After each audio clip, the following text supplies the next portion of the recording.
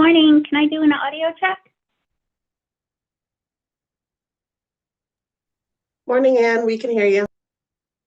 Great, thank you.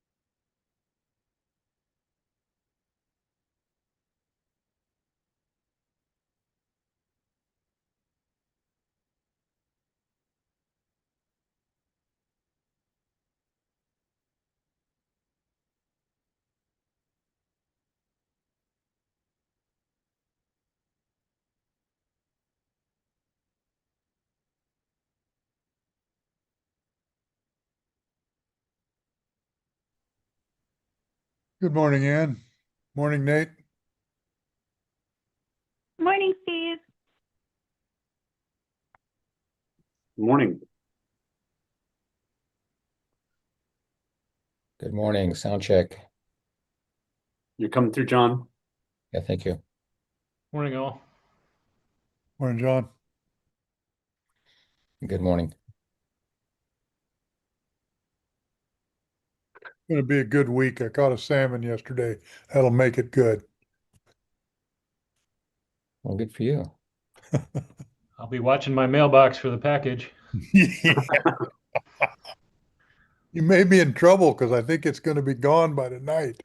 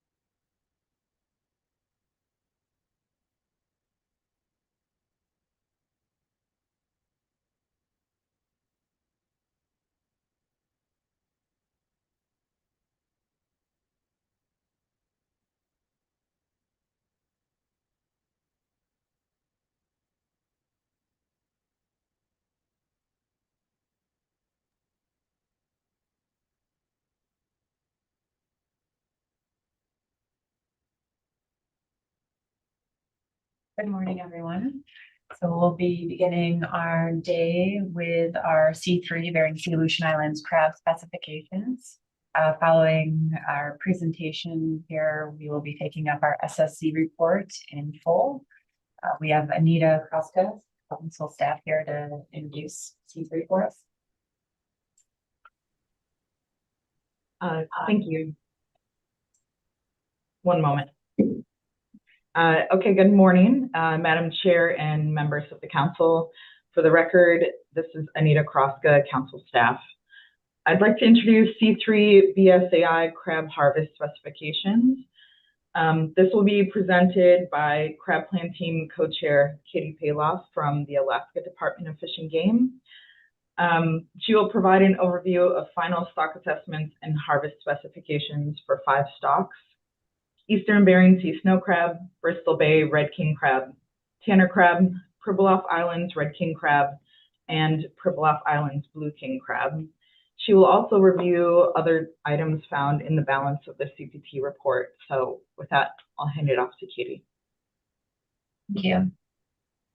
Great. Thanks, Anita. Good morning, council members. Let me just get my presentation shared with you here.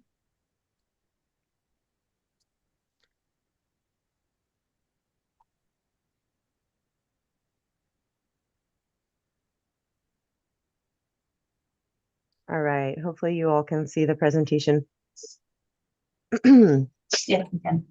And I'm going to apologize in advance. I caught my kid's cold, so I'm going to do the best I can to not stop in the middle of this and clear my throat. But if I have to, I'm sorry about that. So as Anita said, Katie Paloff, co-chair of the Crab Plan Team, Alaska Department of Fish and Game in Juneau. And my co-chair, Mike Litzow, of course, is not with us today because of the federal shutdown. And he usually does some parts of this, so I'll do my best to get through some of the ones that he normally does and answer any questions that you have. Okay, there you go. The first few slides just kind of orient us to where we are with crab in our assessment cycle. We're in the middle blue box here. We have final specs, as Anita already said, for the 3 main crab stocks in the Bering Sea: the snow crab, Tanner crab, and Bristol Bay red king crab. And then we will also be doing Pribilof Island blue and red king crab.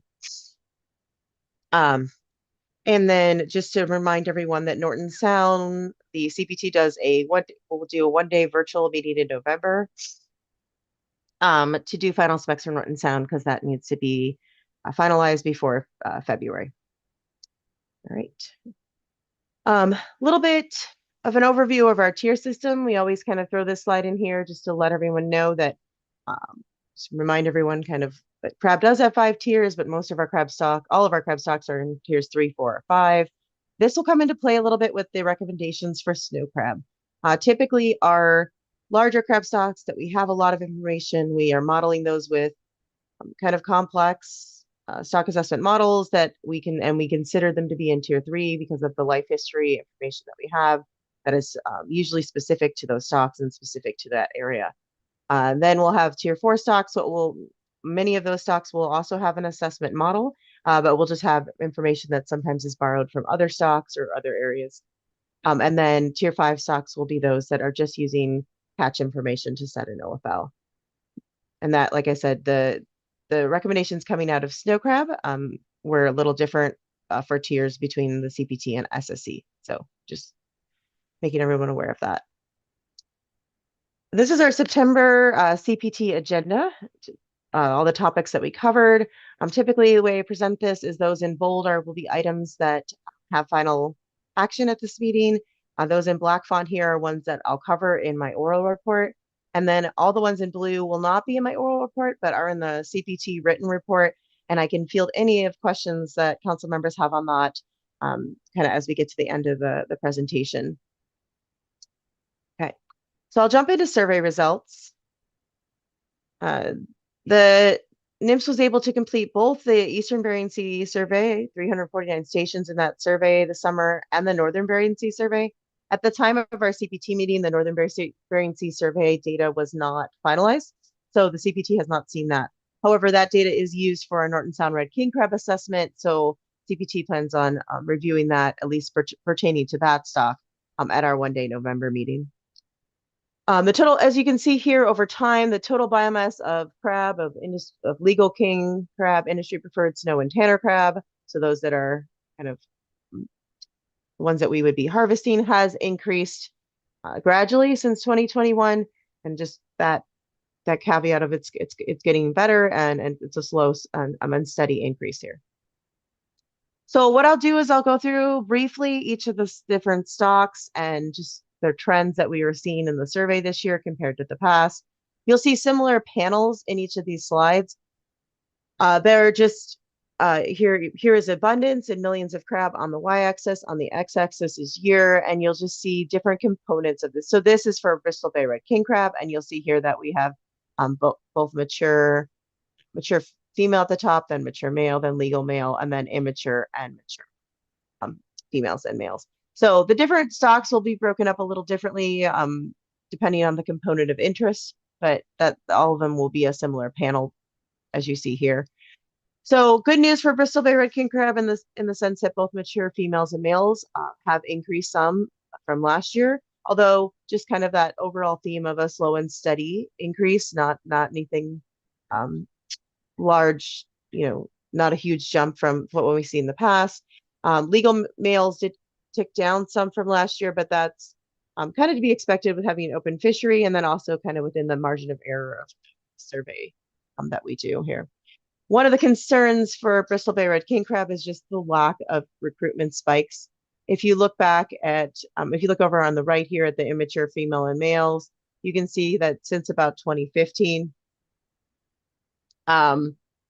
the number of immature crab has not had those spikes in recruitment that we've seen in the past, just kind of in a low, steady amount of recruitment. Without seeing recruitment spikes, it's hard to see large increases in the adult and mature population.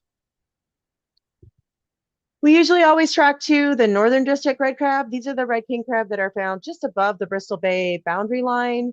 And there has been concern over time, especially in the last 5 to 10 years, about whether these crab are moving in and out of the Bristol Bay population, whether they're part of the Bristol Bay population, whether Bristol Bay population is expanding northward. So we do track those as part of our ESP, and then also in the safe stock assessment. The magnitude of the abundance of crab in the northern area is much, much lower than it is in Bristol Bay. And you'll see here in the top panel are mature females, which did have quite a bit more in 2021 and has ticked down over the last few years. And then you'll see mature males has in the northern area has fluctuated some in the last 20 years or so, but is a little bit higher than it has been in the past in the 80s and 90s. So I'll jump right into tanner crab. Tanner crab, generally, their range is shifting to the northwest. This may be due to changing ecosystem conditions, may also be due to some ground that used to be primarily taken over by snow crab that is now more snow and tanner crab. You'll see here that what has been plotted by the survey group is the industry on the left, tanner crab industry preferred male size, and then on the right is mature females. And just see that 2025 is the center of the distribution center of the abundance from the survey data there compared to previous years. This line here, tanner crab, is managed by the state east and west of 166 longitude. So that line demarks that difference there. And so the tanner crab data will be broken up by that. These are tanner crab east of 166. Similar to what we've seen the past few years, east of 166, their kind of abundance is at lower levels, kind of holding steady or declining, depending on which portion of the stock you're looking at.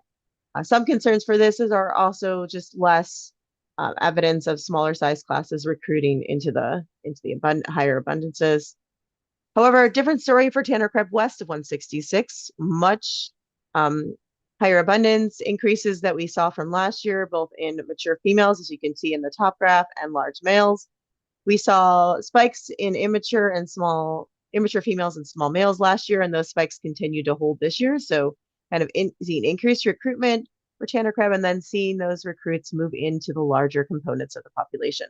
So this is good news for our tanner crab population west of 166. All right, move on here. So moving into snow crab. This similar graph that we just saw, Tanner crab, looking at industry preferred males on the left and mature females on the right, and just looking at the center of distribution from this 2025 survey compared to previous years. The snow crab are, at least for the males, are a little further north.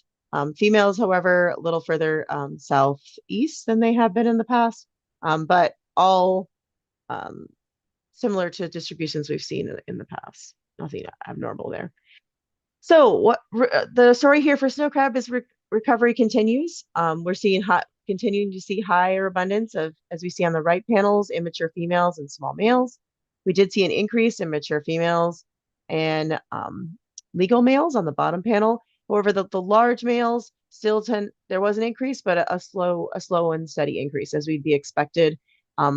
It takes a while for these crab to grow into that size. And one of the things that we will talk about during snow crab is that many of the male crab, at least, are maturing at smaller sizes, which means that they're not necessarily able to grow into the larger male sizes or preferred sizes for industry due to the fact that these crab have a terminal molt. So once they molt to maturity, they can stop growing. So we'll talk about that a little bit more during our snow crab presentation.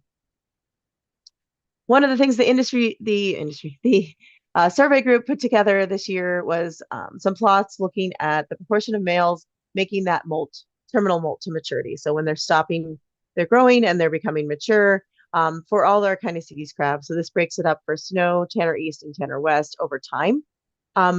In general, what we're seeing for snow crab and Tanner East is a proportion of the industry crab that are molting to maturity at smaller sizes. At the industry preferred size, is decreasing, which means they're molting to maturity at smaller sizes than what is typically harvestable in the fishery. And once again, this is kind of a area of concern or interest for the CPT, just because those crab will stop growing and not enter into the current fishable biomass, because they're maturing at smaller sizes than what is currently harvested. Okay. One of the other kind of interesting abnormal results from the survey this year was the large amount of hybrid snow tanner crab that was observed in the survey in all components of the population.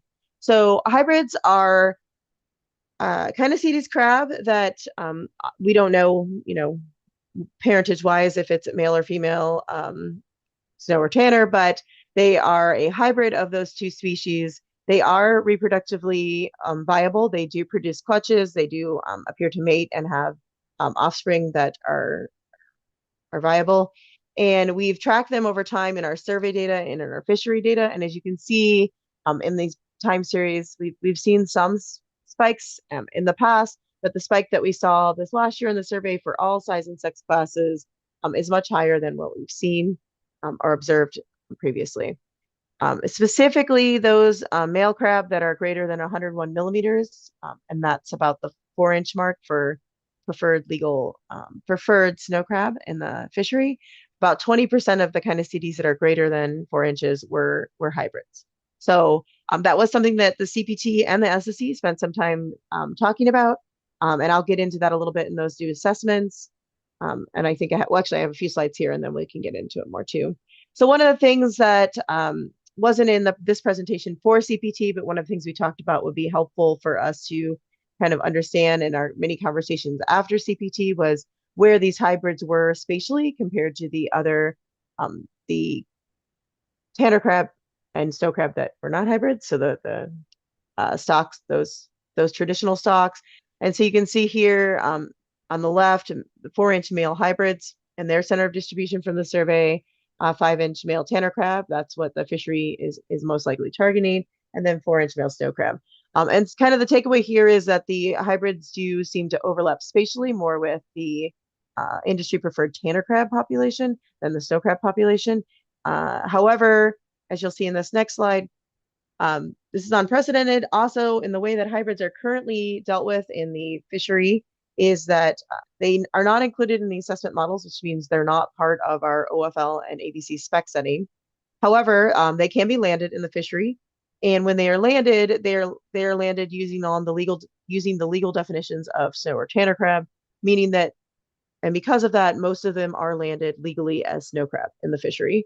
And so one of the things that the CPT just wanted to discuss, we spent some time chatting with industry, having some conversations with some good public input at our CPT meeting, but really felt that we needed a placeholder and dedicated conversation in our May CPT meeting to really framework out how to deal with if we continue to see this spike of hybrids, what considerations we should be doing in our modeling process in our OFL setting, or in other aspects of the specification process. And also, we were still fleshing out that agenda item, but one of the things that we would probably do there too is just kind of review and go over what we know about these hybrids biologically and what we don't know. One of the things, so two things here just to point out, it was coincidental, and something that the CPT talked about is that this hybrid spike does seem to coincide with other things like the collapse of snow crab in 2019, 2020. And then the last 2 years, we've seen kind of delayed maturation in snow crab females. So this could be some signs that there was some mating limitations for snow crab, and that may be a reason that we're seeing increased hybrids right now. And really, we felt that the two things that the stakeholders were asking us to think about were how hybrids are counted towards OFL and ABC, and then how they could be accounted for in the tax setting process, which the state of Alaska does. So we did discuss that some at our CPT meeting, and we do have this agenda item on track for our next full CPT meeting, which would be in May. And with that, I'll pause real quick for survey data. So I'm going to jump into the stocks after this. Thank you. Looks like we have a question. Ms. Goen. Thank you, Madam Chair, and thank you, Ms. Paloff, for the presentation. My question is on hybrids, and if you can give us a sense of the abundance of these 4-inch male hybrids out there. You know, I saw the graphics, but do you have a number roughly on how many 4-inch males that might be the harvestable population? Through the chair, Ms. Goen, I do not have that off the top of my head. Mike would have that. Unfortunately, that's not something I committed to memory, so I'd have to look that up for you, and I can get it. Okay, I think your slide said it's roughly 20% of the abundance. Yeah, it's 20%. I just didn't have an actual. Yeah, it is 20% of the abundance of 4-inch Tennessee, but I don't have an actual number of what that relates to as far as a number of animals. I didn't have that in my head. Thank you, Ms. Kimball. Thank you. Thank you, Ms. Paloff. I just wanted to understand the questions that'll be, maybe that the CPT will actually be asking. Is it whether we should be counting hybrids toward the OFL and ABC, because we're currently not? Is that the main question? And is there some other question being asked about how to account for them in the tax as opposed to counting all the hybrids toward the snow crab tax? I just want to understand what the main questions are. Thanks. Through the chair, Ms. Kimball. I think we're still fleshing that out. I think what we were able to do at our current meeting under new business is flag that we need a May agenda item to understand this. We saw the survey results. We got the survey data August 15th. Our meeting was, the second week of September. There wasn't much time in there to process, to fully look at the hybrid data and the overlap between snow and tanner and what this means for the stock and things like that. I know that so we're still fleshing out what that agenda item looks like. I know some of the questions that we do want to chat about is, if we continue to see this large amount of hybrids, as Jamie said, this year it was 20% of the 4-inch kind of CDs were hybrids. It seems kind of irresponsible of us not to be including them in the process because they are harvestable and they are landing those crab. So trying to figure out how best to do that, whether it be that since most of them are being landed as snow crab, maybe that hybrid biomass gets included in the snow crab model or the snow crab assessment. That's all things that we need to talk about as a CPT and kind of determine what might be the best path forward, or it might be multiple paths, right? The reason that we would try to discuss this in May is we could come up with multiple different options, and then we could see those options in September if we continue to see hybrids in the survey. And then when we get to our decision making in September, we could have different options to look at and to make our decision on. Right now in our September meeting, we are only able to utilize what we have in front of us, and all we had was what were the models that we would traditionally have, which do not include hybrid biomes in them. So specifically what we're going to address, that's still kind of being fleshed out between the co-chairs and the different folks that will be part of that conversation. A lot of that will be just what data do we have on hybrids outside of the survey as far as catch data and potentially observer data and different things like that. And how can we incorporate that into our assessment process if we want to. Thank you. And Madam Chair, just to follow up, are these easily identifiable by observers, the hybrid crab? Okay. Well, I mean, yes and no, through the chair. Yes and no. I think that the observers are trained to identify snow or tanner or hybrids. As we talked about a little bit in the survey presentation at CPT and SSC, as crab gets smaller, the ability to identify hybrids is a little bit more challenging in the immature sizes.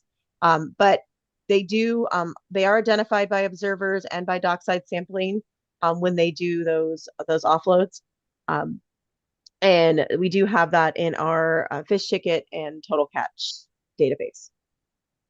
So Thanks. they have to be counted in the retained catch as part of, either snow or crab or tanner crab IFQ. But when it comes to our fish and game database for all that data, we do have a separate designation for those crab. Thank you. All right. Thank you.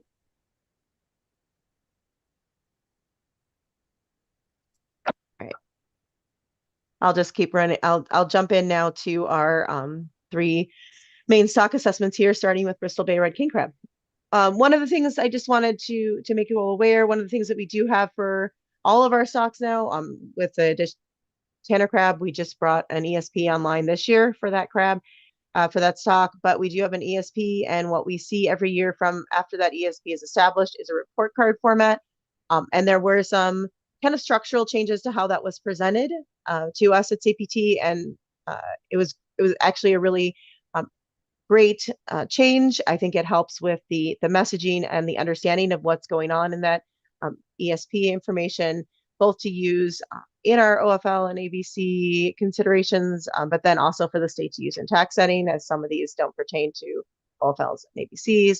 And just one of the main takeaways I wanted to point out here is the way the ecosystem considerations were broken up into predictive and contextual.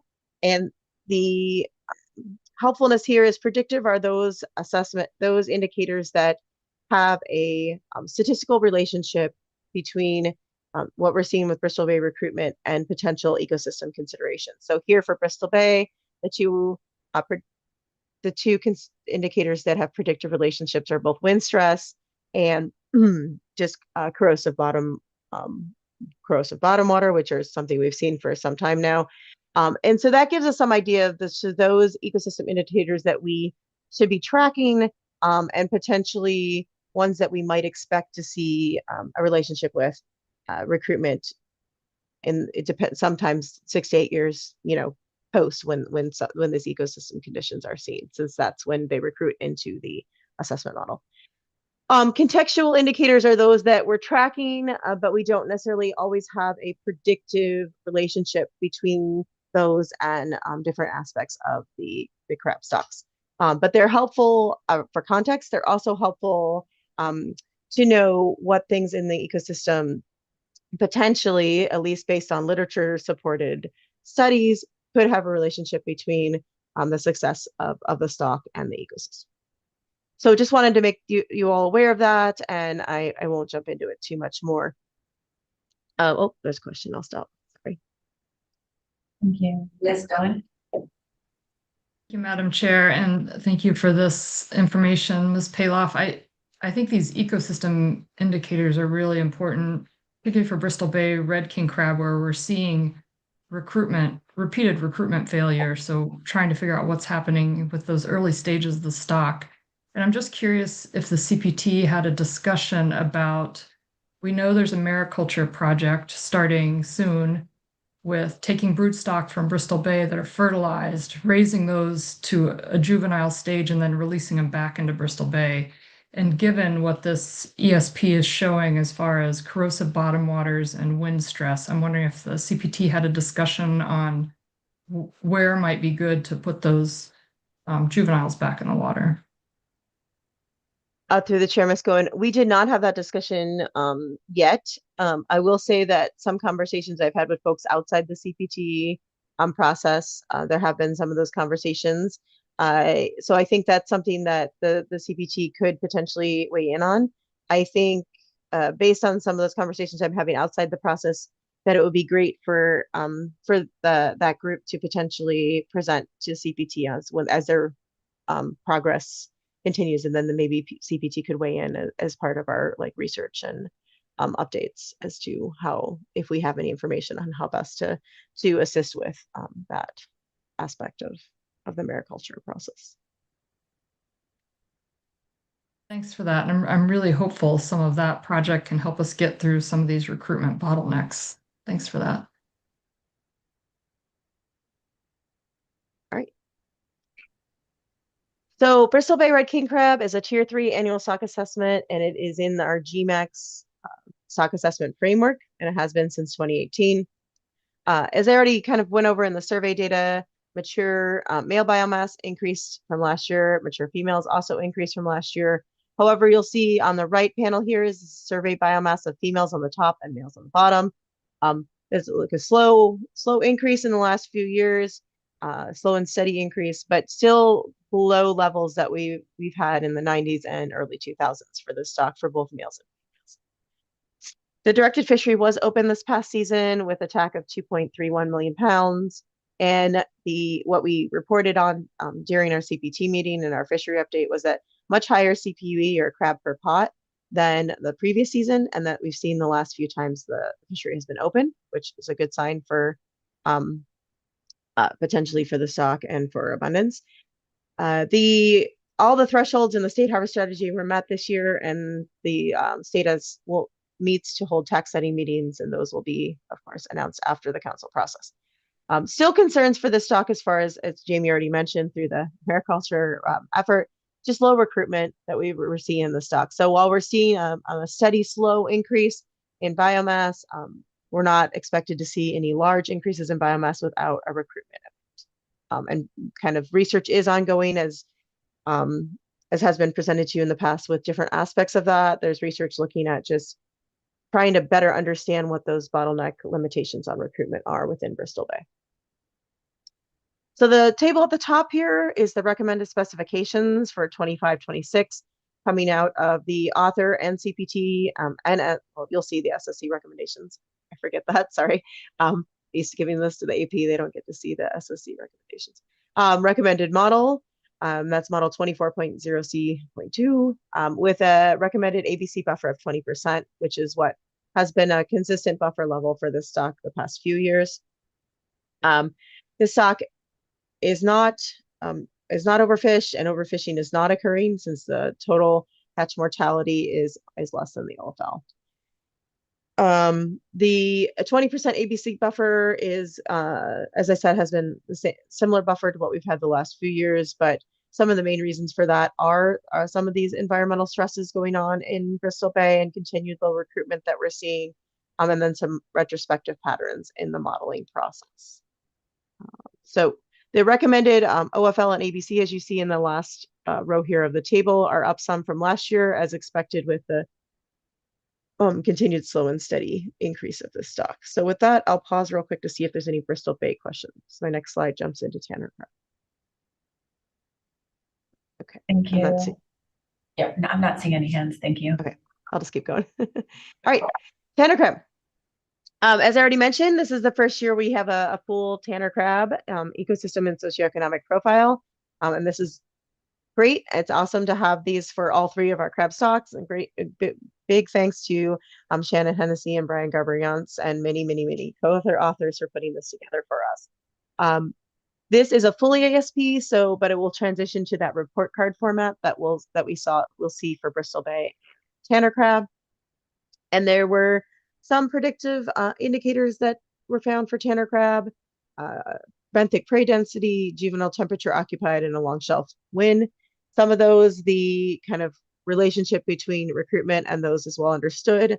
A long-shelf loan is one that's not well understood, so unsure how that may affect Tanner crab recruitment future.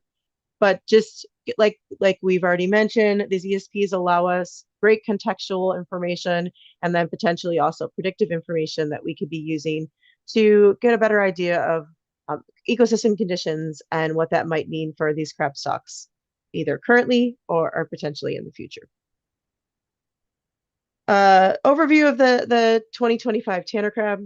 The fishery was open in both the east and west areas this past season, and the TAC was fully utilized. These bullet points under the 2025 survey kind of briefly summarize what we've already saw in the survey presentation. But in general, in the western area, things are increasing. In the east, they are decreasing. The overall total catch mortality last year was much less than the OFL in 24-25, so therefore overfishing did not occur. For the 2025 assessment, the CPT saw the same model that we saw in 2024, which is new fishery and survey data. And that was intentional to allow the author time to work on transitioning this assessment to the GMAX modeling framework, which is ongoing and making good progress. And the CPT hopes to, at least the assessment authors, when they meet for the January modeling workshop, hope to see some more progress on that and help the author with any questions or issues that they're having with that. But overall, the recommended 24-25 OFL and ABC for Tanner crab is also increasing. And you'll see that here in the table in the last row. And the model recommended was the same as the last year's model, both by the author and the CPT, with a associated 20% buffer, which has been similar for this stock. Some of the concerns for this stock is that the model continues to kind of overperform, be overly optimistic as far as the number of large crab that are out there. That's something that has been an issue for this model the past few years. And then just some general concerns similar to snow crab for the reproductive potential of this stock and our current harvest strategies being appropriate for that, due to the fact that they do have these terminal molts, and they just stop, and the males stop growing after their terminal, well, males and females stop growing after they terminally molt to maturity. However, we're not seeing the same issues for at least most of the Tanner crab West population as for snow crab, where they're molting to maturity at smaller sizes. Some positives for the stock is we are seeing movement of the smaller recruits that we've seen the past few years into larger size classes. For a while there, we would see them, and then they seem to disappear from our survey data, and they weren't growing in the larger size classes. So we are seeing that for Tanner. So good news as far as an overall increase for the Tanner.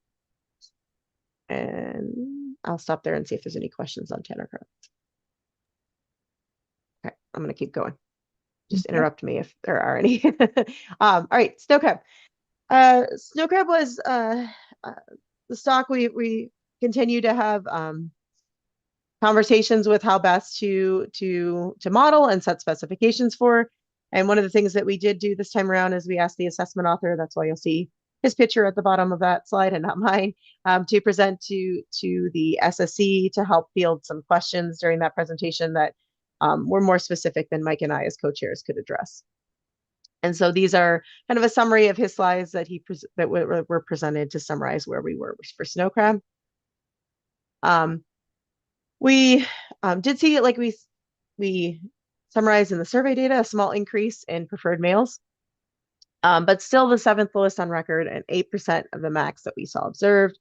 The last 9 years are the lowest on record, so just low amounts of industry preferred males in the stock, large numbers of medium-sized males. So like we already said, the snow crab are mature molting to maturity and terminal molting at smaller sizes than what the industry preferred size is. So we're seeing these medium-sized mature crab in the population. And so what that really, the concerns that we have biologically for that are, what does that mean for the reproductive success of the stock? And so one of the things that the author presented and the CPT concurred with is, what's the best way to assess what our mature male population is for snow crab moving forward? So what we have done in the past traditionally PIRKC crab is that they have a visual idea of maturity where the male crab will, when they molt to maturity, will end up with one larger chela. And that ratio of that large chela size to the back of the crab or the carapace width will indicate that they have molted to be visually mature. And studies have shown that in lab studies, when they're visually mature, that they do seem to have success at mating. But what we don't have a good understanding of is how that visual maturity corresponds to functional maturity in the wild, in the population when there's competition. And also we don't have good studies to show like if males that are smaller size, just maturing at those smaller sizes are as reproductively successful.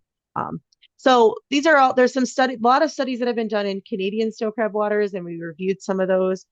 And what they have showed us is that there is some density dependence to terminal molt. So when there are less large male crab in the population, more crab will terminally molt at smaller sizes because they do not need to be larger to compete for mates.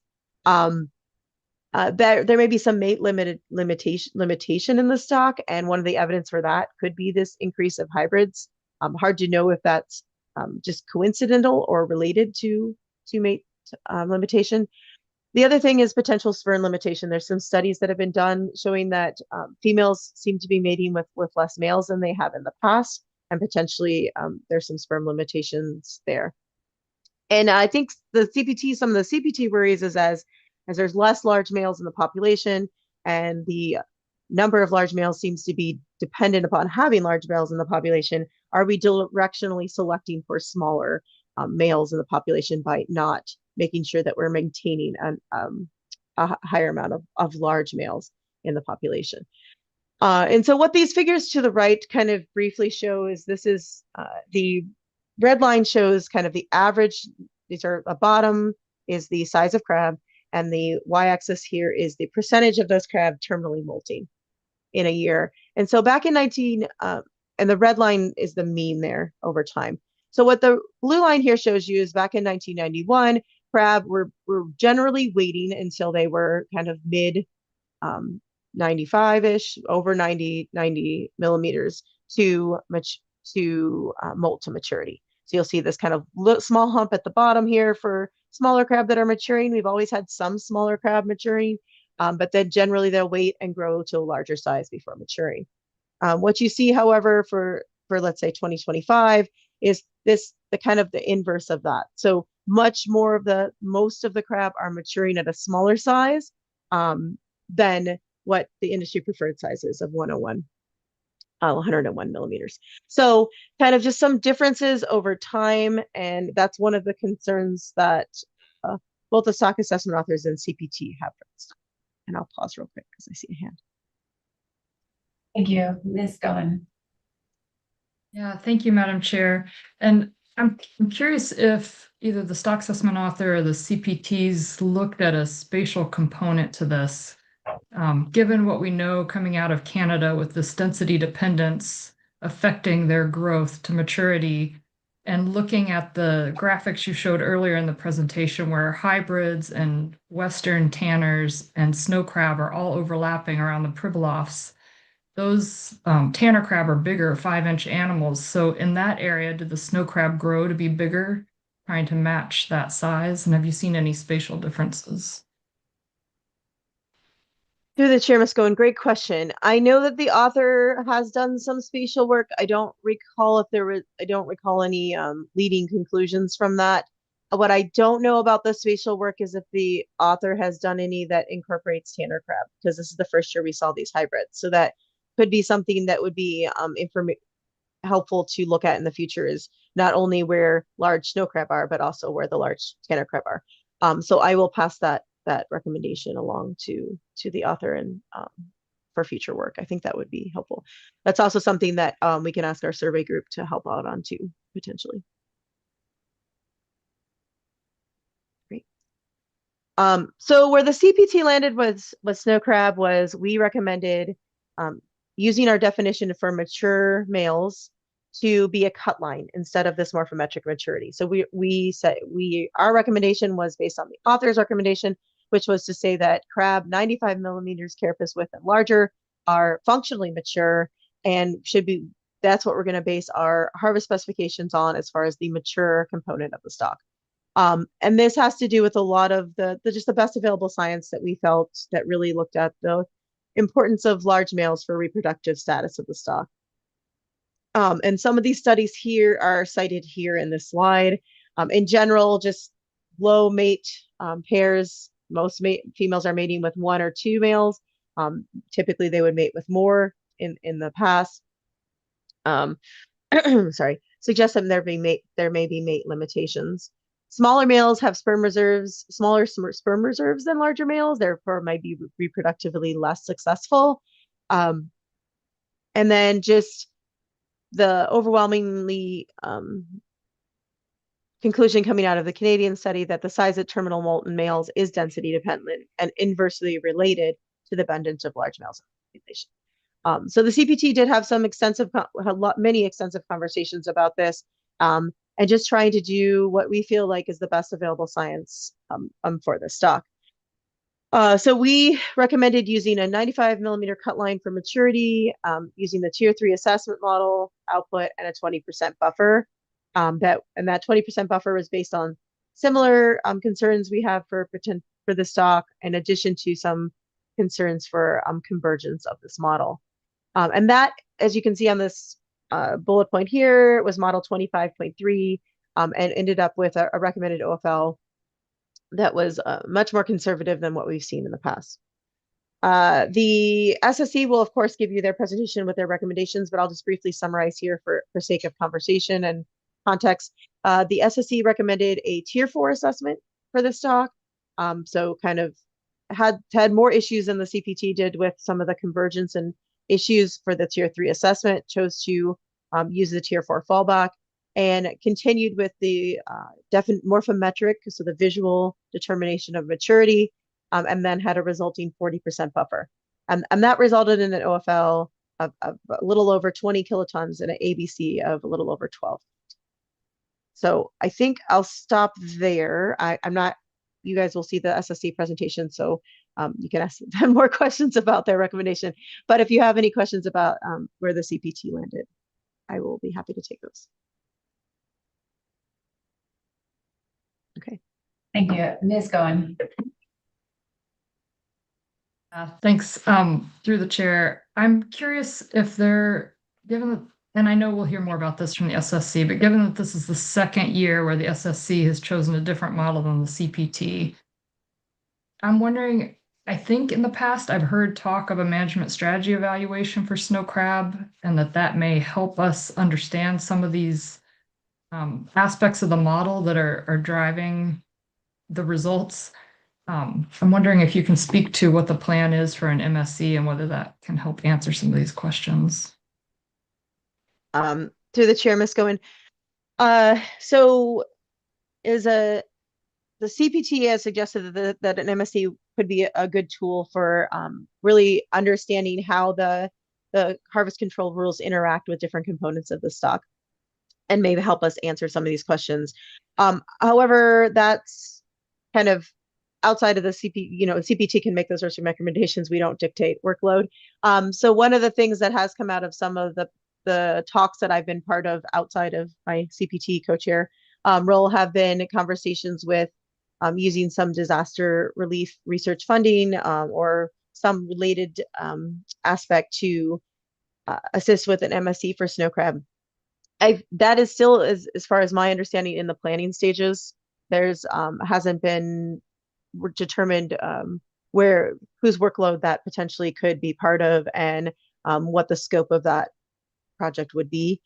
So I think that it will answer some of these questions. However, usually those type of analysis are not quick to do, right? So they may, once we get that scoped out and figured out who would perform the MSC or who would help with it, if it's not the assessment author, then we would have to see how long that might take. It might take another cycle or two to get to that point, depending on when that work started. Yes, Ms. Baker. Thank you, Madam Chair. And thank you, Ms. Payloff, for your presentation and for stepping up to give the whole presentation in terms of not feeling well and in Sorry. the federal government shutdown for your colleagues. Really appreciate it. I want to follow up on Ms. Gowen's question and appreciate the question about a management strategy evaluation and the potential there, but I want to ask about a specific point in the crab plan team report, I think, related to this idea, and it has to do with developing an ABC control rule for the snow crab stock to kind of get at this issue related to maturity in the stock. And so it sounds like, and I can obviously ask the SSC members during their presentation, but I'd like the CPT view. It sounds like there was an SSC recommendation for potentially pursuing a development of such an ABC control rule, but CPT members had some concern about that and have requested further clarification as far as I can tell from the CPT report. Can you give me a little more insight into that, if you can, into that CPT discussion? Sure, through the chair. The speaker, yes. So in the June SSC meeting, one of the recommendations was that the author look at an ABC control rule, and I believe that the SSC had given an example for a groundfish stock where they were using ABC control rule. I think just due to the fact of when our meeting timings were and new data coming in through the survey, the author didn't have time to fully flesh that out, and then we discussed that at our CPT meeting. And there was questions just from different CPT members as what that would really look like and how that would be much different than applying some of our tier 4 harvest control rules on the stock. So I felt that there was in general just some more questions that needed to be fleshed out with that recommendation and understanding that. And that is something that we're hoping just some conversations between the SSC member and the stock assessment author, or potentially getting that example of where it's being used in groundfish would be something that would be helpful for the CPT to move forward with that. So we didn't make much traction with it. There was uncertainty of whether it would be much different than what we're doing. And then also just fully understanding the intention and how to execute it was something that we're still questioning. Thank you. All right. Thank you. I will keep going. So our final 2 stocks for final specs this cycle are Pribilof Island stocks, both red king crab and blue king crab. Pribilof Island red king crab is a stock that we assess with a tier 4 assessment model in GMAX. It has been traditionally in the past surveyed every 3 years. However, we are recommending moving it to a 4-year cycle to coincide with our recommendations for Pribilof Island blue king crab, which will now be on a 4-year cycle. So both of these stocks are assessed this year, and we'll see them again in 2029. In general, the CPT saw an updated model with a new version of GMAX and inclusion of some historic ADF&G pot survey data that was from the kind of early to mid 2000s. The CPT concurred with the author that this was an improved model. Overall, all 3 models, that the last year's model and the 2 model variants that we saw, produce similar results for this coming projection. Some of the concerns that we have for this stock is just, as this figure here on the left shows, the different size. X-axis has size and Y-axis has density or abundance of different size components.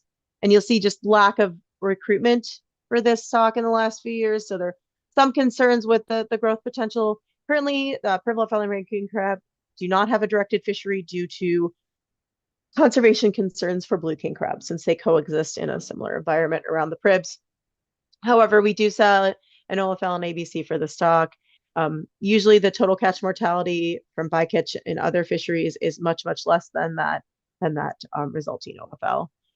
Some of the concerns that we have for this stock are just lower survey levels the last 2 years than we've seen in the past, and could potentially a declining biomass there. Could also be the fact that there's been some changes to the survey, and there's corner stations that were done around the Pribilof Islands that have not been done the last 2 years. So some of that decrease in abundance coming out of the survey could be due to the loss of those corner stations. But overall, the stock is above the MSY, and is, like I said, there's no directed fishery. So our recommended recommendations for CPT is to recommend the new the model that is just an update to the previous models and also utilizes this historic survey data, survey data from ADF&G. We don't recommend any changes to the buffer. We have a 25% buffer on this stock, which is consistent with historic buffers and based on the fact that we're borrowing a lot of life history information for this stock. We did not increase this buffer due to not having the corner stations because we felt that the corner station loss in the survey data would bias the estimates downward. So there's already some bias of conservative bias with those estimates coming out of the survey. And like I already said, that recommended OFL is a little less than what the last time we assessed, but still overall decent stock status for the stock above the MSY. So I think with that, I'll move into PIRB Blue and then we can see if we have any questions on both. PIRB OFL and Blue King Crab. This is also a tier 4 stock. It is now on a 4-year assessment cycle and it will be seen again in 2029. It is under a rebuilding plan. It is an overfish stock. It remains in overfish status at about 4% of its BMSY. The OFL is 1.16 tons. That is set in the rebuilding plan based on tier 5 calculations. So we recommend it in OFL. We use a tier 4 assessment to assess the status of the stock, but the OFL that's coming out of this recommendation is actually dictated in the rebuilding plan. The author did some improvements for how we view this stock. It's basically, we model the stock by smoothing the survey data, but this year they actually did catch some male blue king crab around the PIBs, but the previous 2 years there were zeros in the survey data point. So therefore the author has moved to using a spatiotemporal model to smooth the survey data, which better accounts for those zero estimates and is able to give an estimate and instead of just not being able to utilize zero. So the CPT adopted that model. We endorsed a 25% buffer that's been in place since 2014. I think that's when the last rebuilding plan was revisited. And then we made some recommendations with how future assessments should apply, handling mortality to be consistent with our other king crab stocks. But overall, the stock continues to be overfished, but also is progressing as we expect, considering the ecosystem conditions around the PIBs and that blue king crab are of cold water species. So with that, I'll stop and see if there's any questions on either of the PIB stocks. I'm not seeing any. Thank you. Great. Oh, yes. Actually, Ms. Kimball. Oh, sorry. Go ahead. Apologies. I just had a quick question. Ms. Palop, is there any, I understand on your previous slide for the previous species, there wasn't an additional buffer applied because of the loss of the corner stations. Like, does the crab plan team discuss, at what point we would kind of check in? I know we've lost those corner stations, but at what point we would modify the survey to kind of check in that those assumptions are grounded in reality? Like, how long do we kind of let that go before we modify the survey? Through the chair, Ms. Kimball, great question. So that's what the current modeling tool that the author presented for PIRB OFL and blue king crab accounts for that loss of the survey stations by saying we don't expect the survey footprint to be the same every year, and we're going to be able to estimate how many crab are out there within a changing survey footprint. Those are kind of model-based estimates of our survey data, and that's something that you'll see for other groundfish stocks. Typically, something you might be, the tools that have been used previously are like VAST or SDTMB. So that's something that we are doing for PIRB OFL and blue king crab. It's not something that we have in the model right now for PIRB OFL and red king crab. So that is one of the recommendations as time allows for this author to potentially have the indice coming out of the survey be model based, and that would account for having a different spatial footprint in different years of the survey in a better way than right now. The author is just taking that data that doesn't have the quarter stations and looking at it compared to years where we do have the quarter stations. So that is something that we did suggest, and that's something that we expect to see. I would also say for this stock specifically, since we do not have a directed fishery, there's less concern for stock decline and potential interactions with that OFL. But CPT did talk about, like, when we saw the survey results every year, that we would kind of have a check-in with where we are compared to our BMSY level or MSST level for the stock, and say, hey, do we need to assess it at a more frequent cycle if it's tracking downward continually over those 4 years in between cycles. Thanks, So I appreciate that. I feel like maybe I'm getting it wrong, but on the previous slide, it definitely said, well, there's a big buffer in between OFL and catch. Since there's no directed fishery, it is approaching BMSY, which has implications. And so I appreciate that answer. It seems like the plan team is really following up on those changes. And while we can't get everything all of the time, there's got to be some point at which we say, we need some grounding of whether these kinds of assumptions are real. So I appreciate that explanation. Thanks. Thank you, and Ms. Goen. Thank you, Madam Chair. And my question is on these two stocks, but particularly on Pribilof Island blue king crab, given that it's remained at this overfish status for quite some time. And thinking about, there's two protected areas around the Pribilofs there, one for crab fisheries to protect blue and red king crab, but then one for groundfish fisheries, and they don't have the same lines. And has there been any look at how that difference in the size of the protected areas may be affecting blue king crab? Through the chair, Ms. Goen, not that I am aware of. It might have happened prior to my time, since the stock has been overfished for a while now, but not that I'm aware of. For that. Okay. Thank you. I actually just have one more slide here. These are just overfishing status updates. These are the stocks that we either have assessed previously in our cycle. Aleutian Island golden king crab here was assessed in our May-June cycle, but the total catch mortality wasn't completed at that point in time. Or the other stocks, sorry, that we do not assess on this cycle. We do report on overfishing status. So this is just how the total catch mortality for the 24-25 season compared to the OFL.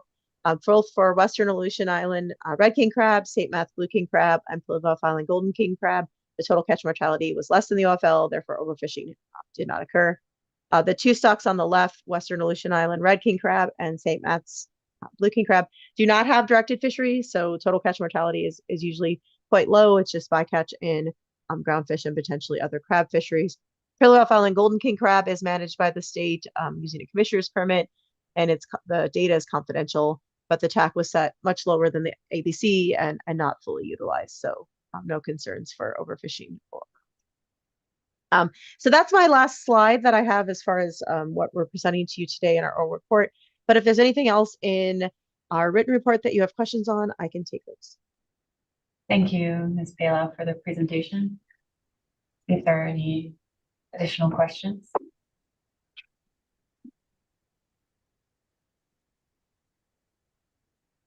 I'm not seeing any hands up at this time. Thank you very much. Thanks. So that'll bring us to our SSC report.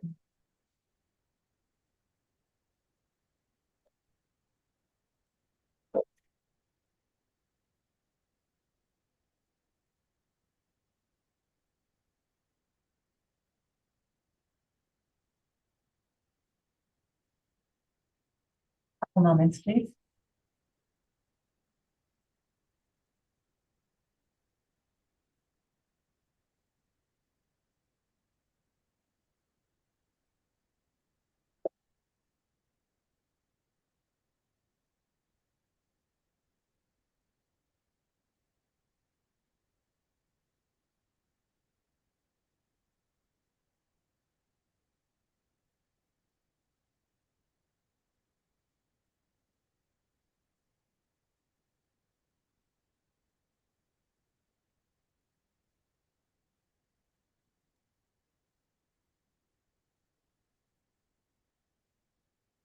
PowerPoint on their screen.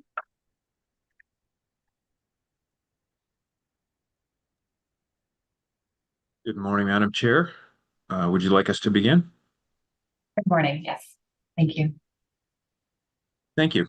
Good morning, council members. For the record, Ian Stewart, co-chair of the SSC, along with my co-chair, Dr. Sherry Dressel. We'll be presenting to you the draft SSC report covering the admin items that we took, as well as our C3 crab harvest specifications.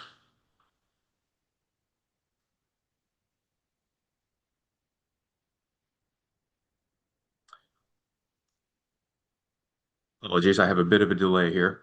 For our administrative discussion, we received the standard introduction from Ms. Diana Evans on the administrative items, including a number of logistical things and planning items. In particular, the SSC thanks David Witherell for his many years of service and wishes him the best in his retirement.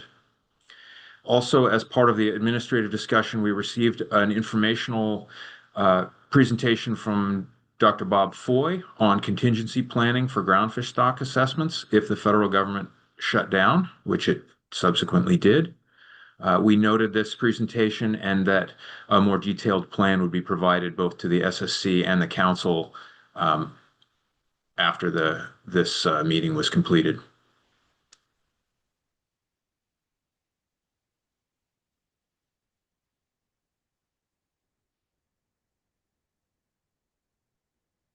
We did not receive an AFSC report as this was scheduled for Wednesday morning, and I believe that was the same situation for the council. Moving then into our crab harvest specifications. For general topics, the SSC had several recommendations, including continued progress towards making SAFE documents more consistent in structure and content as practicable. We noted that there was a large range in the volume of material provided in different SAFE documents and suggested that some standardization could be helpful there, both for review by the SSC and by others. We also noted that crab stock assessment authors currently use the OFL for all catch projections, and the SSC recommends that the authors and crab plan team provide a justification for those cases, in particular where the TAC never reaches anywhere near the OFL. And we suggested that they use a more realistic estimate of future catches, as is standard for groundfish stock assessments. The SSC also made some general comments about SAFE documents and ESPs. With regard to the ESPs, the SSC appreciated the inclusion of socioeconomic indicators in the crab SAFEs and ESPs and their availability for use as contextual information in tax setting. Obviously, that would be for the council, not the SSC. The SSC recommended the following additions to the crab SAFE documents and ESPs. These included adding an active count of vessels by ownership community as a number of active vessels indicator, and a count of active shore-based processors by community of operation. Together, these and other vessel and processor community-based fishery participation indicators would be expected to allow for better annual tracking of changing patterns in fishing community sustained participation across all the major Bering Sea and Aleutian Island crab fisheries. These would also complement other sources of fishing community-based data, such as ASEPO, with time series and species level data not available elsewhere. The SSC was recommending these for use by the council and not by the SSC in its deliberations on OFL and ABC. The SSC also received the Ecosystem Status Report preview. We noted broad-scale warming in the Gulf of Alaska and Aleutian Islands. We noted the variable temperature that was observed this year in the eastern Bering Sea, and particularly the late summer warming that has the potential to affect upcoming winter ice dynamics. The SSC had two recommendations here. The first was to develop a composite metric that might help us interpret when individual metrics were not following typical patterns. As has become common in some of these ecosystem summaries, we see different patterns across different indicators, and it's challenging to make sense of that. So we're looking for a composite that would help us see the direction of multiple indicators at the same time. The SSC also recommended expanded articulation of uncertainty around these metrics, particularly with regard to model-based and design-based metrics, and understanding what's the uncertainty and clearly delineating which were model-based and which were directly from the data. The SSC also received the trawl survey updates that you just heard from Katie Paloff. The SSC commended the survey team and the crab assessment authors for providing the data and the assessments on such a short time frame. We recognize that there's a very short window between when the surveys come in and when the material is processed for the assessments and summarized at the September crab plan team meeting. You've already heard these results, but the SSC was generally noted that there were positive trends for Bristol Bay red king crab, tanner, particularly in the western area, and snow crab, but continued low abundances for most stocks except tanner. And while there were some positive signs in these stocks, the SSC continues to be concerned with the low status across many of the crab stocks.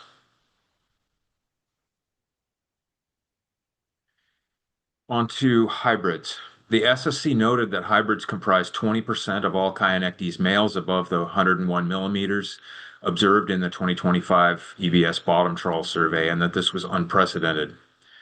The hybrid abundance raised biological assessment and management issues that could not be addressed this year within the framework of the compressed crab schedule.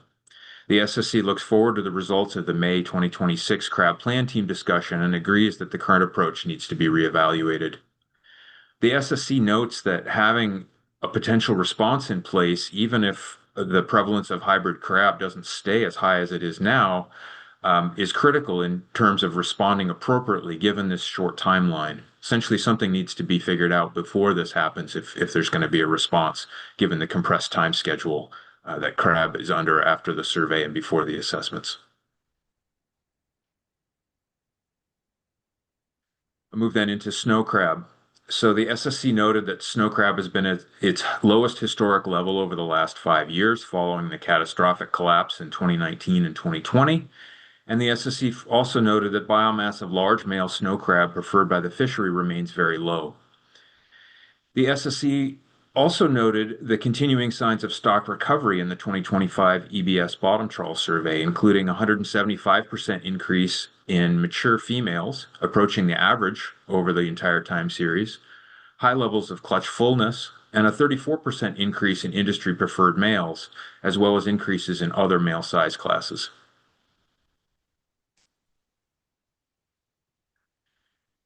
As was described to you by Ms. Paloff, a Tier 3 assessment using GMAX was recommended by the assessment authors and the crab plan team. On review, the SSC found some unacceptable convergence properties with the Tier 3 assessment and recommended against its use. Instead, the SSC recommended use of a Tier 4 fallback assessment.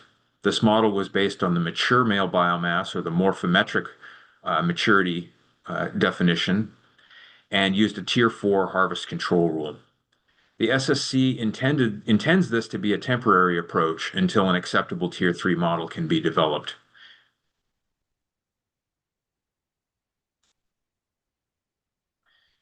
Once the selection of a Tier 4 model was made, the SSC had a discussion about buffers, including a review of recent buffers set over the last 3 cycles, noting that these buffers have ranged from 25 up to 65% last year. Noting that the stock was in Tier 4, some of the concerns associated with those larger buffers were related to the Tier 3 assessment. The SSC ultimately recommended an ABC buffer of 40% to be applied to the Tier 4 OFL as intermediate between those smaller and larger buffers, noting that the Tier 4 assessment did not have the convergence problems that resulted in the larger buffer in the Tier 3 assessments in 2023 and 2024. The SSC notes that the uncertainty in the appropriate definition of maturity remains a major concern for this stock. And on that topic, we'll have a little bit more in a second. Based on the Tier 4 assessment, overfishing is not occurring for snow crab. The stock status in 24-25 is estimated to be at 42% of BMSY, which is below the minimum stock size threshold, placing the stock in overfish status. The stock size increases to 74% of BMSY in 2025. The SSC notes that snow crab will remain under a rebuilding plan until it's rebuilt to the BMSY level.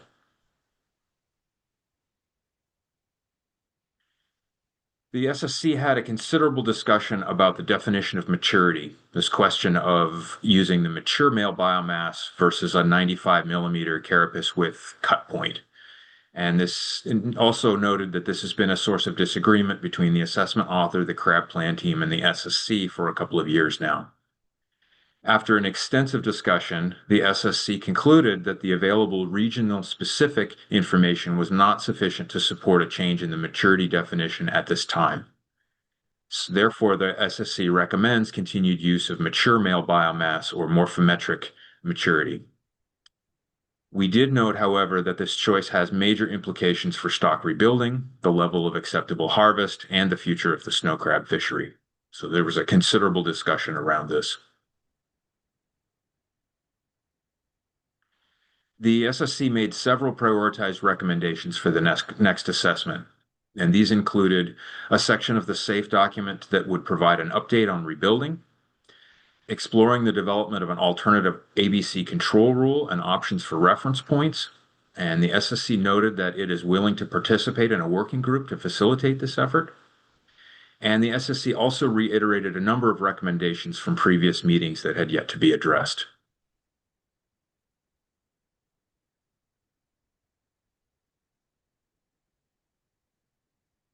Dr. Stewart, it looks like we have a question. Ms. Baker? Thank you, Madam Chair, and thank you, Dr. Stewart. I just wanted to follow up on the SSC's recommendations. It sounded like it was potentially a repeat recommendation for exploring development of an alternative ABC control rule and options for reference points. I did discuss with Ms. Paloff the CPT's maybe somewhat brief discussion of this.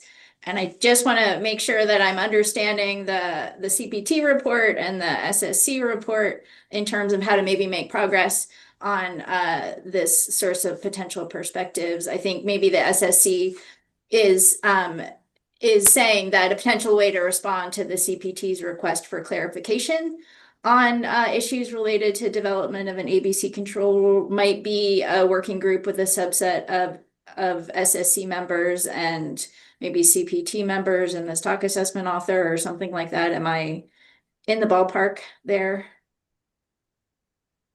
Through the chair, Ms. Baker, thank you for the question. Yes, so the SSC did make this recommendation last year as well and noted that the crab plan team didn't seem like they had a clear plan to move forward on this. I think there were two motivating factors of the comment that we were willing to participate in a working group. The first was to provide an open means of communication between the groups, to provide some method for us to clarify, perhaps, if there was confusion about what we were requesting with regard to an ABC control rule. And the second, I think, was to recognize that the SSC may have some experience with a modified ABC control rule via some of the groundfish stock assessments. For example, I believe Gulf Pollock had a modified ABC control rule for a number of years. And I think there was some intent here to provide some bridging between the groundfish process and the crab process to the degree that that might be helpful. However, we didn't necessarily recommend a specific working group. We just expressed our willingness to participate if one were formed. Yes. I see my co-chair's got some comments, so I will let her respond as well. Thank you. Dr. Dressel. Through the chair, Ms. Baker, the only thing that I would add is actually not contrary to what Dr. Stewart said, but just to add that the focus that we discussed was on this ABC control rule, like he said, but was not intended to be a further discussion of this 95 millimeter cutoff.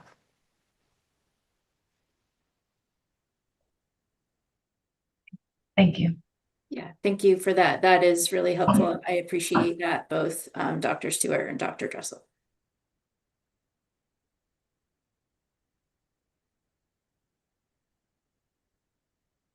Continuing on to Tanner crab. The SSC received a full assessment for Tanner crab using the same model as last year with updated data. As you saw in the survey presentation, we noted an increase in males in the western area, but a decrease in males and females in the eastern area. The SSC agreed with the crab plan team and author to recommend the model for 2025 and 2026 harvest specifications. And the SSC also agreed with the author and plan team on a 20% buffer between the OFL and ABC, consistent not only with the crab plan team's recommendation, but also with the buffer that was set for last year based on the same concerns for this stock. That places this stock in tier 3A, and this stock is not overfished, and overfishing did not occur.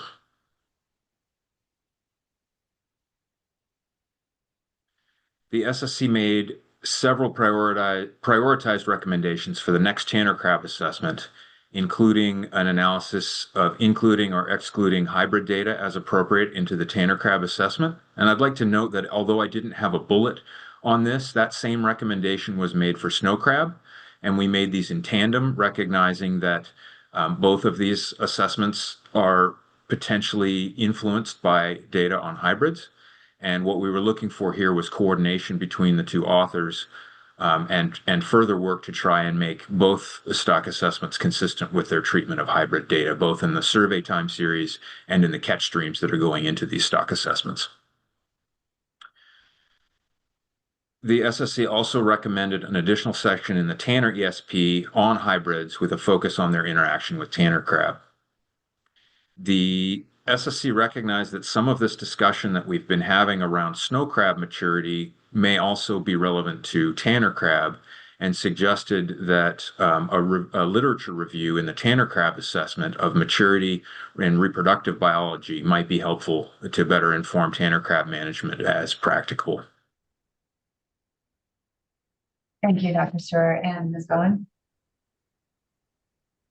Madam Chair, and thank you, Mr. Stewart, for pointing out that your hybrid bullet there, that you're looking for the Tanner crab analysis to look at both including and excluding hybrid data.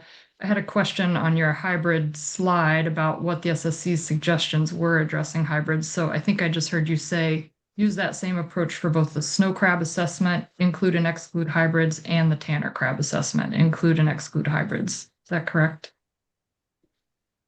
The chair, Ms. Goen. Yes, we weren't actually recommending a change to the assessment necessarily, but more an analysis of what would be the right way to proceed here. And again, what we were looking for was consistency in both of those assessments in the treatment of the data. There was some concern that perhaps the hybrids were not included in the survey, but included in the catches going into these stock assessments. And we wanted a consistent approach in both cases. Again, recommending that the authors work together such that these hybrids are accounted for in the right way in both stock assessments.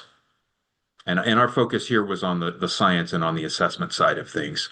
But we did have discussions that noted that there are also management implications for the treatment of hybrids, but that was not something that we went into. Thank you for that. And actually your answer triggered another question in my mind, and a finer point to this, that hybrids are included in total catch for our fishery under snow crab. So it gets into the snow crab assessment that way, or it's included in the snow crab assessment that way. However, hybrids are not included in the OFL ABC setting. Is that correct? Through the chair, Ms. Goen. Yes, we were told during the meeting that hybrids could, under some circumstances, actually be included in the catches for both of these species. But it did sound like the primary catch data where these hybrids would show up would be as snow crab, based on the definition by Alaska Department of Fish and Game.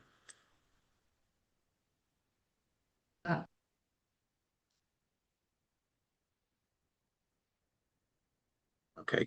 Thank you. And Dr. Russell? Through the chair, Ms. Goen, I think that the highlight was that some hybrids may be coming into the catch data in the models, but they are not included in the survey data in the models.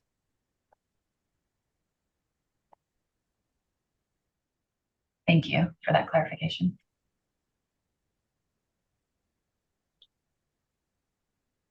Okay. Okay, moving on to Bristol Bay Red King Crab. The SSC received a full assessment for Bristol Bay Red King Crab, noting that male and female survey abundance increased from 2024, but with no substantial recruitment since the mid-2000s. As you saw in the survey presentation, that increase was relatively small relative to the full-time series. The SSC agreed with the author and plan team on the recommended model, placing this stock in Tier 3B, not overfished, and overfishing did not occur. The SSC also supported the 20% buffer, which was the same as in 2024, in agreement with both the crab plan team and the author, noting that this buffer was based on continued uncertainty due to retrospective patterns, the potential effects of cold pool distributional shifts, and the lack of fit to recent NIMS female survey biomass. The SSC had several recommendations for the next Bristol Bay Red King Crab assessment, including supporting the CPT recommendations on the reporting of jittering MCMC and MCMC projections, looking at the spatial aggregation of the directed fishery and spatial comparison with NIMS survey metrics, some sort of overlap analysis, adding additional model size bins for larger females, developing a common framework for using the BSFRF data for all three of snow crab, tanner crab, and Bristol Bay Red King crab. And the SSC also had several recommendations for topics to include in the discussion for the ESP, the ESR, and risk table considerations. And again, I should have mentioned that I'm not listing all of the technical recommendations we had for each of these stock assessments, but just a few of the key ones that I thought might be interesting to the council. The full list is in our report. Further, we recommended continued evaluation of the Northern District data in the stock assessment and consideration of Bristol Bay and Pribilof Island genetics and movement studies, and the incorporation of the State of Alaska Observer Program crab-directed fisheries data to inform the upcoming EFH 5-year review.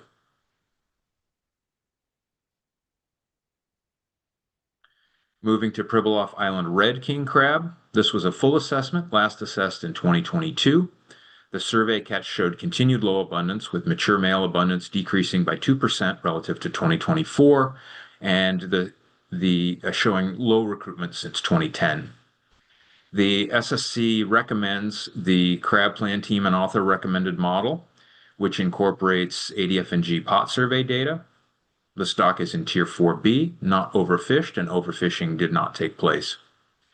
The SSC supported the 25% ABC buffer as recommended by the crab plan team and consistent with the buffer set in 2022, following consistency across king crab with low information, also including St. Matthews and Pribilof Island Blue.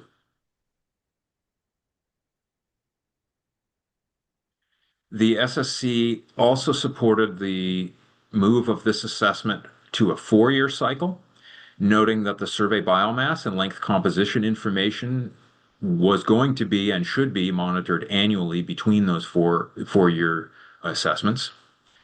The SSC recommends further work examining the impact of losing the corner stations and reiterates a series of recommendations that were raised in our 2022 minutes.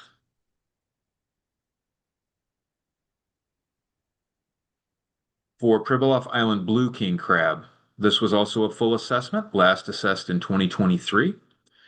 The SSC noted that the bottom trawl surveys continue to show 0 or very low catches for mature male Pribilof Island Blue King Crab biomass. For this stock, the status determination uses a Tier 4 approach, but a Tier 5 approach is used to set the OFL. The SSC agrees with the author and plan team and recommends the OFL and ABC from the model fit to survey mature male biomass, which places the stock in Tier 4C. The SSC also agreed with the crab plan team a recommended buffer of 25%. The stock remains overfished and overfishing is not occurring.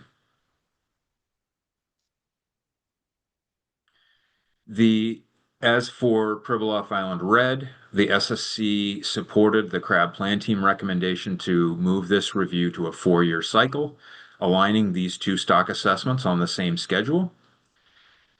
With regard to the assessment itself, the SSC supported the crab plan team recommendation to use a 50% handling mortality to bring this assessment in line with the same handling mortality that's used in other red king crab assessments. The SSC had some comments about the technical details of the spatial modeling that was done. This stock is particularly challenging because for the last several years, there have actually been no mature male crab caught in the survey, although there were, I believe, 2 caught in 2025. The SSC recommends that the SAFE report include an update on the rebuilding plan, and that update also includes a summary of fishing communities that were participating in the fishery when it was open. And there was some discussion at the crab plan team. The SSC continues to support the development of risk tables for all of these crab stocks.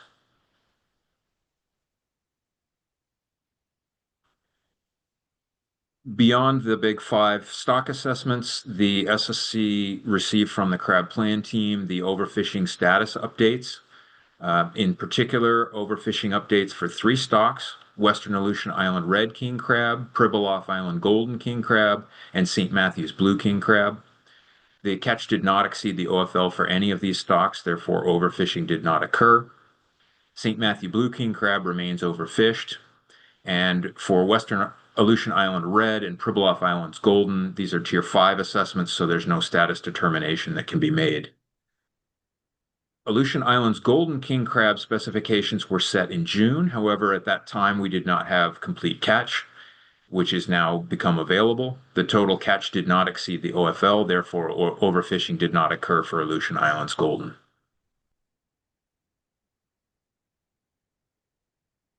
The last few topics that we received, one was a discussion of risk tables, and the SSC appreciates the crab plan team's work in creating risk tables and discussing how these tables are going to interact with buffers for the crab stock assessments. And we look forward. We noted that at this meeting, the CPT presented that they had initial discussions, but were not providing a full proposal of how to move forward on risk tables for crab stocks. And the SSC looks forward to hearing the results of the future crab plan team discussions as they fully flesh this topic out. Although the crab plan team highlighted some differences in the assessment of risk and the use of risk tables between crab and groundfish, the SSC strongly suggests that there are many parallels between the 2 processes. And the SSC encourages the crab plan team to include some of the groundfish experience, as some of the aspects that the crab plan team was discussing have already been vetted through the groundfish plan teams, and a solution has been found there.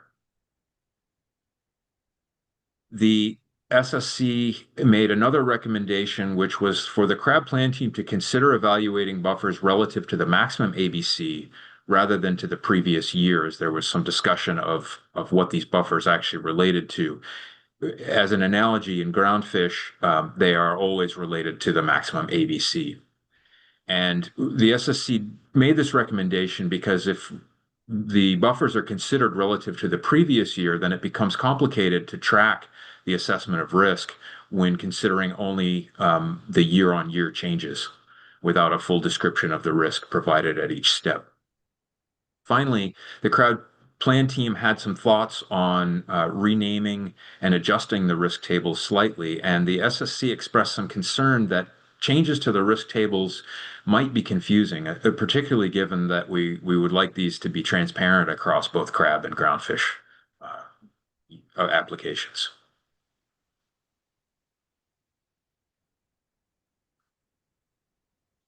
The SSC also received a summary of skipper surveys, and the SSC appreciated the inclusion of skipper survey data and noted the high participation rates. We felt this was a very positive thing. The SSC looks forward to the continued inclusion of skipper survey data and supports the crab plan team's move to add additional survey questions. And they had some particular topics that they had highlighted for us that we supported. The SSC also notes that the incorporation of skipper survey data represents an important milestone in the Council's stated goal of including local knowledge where appropriate. And that concludes the component of our report related to C3 crab specifications. I will just note that we are prepared to return should you prefer to take up groundfish as in the normal flow of your groundfish topic, we would be happy to return and present the balance of our report at that time at your discretion. Thank you, Dr. Stewart. Yes, I think that would be preferable to hear the presentation first, if you're available. I think I announced that incorrectly earlier as far as the balance of the report. So appreciate your flexibility there. And looks like we have some remaining questions on your report. Ms. Goen. Thank you, Madam Chair, and thank you, Dr. Stewart, for the presentation. This question's actually way back on snow crab buffers. And you explained that the SSC recommended a 40% buffer and that's lower than this 50 and 60% buffer from previous years because of less concern, given it moved to a tier 4 model. So there was less concern over the model convergence. But could you explain why you didn't choose the 25% buffer from 2022? What's the distinction from that year and buffer? Through the chair, Ms. Goen, thank you for the question. My recollection, and I'll look to my co-chair if I'm missing parts of this. My recollection is that, as you stated, part of that 65% buffer was related to our concerns over convergence in the Tier 3 model, which has been a concern for us for several years now. And as you stated, moving to the Tier 4 takes that component of the buffer out. I think the SSC this time around recognized the increased discussion around what the appropriate definition of maturity is for snow crab. And the author of the Crab Plan Team and the SSC all spent a considerable amount of time on this discussion. And I think that was probably the primary component that led us to what was a higher buffer than perhaps we set several years ago, just noting this more broad discussion we had this year about maturity.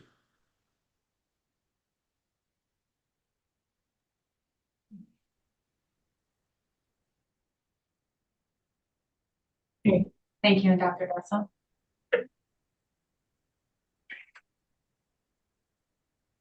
Through the chair, Ms. Goen, my memory is the same as Dr. Stewart's.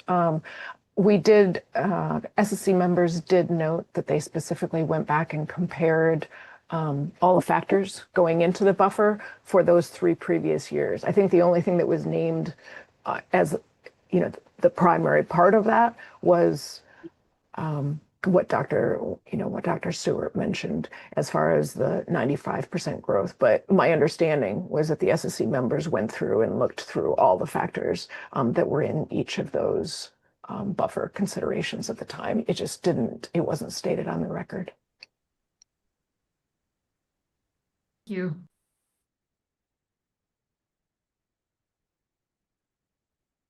Thank you. Any other questions on the SSC report?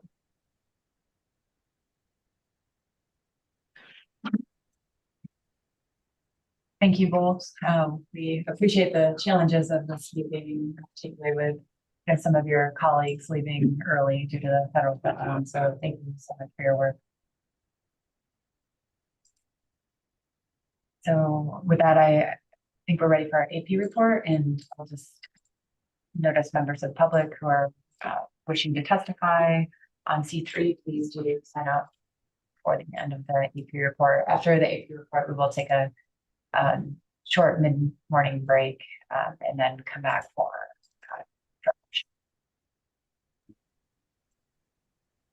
Good morning, Madam Chair. This is Heather Mann, excuse me, from the advisory panel, and I'll just wait for that motion to be posted.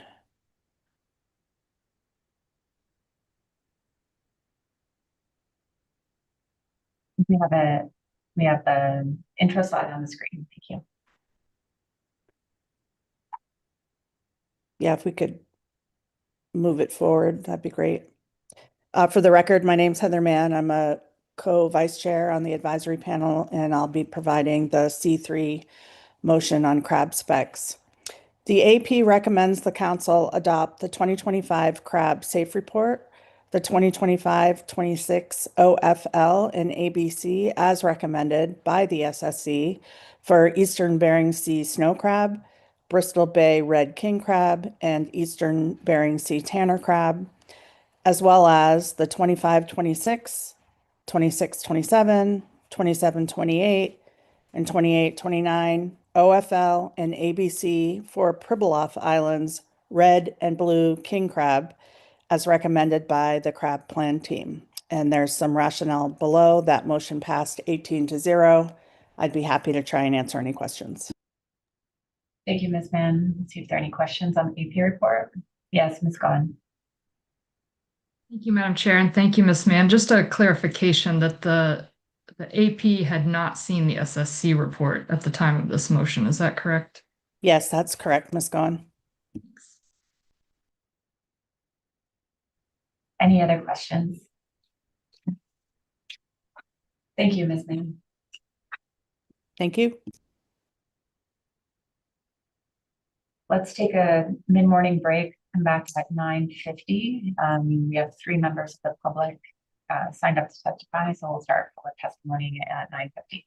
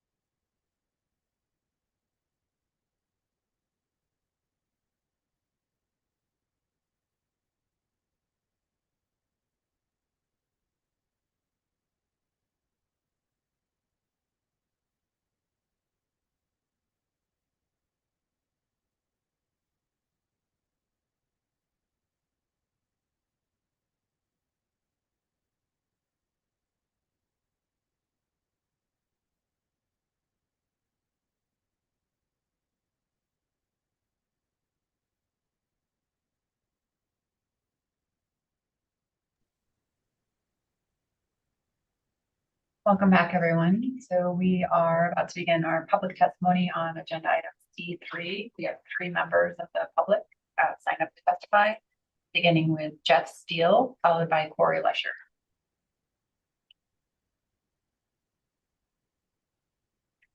Is Jeff online? Sound check? Yes, good morning. Morning, thank you. Morning, Madam Chairman and council members. My name is Jeff Steele. I've been involved with Alaska commercial fishery since I was 15 and I'm 78 now, so you can do the math. Started in southeastern with salmon, moved up to Kodiak, following the money, lived there for 45 years, fish crab, halibut, and blackcod in the Gulf, and then spent another 25 years in the Bering Sea crab fishery. Been on several boards and organizations. In fact, I was on the panel for the formation of the crab plan program.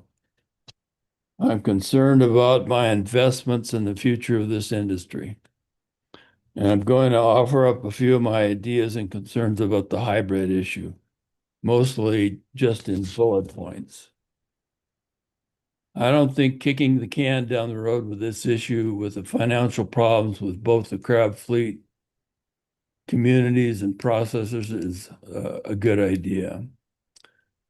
They have been studying the crab resource for 30 years, and look where this has gotten us.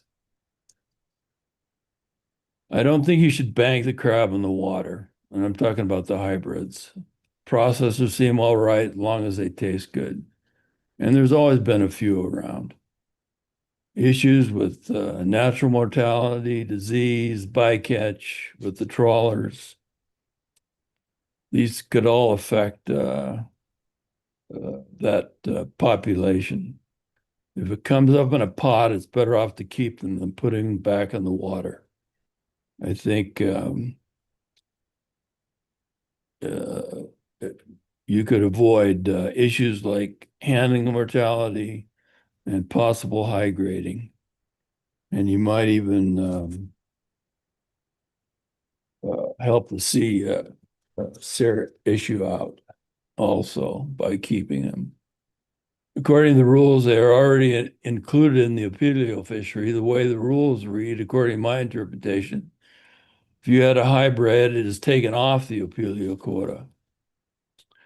Why should it be added on? It'd be good for the state, taxes, employment, the ripple effects throughout the communities, and they need it.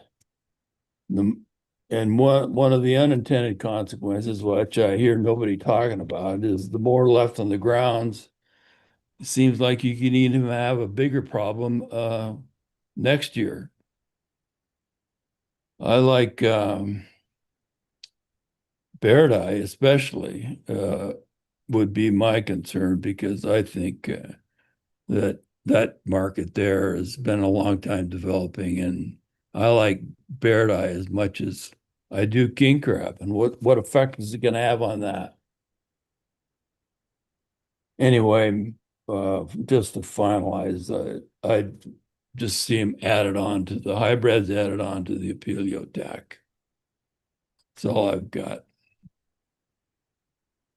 Thank you for your testimony, Mr. Steele. I'll see if there are any questions for you.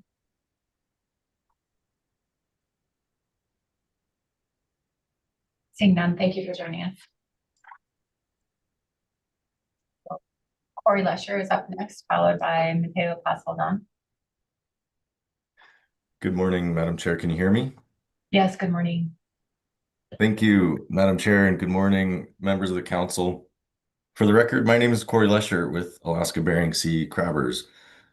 We're a trade association that represents the majority of independent crab harvesters who commercially fish for king, snow, and tanner crab with pot gear in the Bering Sea and Aleutian Islands Crab Rationalization Program. Sorry we can't be in person at this meeting, but I appreciate the opportunity to testify this morning. First off, really, just want to thank the Crab Plan Team and assessment authors, the department and agency staff, and Ms. Paloff for the presentation this morning. Also, the SSC and co-chairs to provide their report. This whole process is really critical and for the planning period for crab harvesters, both for our current season and our future seasons. And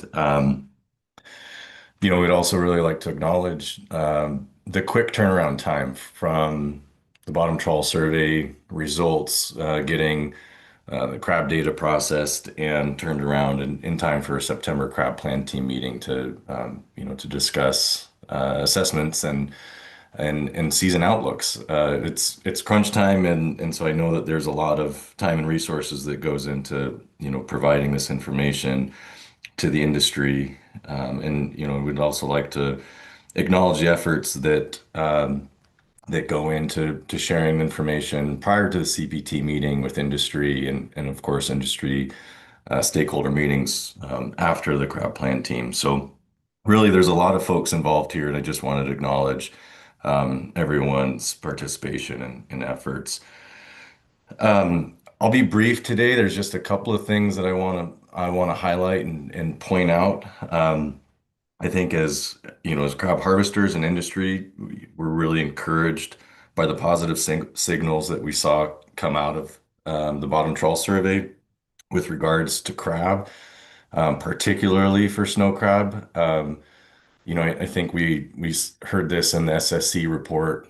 We're still concerned that all the stocks are low, but we're seeing at least a step in the right direction with some of these results that we saw at the survey. So just acknowledge that that's a great signal. And we still want to afford protections when and where we can for crab. I think something that I'd like to touch on, and I mentioned this during our testimony at both the advisory panel and the SSC, and I might pivot a little bit with what I'm wanting to say or the message that I'm wanting to deliver. But with regards to hybrids, this is we saw this this increase in biomass and abundance for a couple of years now, and I guess this is a process comment, but one of the things that we understand, coming out of the 2025 summer trawl survey results, we saw this significant increase in abundance. And I had been asking for the crab plan team in September to be able to take up this discussion as a designated agenda topic. And the CPT didn't. However, they did entertain quite a few questions from industry and participants. And we're therefore able to hold, some discussion around hybrids and handling of hybrids in this process and what to do. And I think it's really important for the crab plan team and the SSC to be able to have these discussions to provide some kind of guidance or recommendation, for ADF&G and their process of crab management. And so I think, ABSC has asked for this in the past, to be, for this process to be a little bit more flexible and lenient and proactive, to be able to take up, current issues, like an increase in hybrid abundance or area protections for red king crab when the fishery's closed, things like that. And here I think it really just highlights the importance of prioritization. I understand that we have constraints with budget and staff availability, but this really highlights the importance of that third crab plan team meeting that is typically in January. That's been dwindled down just to our modeling workshop. And so I know that the CPT plans to take up hybrids in a larger capacity and discussion at the May meeting, and I'm appreciative of that. I think that's great. September would have been a tight turnaround to really prioritize that and have any data or information to share. So I think just moving forward as the council considers funding and resources, I would just highlight that not having the January a designated January crab plan team agenda,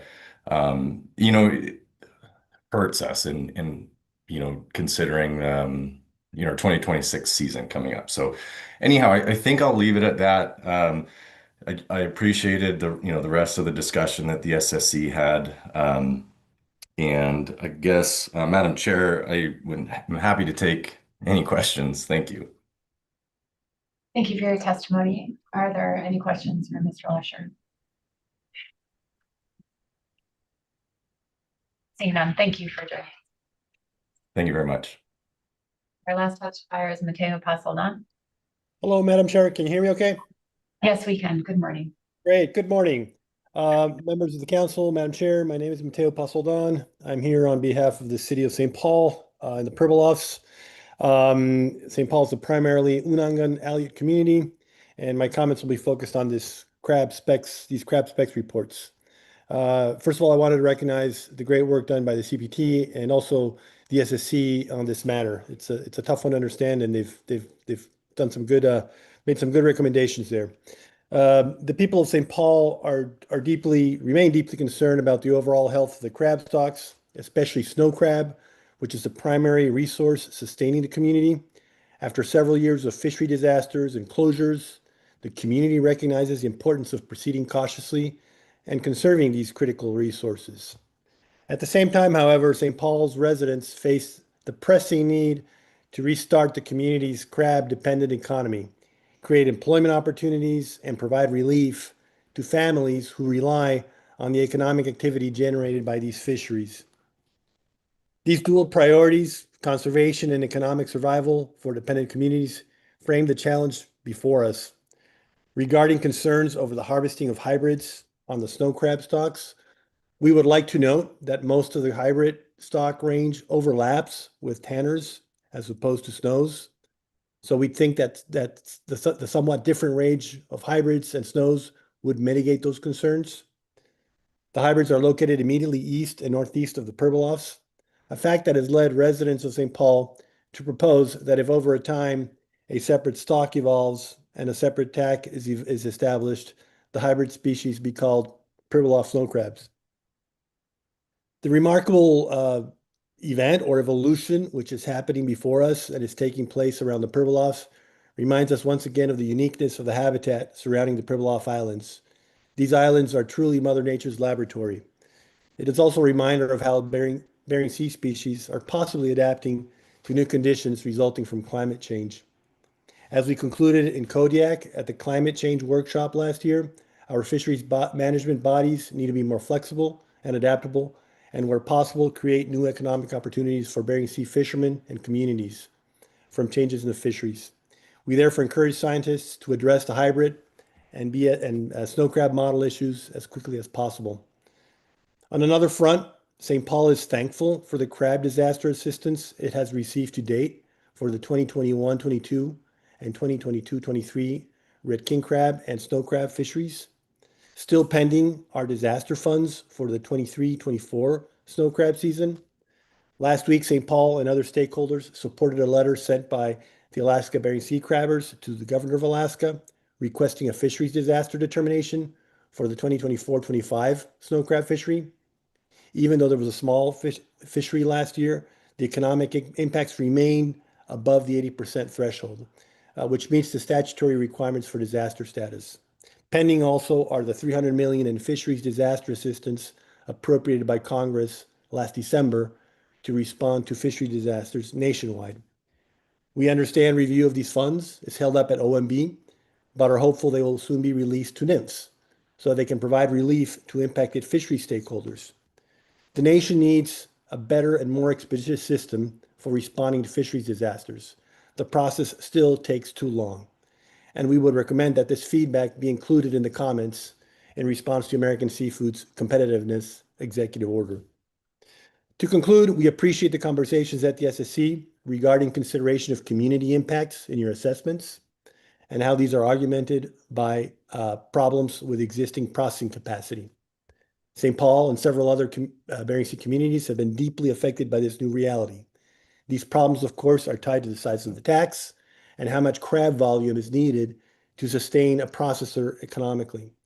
This last season, for example, we had to invoke for the first time in its history the tool for providing an exemption from regional delivery requirements in the North region, where St. Paul is located, and allow all snow crab quota to be processed at the two available plants in Unalaska in the South region. We are preparing for a repeat of this exemption process, as it appears that this season's TAC will be insufficient to support processing operations in both regions individually. We don't have yet confirmation of that, but expect it soon. We also agree with comments about interactions with hybrids in the snow crab assessment process. If the results of these studies would allow for a larger snow crab TAC in the future, while ensuring the long-term sustainability of the resource, the community would strongly support them. Thank you for your testimony. See if there are any questions.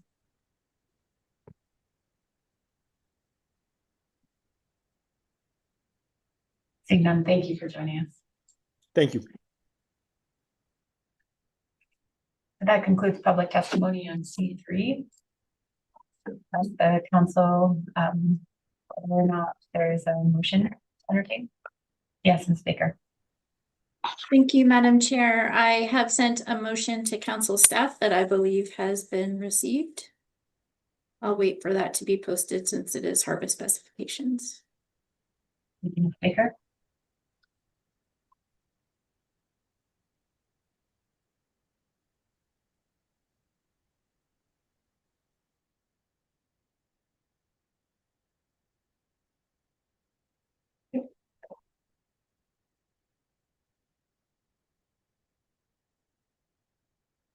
Okay. The council accepts the crab safe report and adopts the following OFLs and ABCs recommended by the SSC. For Eastern Bering Sea snow crab, the OFL 20.11 kilotons and an ABC of 12.07 kilotons for the years 2025 and 26. For Bristol Bay Red King crab, an OFL of 5.85 kilotons, an ABC of 4.68 kilotons for the years 2025 and 26. For Eastern Bering Sea Tanner crab, an OFL of 51.02 kilotons and an ABC of 40.81 kilotons for the years 2025 and 26. For Pribilof Islands Blue King crab, an OFL of 1.16 tons and an ABC of 0.87 tons for the years 2025 and 26 through 2028 and 29. And for Pribilof Islands Red King crab, an OFL of 489.9 tons and an ABC of 367.4 tons for the years 2025 and 26 through 2028 and 29. And with a second, I'll speak to the motion, Madam Chair. Second. Thank you for the second, Ms. Goen. Ms. Baker. Thank you, Madam Chair. Thank you, Ms. Goen. This motion is the council's required action on this agenda item to accept the crab safe report and adopt OFLs and ABCs for the Bering Sea and Aleutian Islands crab stocks. I will note that overfishing did not occur for any of these crab stocks last year. Bristol Bay Red King crab, Bering Sea Tanner crab, and Pribilof Islands Red King crab are not overfished nor approaching an overfished condition. The Bering Sea snow crab and Pribilof Islands Blue King crab stocks continue to be managed under rebuilding plans, as we just heard in our reports. I'd like to thank all of the crab stock assessment authors for their continued work, as well as the crab plan team and the SSC for careful consideration of the best available science in some challenging times for the crab stocks, as well as a challenging meeting environment here with the federal government shutdown. Just really appreciate all of the efforts there. I would note, since some public comment did speak to sort of the tax setting process and the fishery, ADF&G is completing the tax setting process, and I would expect the announcement of tax for these fisheries to occur fairly soon after the council takes final action happy to answer any questions, Madam Chair. Thank you, Ms. Baker, for the motion. Are there any questions for Ms. Baker? Yes, Ms. Goen. Thank you, Madam Chair, and thank you, Ms. Baker, for the motion. And I'm not sure if my question is appropriate under this or maybe after this motion, but I'm curious if you had any thoughts on what we heard from the SSC as a second year in a row of a willingness to participate in some sort of working group with crab plan team members to address some of these issues with the snow crab ABC control rule. Through the chair. Thank you, Ms. Goen, for the question. I was anticipating perhaps that the council would take care of the crab specs agenda item before kind of delving into some of the other issues. And I guess that would be my recommendation, if that's all right with you, Ms. Goen, and through the chair. I think this is our business and in terms of C3, and I would like to get through that and then maybe talk about other issues council members are interested in. Works. Thanks. Thank you. Thank you both. Any other questions on the motion? Any comments?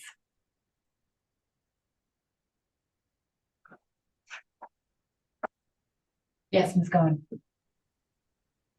Madam Chair, and thanks again, Ms. Baker, for the motion. I appreciate this motion and just want to echo appreciation for the work of the SSC and the crab plan team in recent weeks under a very compressed time schedule and with a new anomaly given the hybrids. And we heard in public testimony how important addressing that hybrid population is sooner rather than later, given that 1 in every 5 Kyanicides crab out there is a hybrid, and there's a harvestable population of them. So really appreciate the work on these harvest specifications. Thanks. Any other comments? Seeing none, thank you, Ms. Baker, for your continued work on harvest specifications with crab. Ground crab, and this, we are going to need a roll call vote considering this is harvest specs. So, Mr. Witherall. Calling the roll on crab specifications. Ms. Goen. Yes. Ms. Kimball. Yes. Mr. Curlin. Yes. Mr. Moeller. Yes. Mr. Pamplin. Yes. Mr. Ritchie. Yes. Mr. Sukata. Yes. Ms. Vanderhoven. Yes. Mr. Williams.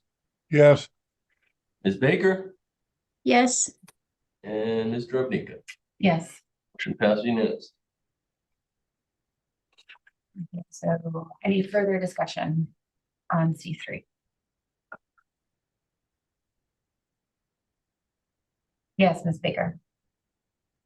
Thank you, Madam Chair. And following up on Ms. Goen's earlier question, I really appreciated that. I think it came out pretty clearly in both the crab plan team and SSC presentations with respect to snow crab, that there are continuing challenges with the stock assessment model and some of the issues related to maturity and things like that. I'm a little, I asked a couple of questions during the presentations to try and figure out what each body was thinking might be helpful to perhaps move forward with some of those discussion points between the two groups to facilitate communication. And I was just really, I appreciated Dr. Stewart's pretty clear presentation of a potential path forward to provide an open means of communication between the crab plan team,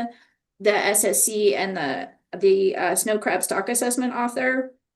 And I'm thinking particularly with respect to the SSC's recommendation to address perhaps development of an ABC control rule.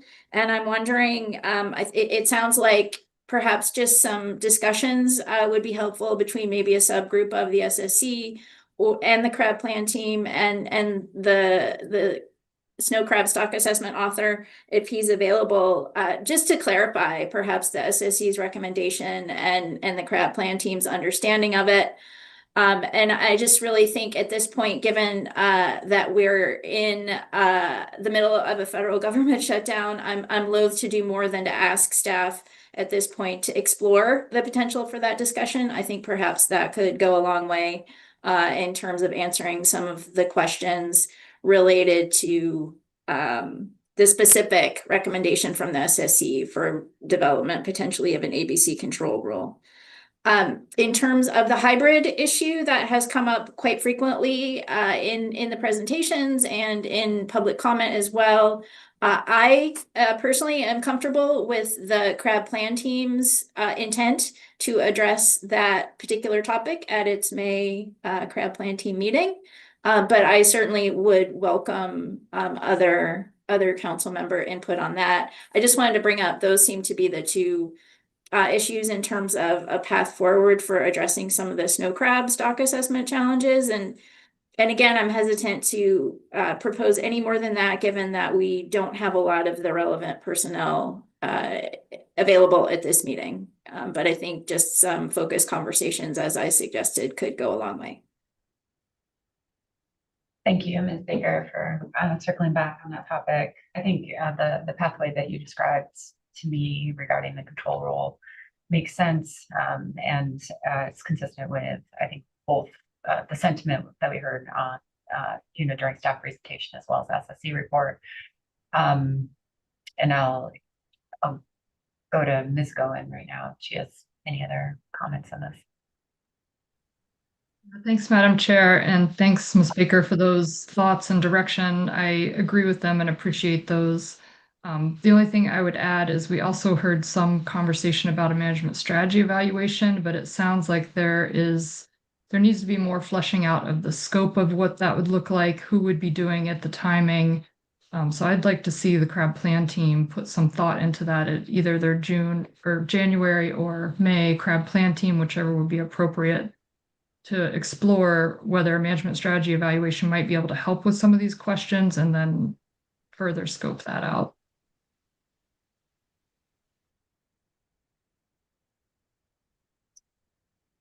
Thank you, Ms. Goen. Are there any other, I guess I'd open up the floor for any responses to the crab plan team having further discussions on an MSE. Yes, Ms. Kimball. Thank you. Thanks, Madam Chair. And I might just have a question. I don't know if it's for staff or for Ms. Goen about, was I under the wrong impression that the crab plan team was going to discuss whether some of the questions they have could be answered by an MSE? Not that they would kind of scope it out or try to figure out who could do it, but that they would even line out the questions, that major questions that they have, and determine whether that vehicle is helpful to answer those questions.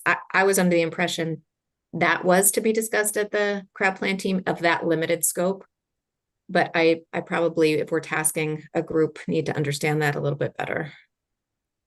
Thanks for that question, Ms. Kimball. And I think that makes a lot of sense as far as order of operations for it to be scoped out, or sorry, for those questions to be laid out and whether an MSE is the right tool to answer them. And then if it is, starting some discussion on scoping that out and better understanding timing and who might be able to do it.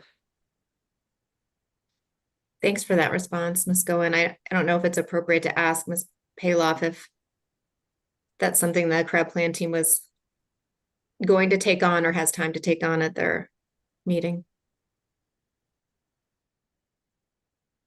Yes, Ms. Paloff. Through the chair. I don't think it's currently on our agenda to address that topic specifically in our May meeting.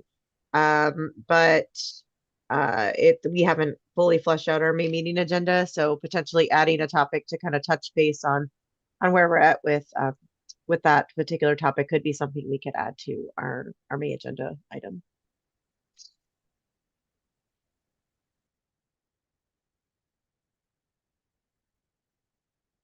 Ms. Kimball. Thanks. I just, as follow up to this, for this discussion, I guess I'm supportive of Ms. Goen's idea of putting the focus of the crab plan team on the questions that they already have on their agenda and making that the bulk of the work. But if we can ask the crab plan team to even consider as a secondary question, like is an MSC an appropriate tool to answer those questions, or is it just another load of work that won't really get us that far? That doesn't seem like an inappropriate ask for them to consider the tool without having to go further than that. I'd be supportive. Thank you, Ms. Kimball. I think we're taking notes here, and if that makes sense to Ms. Bailoff, that seems like a reasonable approach moving forward. Through the chair, yes. Okay. Any further discussion on C3?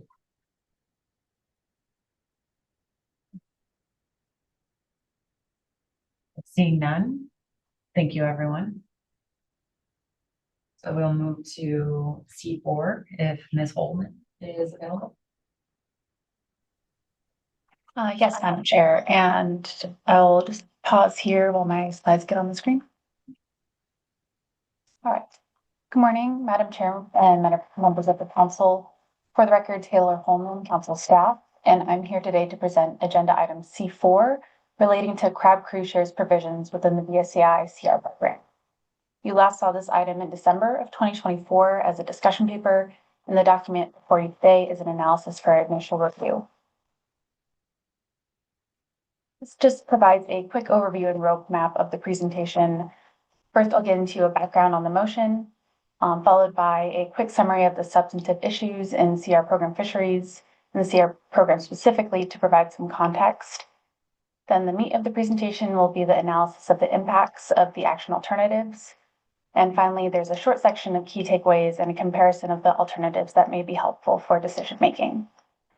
And just a quick note at the bottom here, there are a lot of acronyms that are used when we talk about the BSAI CR program, two of which are just in the title of the program itself.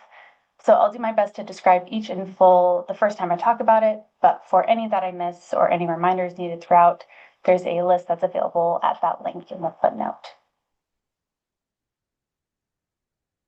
So this section will, the full content of this is found within chapters 1 and 2 of the paper. The council first brought this item forward in June of 2024 after reviewing the 17-year program review for the BSAI CR program. At that meeting, the council tasked staff with developing a discussion paper on 2 distinct modifications to the BSAI CR program, the first of which would revise transfer eligibility requirements for sea shares, and the second would increase sea share use caps. These 2 mechanisms were selected as ways to increase flexibility in the fisheries, and that was in response to some challenging fishery conditions that were highlighted within the program review. The council expressed concern about the participation piece, specifically in the context of the sea share provisions of the CR program, and that's because participation is required in order for individuals to purchase sea share quota shares by transfer and to continue receiving IFQ from those quota shares. Now, December of last year is the last time you saw this item. At that point, the council staff presented a discussion paper, and after deliberation, the council took action to move the paper forward to an initial review analysis and adopted a purpose and need statement and action alternatives for analysis. The purpose and need statement is included here for your reference and reads as follows. The purpose of this action is to increase opportunity for active crab fishermen in the BSAI CR program by increasing flexibility around sea share requirements, also known as cruise shares, CVC, and CPC, as well as to encourage new entrants. The council recently broadened eligibility requirements to maintain sea shares through Amendment 54, and this action is proposed to similarly broaden the eligibility requirements to receive sea shares by transfer. Changes to the eligibility criteria would broaden who could purchase sea shares, and changes to the use caps would encourage more new entrants to invest in the crab fishery, as well as allowing current sea share holders to acquire additional sea shares. This could incentivize the transfer market for sea shares, given the low crab catch limits, as well as increase the marketability of sea shares in general. This action is intended to provide greater consistency between the participation requirements to retain and those to transfer sea shares, as well as loosen restrictions on use caps. So the suite of alternatives that were selected for analysis in December of 2024 are on this slide.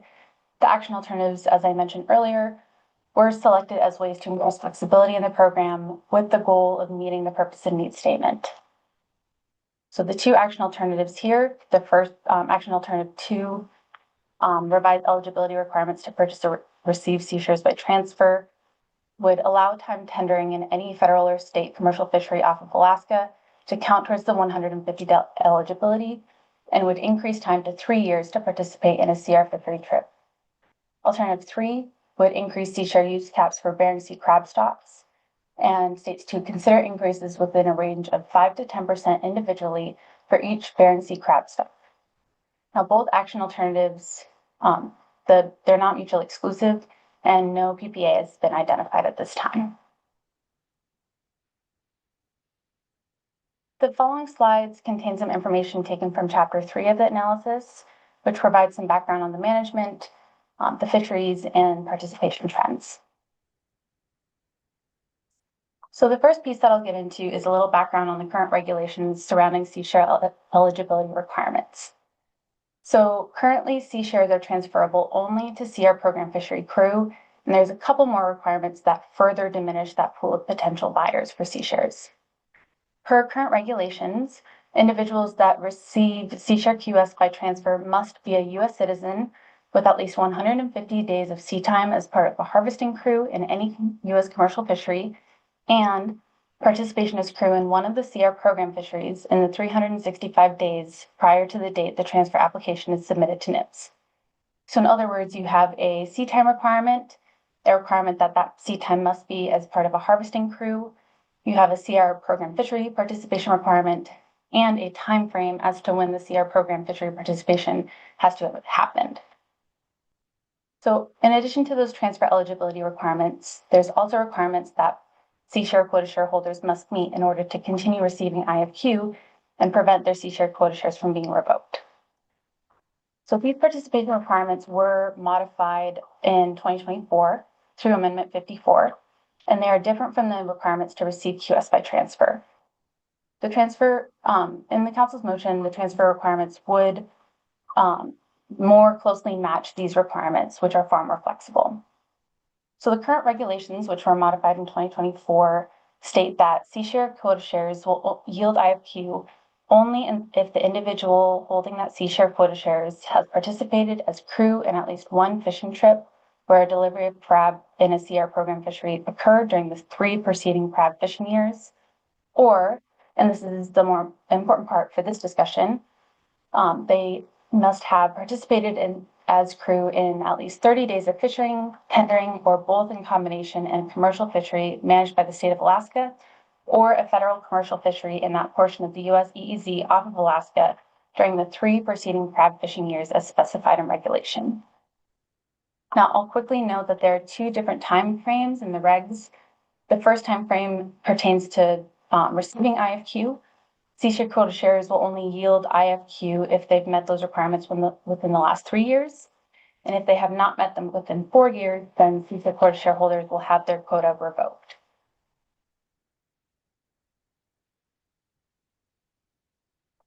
So this next slide provides a brief overview on sea share use caps. So sea share use caps are imposed on the use and holdings of harvest shares by any person, and they're in place in order to prevent excessive consolidation of shares under the program. The use caps are calculated as a percent of the initial sea share pool, and these are expressed as QS units. This table 3-3 is also provided in the analysis on page 23. So they are calculated as a percent of the initial sea share pool, which represents 3% of the IFQ allocated in the CR program. That percent is then applied to the total QS units within the initial QS pool for CVC and CPC. These QS units are then applied to the annual TAC, which fluctuates each year.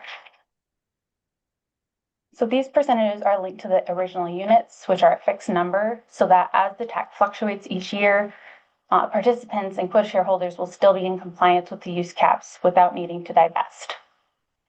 The use caps vary across CR program fisheries, as you'll see in that table, due to differences in fleet characteristics and historic dependency of participants on the different fisheries when they were first established. So this table describes the permanent CVC and CPC QS use caps. You'll see that the BBR, BSS, EBT, and WBT fisheries are all subject to a 2% use cap. PIK, and S&D fisheries are subject to a 4% cap, and the EAG, WAG, and WAI fisheries are subject to 20% caps. Now, on the far right, the table shows the maximum pounds that would be issued to an individual sea shareholder in the 24-25 crab year.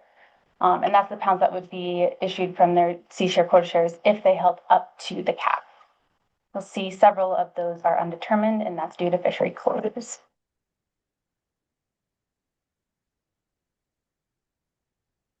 So the primary substantive issue that I'll be focusing on is the decreases in participation. As I mentioned before, this is one of the impacts that have resulted from the culminating challenges in the fisheries that were highlighted within that 17-year program review. Historical and recent closures have continued for a number of fisheries that have been declared overfished or are in the process of rebuilding plans. There are also many that are experiencing variable stock health dynamics that are impacted by environmental change. The health of sea fishery stocks impact the entire crab industry as well as the stakeholders that rely on it. All of these challenges I mentioned above have culminated in diminished participation opportunities. So employment counts that are provided by EDR data offer the best available proxy to investigate trends in the size of the eligible buyer pool for sea share quota shares. Now, the number of crew members that have been employed in the CR program fisheries has declined over the last decade. In 2022, 353 individuals were employed as crew and gear operators in CR program fisheries, which is a 31% decline from the prior year, which had 511 individuals employed as crew and gear operators. Now, you'll find a few other figures that show other dimensions of crew employment data within section 3.3 of the document. That includes a breakout of crew employment and income by community and region of residence, available in figure 3-2 and goes through 2022.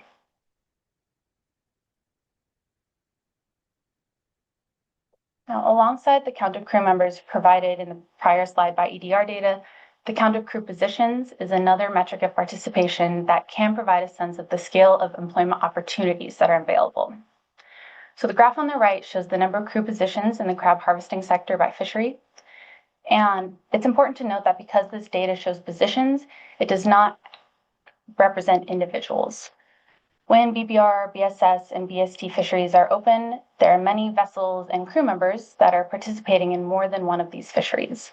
So these position counts, you'll see some double counting there, and that's why the count of actual crew members that I showed on the prior slide is lower than these totals. So regardless, this data is helpful to look at in terms of the magnitude of the fishery declines in recent years. The BBR fishery closures in 2021 and 2022 caused substantial declines in the available amount of crew positions on vessels, and the 2022 positions represent only 1/3 of the peak seen in 2015.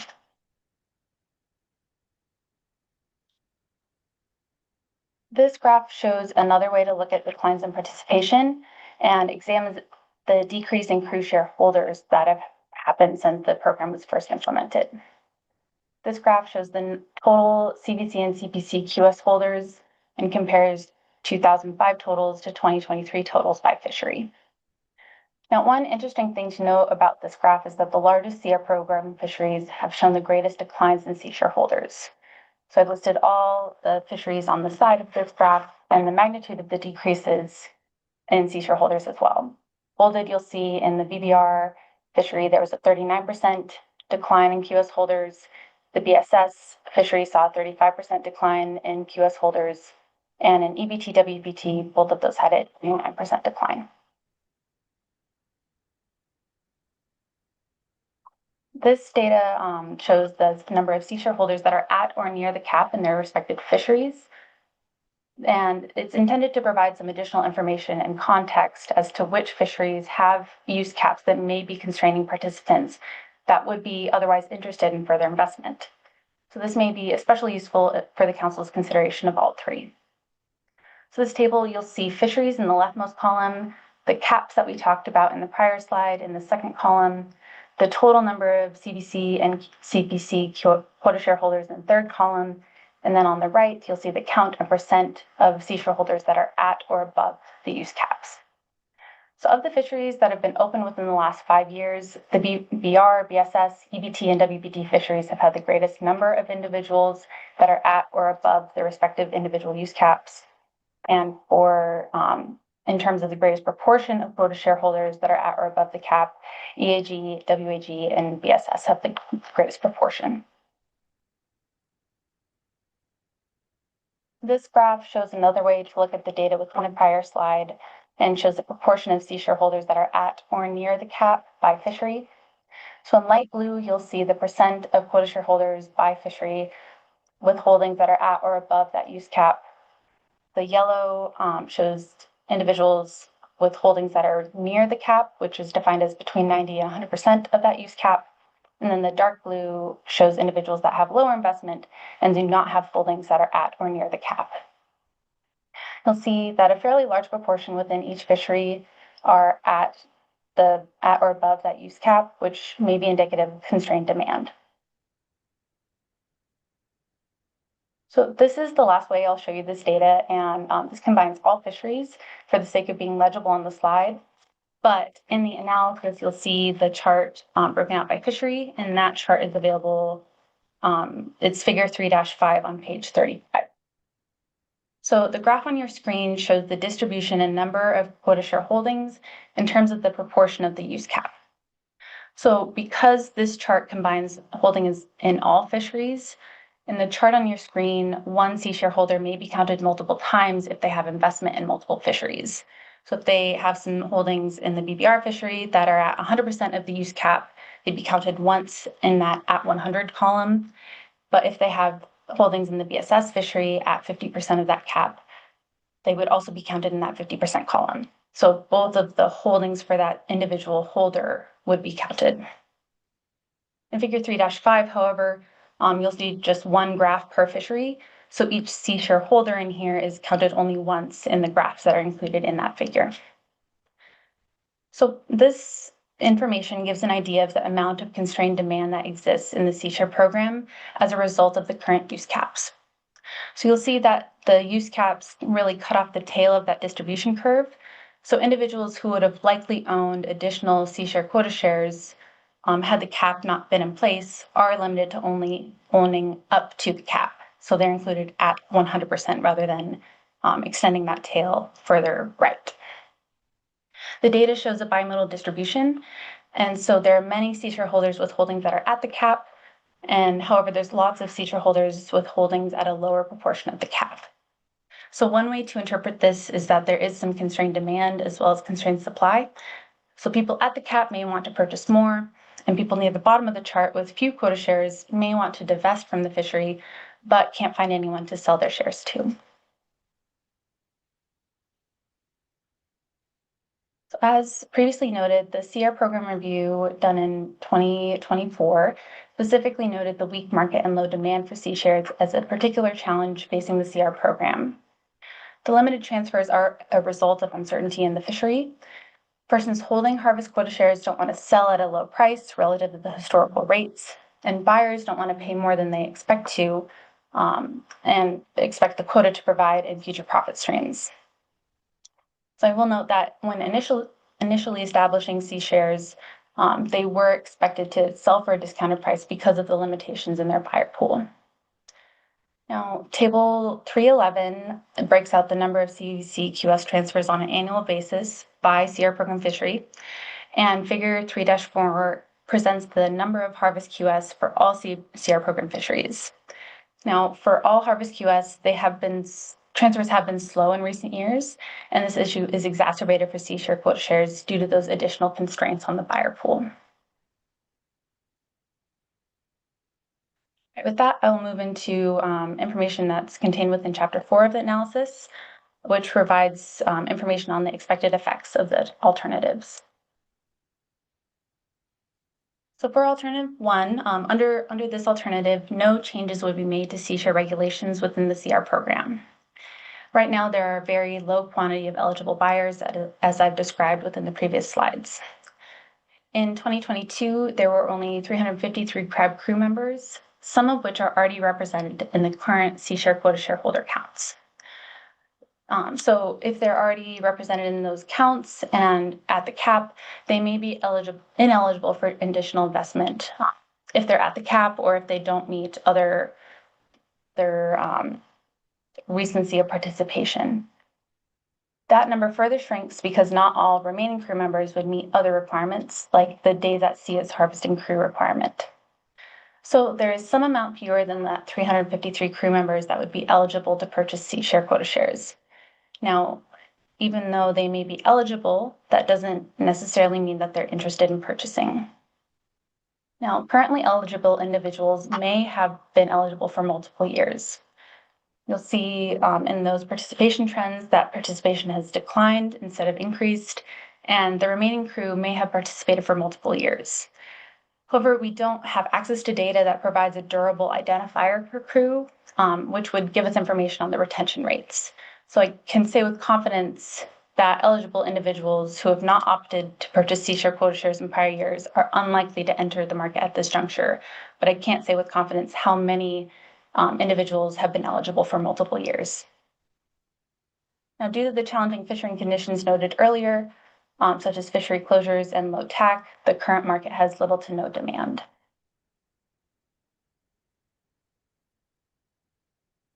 Additional flexibility that's granted in Amendment 54, which is that recent participation requirement modification, that may spur interest in the sea share market in the future. But at this juncture, due to the recency of that amendment, it is unknown how the additional flexibility that's granted through this amendment will impact sea share markets, both in terms of demand and prices. So I have two scenarios in these last couple bullets. So if challenges and problems facing the BSAI crab industry persist, then challenges that are surrounding sea share markets and participation would continue. The pool of eligible and interested buyers for sea share quota shares would continue to be limited, which impacts sea share holders and decreases the value of sea shares. However, if crab stocks improve, fisheries open, and tax provide more opportunity, then sea share markets may somewhat stabilize. However, the additional requirements on sea share holders to demonstrate active participation may continue to constrain the value for this type of QS.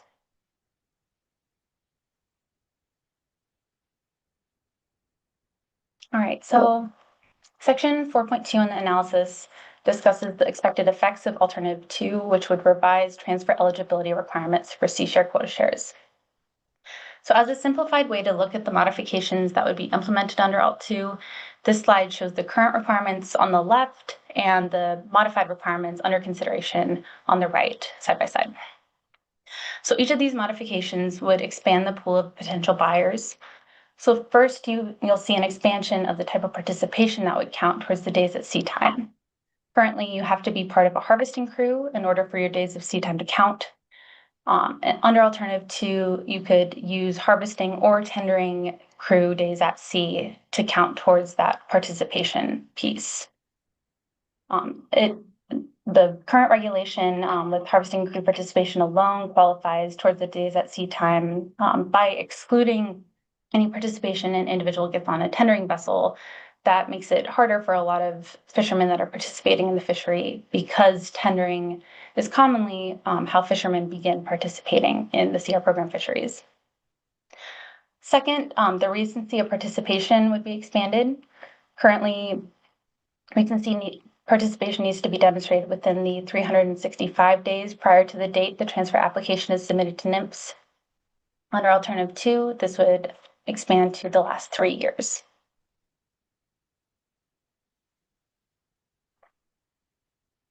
So first, I'll discuss the expected effects of Alternative 2 as they pertain to that tendering modification, and that's within Section 4.2.1 of the document. So this modification would provide an alternative outlet for a CR program crew member to achieve the 150-day threshold for commercial fishing experience. This may increase opportunity for active CR program fishermen by increasing flexibility around sea share requirements and encouraging new entrants relative to no action.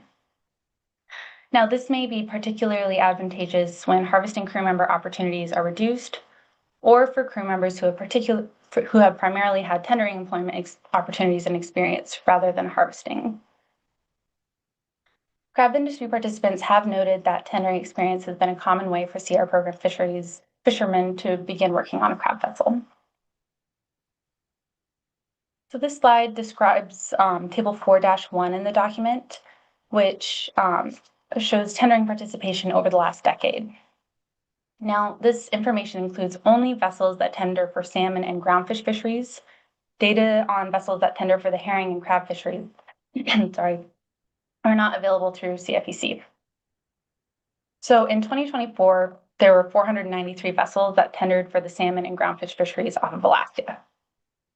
Those vessels were active for an estimated average of 21.5 days, rounded to 22 in this table.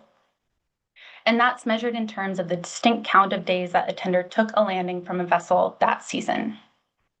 So tendering vessels are likely active for more days than reported, specifically for the time periods between transitioning to CVs and processors. This average can act as a proxy to estimate the number of active at-sea days a tendering crew member would accumulate per season. However, because this data may not include transit time to and from the CV and processor, a crew member may accumulate additional at-sea days when working on a tendering vessel than what is reported in this data. So the average number, the number of crew positions that's noted in this table is the average number of crew that are listed when a vessel is engaged in harvesting activity. This may be different from the number of crew members a vessel needs and uses when tendering. Sorry, 1 second. So the actual number of tendering crew members may differ from this total, depending on how the crew, the number of crew a vessel needs during tendering operations differs from the number of crew needed during fishing activities. Now, because tendering crew numbers are not available, this table does not represent the total amount of tendering that's available as potential experience for the sea share quota share eligibility requirement. It is simply a representation of the potential additional effort from tendering in the salmon and groundfish fisheries in Alaska. So with these caveats, an estimated 638 crew positions were available on vessels that engaged in tendering activity in 2024. You'll also see 181 positions highlighted here, and that's the crew positions that were available on CR program vessels that engaged in tendering activity in that year.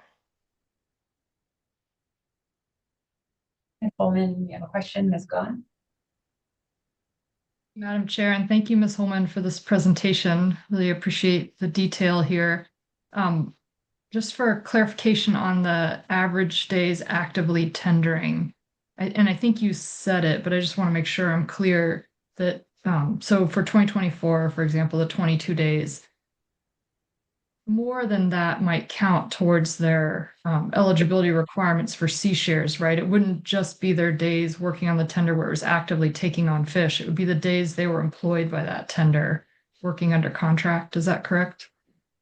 Through the chair, Ms. Goen, yes, that's correct. So the number of active at-sea days a crew member would accumulate is likely greater than the number of days that the vessel is actively tendering due to that transit time. And that's just per season. If an individual tendered for multiple fisheries in a single year, then that number would increase as well. For that.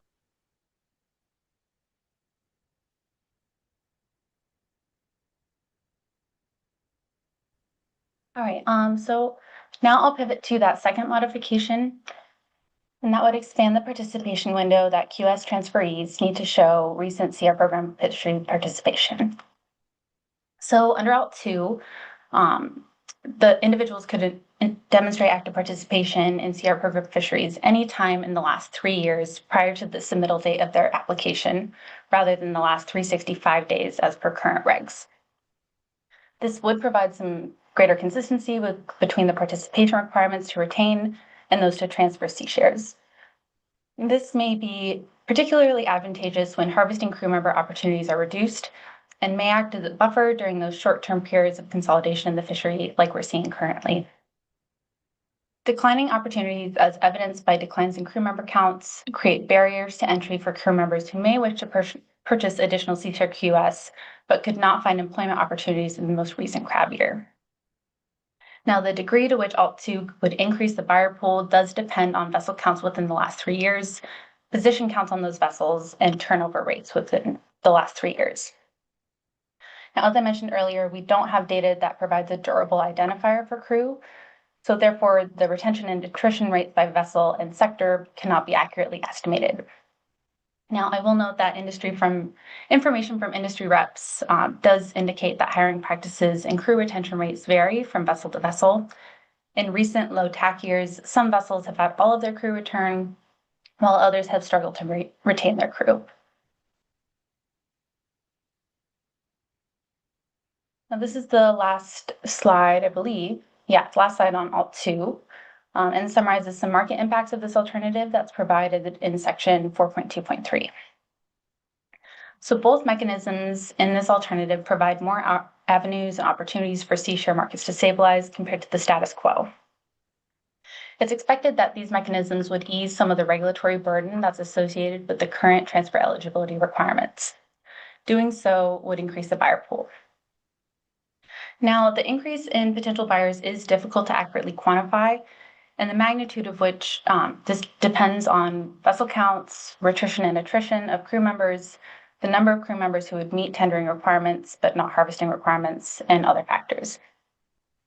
In high TAC years, the number of crew positions and crew employment would increase, and therefore the pool of eligible sea-share quota share buyers would widen to a greater extent and volume under this alternative than it would under low TAC years under this alternative. Now, Alt 2 may spur additional demand for sea-share quota shares, and the magnitude of that depends largely on fishery conditions, particularly the status of the BBR and BSS fisheries, as well as individual decision-making and the magnitude of the increase in the pool of buyers. I will note here that although Amendment 54 is likely to increase demand for sea-share quota shares to some degree, the current status of crab stocks, fishery closures, low tax, and limited opportunities in recent years will continue to put some downward pressure on the number of eligible and interested sea-share quota share buyers. And that's true under both Alts 1 and 2. Further, the decisions of individuals who would become eligible to purchase sea-share quota shares under this alternative likely follow similar trends to the decisions of currently eligible individuals. So even if you expand that eligible buyer pool, demand is still expected to remain low under low TAC years under Alt 2. Conversely, if crab stocks improve, fisheries open, and tax provide more opportunity, then sea-share markets may somewhat stabilize under both Alts 1 and 2. Under Alternative 2, market constraints would decrease, and in that case, the increased buyer pool may create a market where a larger number of individuals are competing for sea-share quota shares being transferred. That would create heightened demand and increase the value of sea-share quota shares beyond what we've seen in prior high TAC years. Finally, on this slide, increasing sea-share quota share demand through these increases to the buyer pool would impact sea-share quota shareholders in several ways. The additional demand and value for sea-share quota shares would benefit current sea-share holders by adding value to their investments. That value and impact could be realized should they decide to divest from the fishery and sell their sea-share quota shares to a qualifying individual. The increased demand and resulting increased prices could also motivate current sea-share holders to initiate the sale and transfer of their currently held sea shares. All right, I will pivot here to Alternative 3. So when the CR program was first established, there were some variances in use caps that were largely determined by historical participation levels.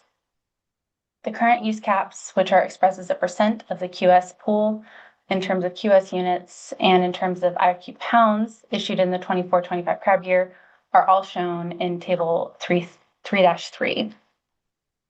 Under Alt 3, sea-share use caps for 6 variancy crab stocks could be increased up to 5 to 10% individually. Now, the Council's language in this alternative reads, consider increases of up to 5 to 10%. I interpreted this as increasing current caps by 5 to 10% intervals and considered a maximum range of 7 to 12% for BBR, BSS, EBT, and WBT crab stocks, and 9 to 14% for SMB and PIK fisheries. However, the Council language in the motion could also be interpreted to mean considering caps of up to 5 to 10% rather than intervals of 5 to 10%. But to cover all my bases, I did end up analyzing that higher cap threshold in the document. So that's why you'll see 7 to 12% for those first 4 stocks, 9 to 14% for those second stocks. You'll also see a table on page 48 that shows the impact of a 1% increase. And that table can be used either as a minimum or a reference tool to investigate the impact of any percent increase in the use caps. But if the council were to or wishes to clarify exactly which range of use cap increases they'd like to consider and select for analysis in future motions, that would be reflected in any future iterations of this analysis should the council move forward with this action.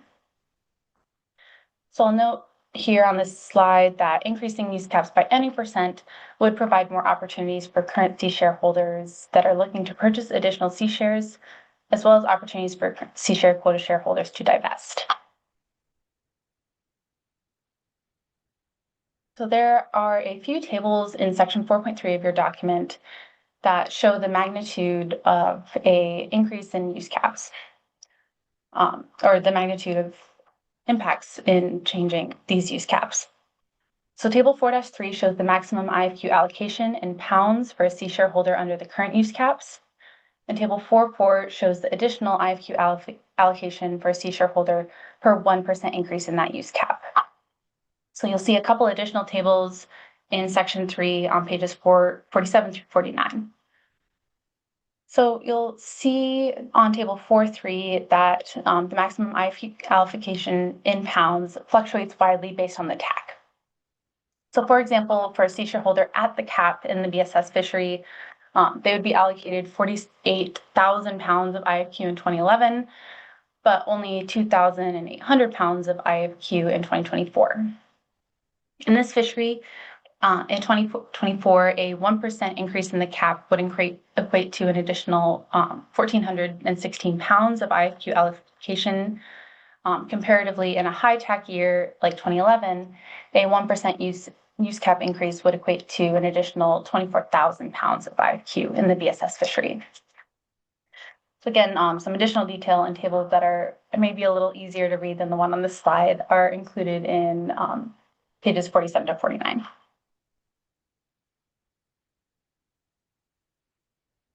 So increasing use caps for these fisheries would provide more opportunities for the current C share quota shareholders that are looking to purchase additional quota shares, increasing the buyer pool for C share QS.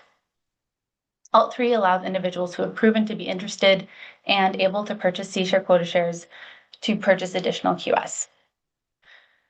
Now, this may also increase demand for C share quota shares by making these investments more attractive to individuals who are already eligible but have not purchased up to the cap relative to no action.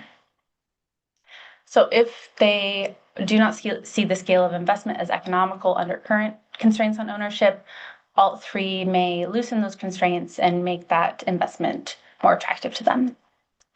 However, the magnitude of any market impacts are unknown and would be constrained by current fishery conditions.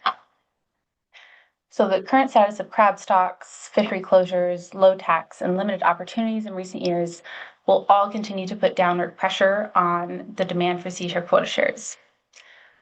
And even if the eligible buyer pool was increased by allowing individuals at the cap to purchase more C share quota shares, demand would still remain low during low TAC years under Alt 3.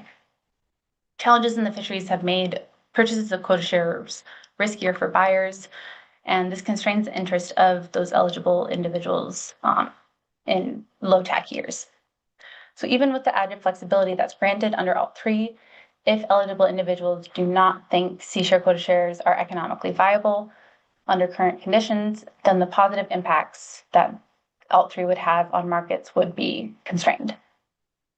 Conversely, if crab stocks improve, fisheries open, and tax provide more opportunity, C share markets may somewhat stabilize under both alternatives 1 and 3. Under alternative 3, though, an increased buyer pool and higher QS caps may create a market where a larger number of individuals are competing for C share quota shares, which create heightened demand and increase the value of C share quota shares beyond what was seen in prior high TAC years.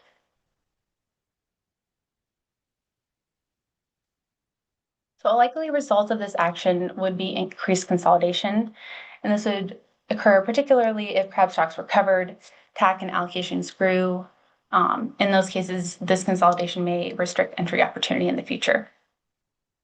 The table below, which is table 4-6 on page 51 of the analysis, summarizes the minimum number of QS holders that are allowable under current use caps and under the maximum use caps that are considered by alternative 3. And the maximum use cap, that was the maximum use cap, as my interpretation, that did not reflect a maximum 10% use cap. There were 94 to 100 C-share quota shareholders in the BBR, BSS, EBT, and WBT fisheries in the 23-24 crab year. You'll see that data in the second column of the table. Now, the number of C-share quota shareholders in these fisheries is approximately double the minimum allowed number of C-share quota shareholders per the current use caps. In the PAK and SMB fisheries, there were 37 and 57 C-share quota shareholders in the 23-24 crab year. And in those fisheries, that equates to about 1.5 times and 2 times the allowed minimum number of C-share quota shareholders. So if the council were to increase the BBR, BSS, EBT, and WBT use caps to the maximum amount, which I considered as 12%, a minimum of 9 individuals could hold C-share quota shares in these fisheries. However, if the council were to use that 10% maximum use cap, that would go down to, or go up to, a minimum number of 10 eligible minimum C-share holders in those fisheries. For the SMB and PIK fisheries, if the council were to increase those use caps to 14%, a minimum of 8 individuals could hold C-share quota shares in these fisheries.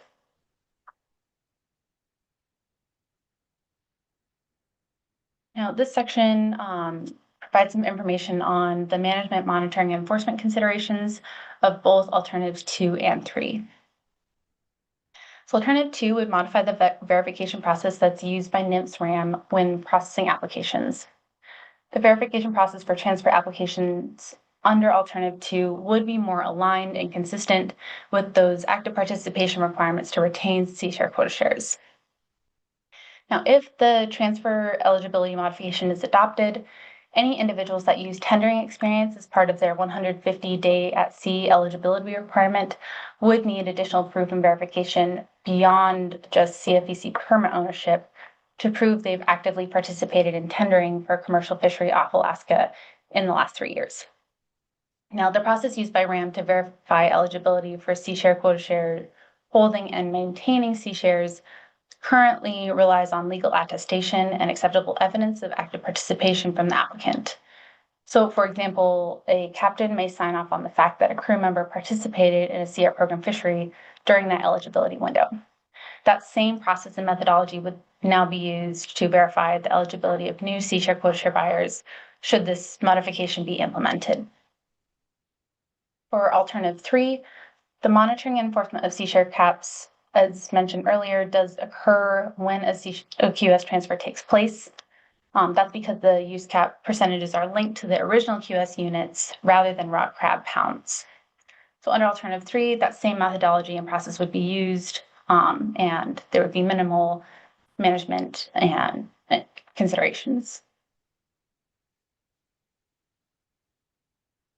This is one of the last slides of the presentation. This just gives a overview of the table in the executive summary on page 5 that shows a comparison of alternatives for decision making. That shows the impacts of each alternative as they pertain to C-share provisions, markets, holders, and management. I won't go through each cell in this table, but left this here for reference and just to highlight that. Like the other tables that I had in the Alt 3 section, it may be easier to read within the analysis itself. So should the council wish to move forward and select a PPA, in the next iteration of the analysis, the IRFA section, the net benefit section, and the national standards and FMP consideration section would all be completed. With that, I want to highlight just some potential next steps. So this is a document for initial review. If the council wishes to move forward with the analysis, they can consider the next stage of the analysis, whether they'd like that to be another initial review document or a document for final action, and could potentially identify a PPA at this time. So with that, I'll take any further questions. Thank you very much for the presentation, Ms. Holman. Are there any additional questions at this point? Yes, Mr. Ferlin. Thanks, Madam Chair, and thanks, Ms. Holman, for the presentation. Unfortunately, I needed to step away for a sec, so I apologize if you covered this. But I wanted to note the council is also considering changes to eligibility criteria to receive quota share by transfer under the halibut and sablefish IFQ program under agenda item D2. That's at an earlier stage, and recognizing that's out of scope for this action. My understanding is currently the eligibility criteria for both programs are the same, and that maintaining that administrative consistency across these programs could be beneficial for implementation. So I wanted to just ground truth that with you and see if I've got that understanding correct. Through the chair, thank you, Mr. Curlin, for the question. Yes, you're correct that the council is considering similar in the recent council action for halibut and sablefish IFQ transfers. They are also considering tendering. I've highlighted that in 4.2.4 of the analysis, page 45, that this would be fairly consistent with that motion as well. Including tender experience for C-share, quota share eligibility would remain consistent with both the changes that were implemented under Amendment 54, which were participation for the C-share program, and also those changes that the council is considering making for that TEC eligibility within the halibut and sablefish IQ fisheries. That was not something I covered within the presentation itself, so thank you for highlighting that and giving me the opportunity to highlight that that's in the analysis as well. Great, thanks much. Any other questions?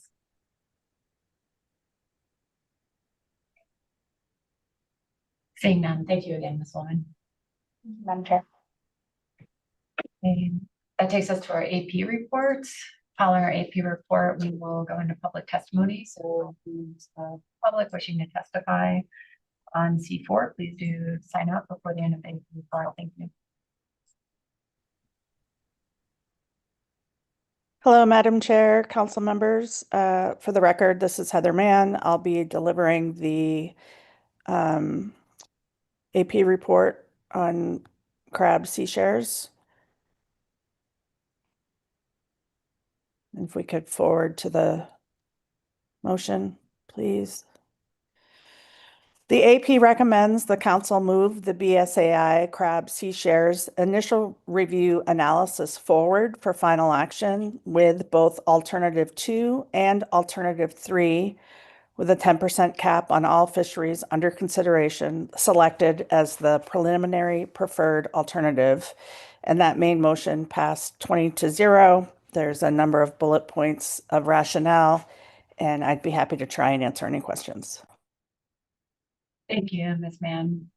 See if there are any questions. Yes, Ms. Goen.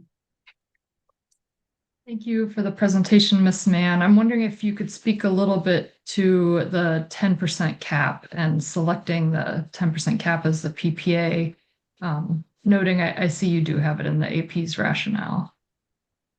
Yeah, through the chair, Ms. Goen, thanks for the question. There is unanimous consent for raising that cap, but there was not unanimous consent on what that number should be. And so the maker of the motion and then the AP felt the 10% was a good compromise, particularly in combination with alternative 2, which, together those two elements are something to help stabilize that sea share market, but 10% was viewed as a compromise.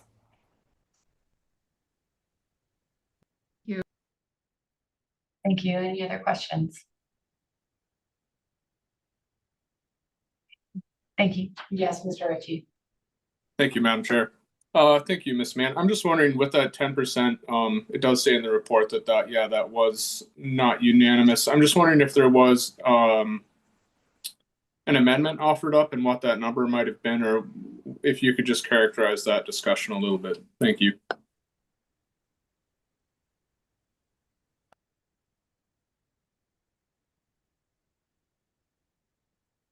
Are you still with us, Ms. Mann? I am. I'm sorry, I couldn't find my unmute button. Madam Chair, Brian, I have to be honest, I don't recall if there was an amendment or not. And I know that there are folks coming up for public comment that probably could answer the context of the question. And I'm actually a little embarrassed. I don't recall if there was an amendment. I don't believe there was, but thanks for stumping me. Thank you. Appreciate you having the report here. Thanks. Yep. Any further questions? Thank you for the AP report. So that takes us to public comment on C4. Start with Gabriel Prout, followed by Corey Lesher.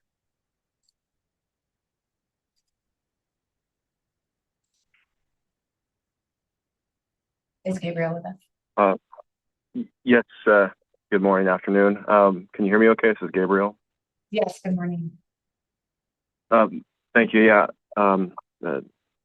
Chair and council members, I just wanted to speak to agenda item C4, BSAI crab sea share initial review analysis.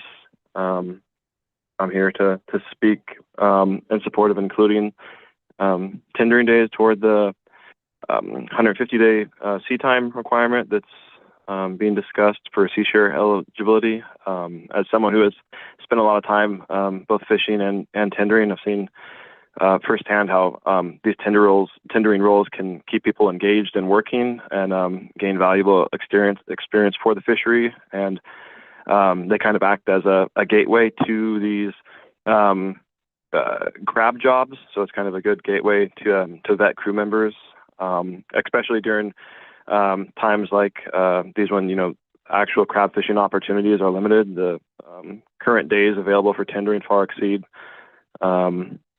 what's available for the crab industry as far as being able to accrue days towards that 150-day limit. In recent years, the low tax and fishery closures have meant that there are only a handful of essentially fishing days available for many boats participating in crab. Sometimes just a few trips on an entire season, depending on the species that's being targeted. Meanwhile, tendering provides steady hands-on time on the water, or and vessel operations that are essential for the fishery success in a tendering season. So those days far outweigh what's available right now with current tax and quotas for crab. When you compare them to tendering opportunities.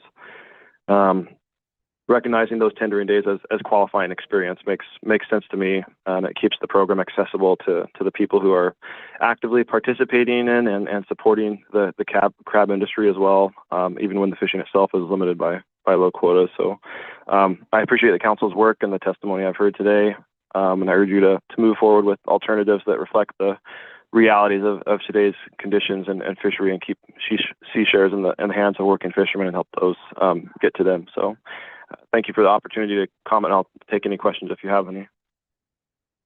Thank you for your testimony. I'll see if there are any questions.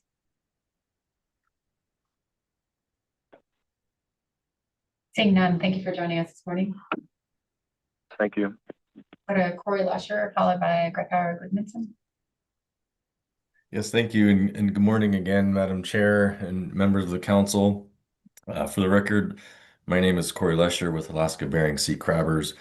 We're a trade association that represents the majority of independent crab harvesters who commercially fish for king, snow, and tanner crab with pot gear and the BSAI crab rationalization program.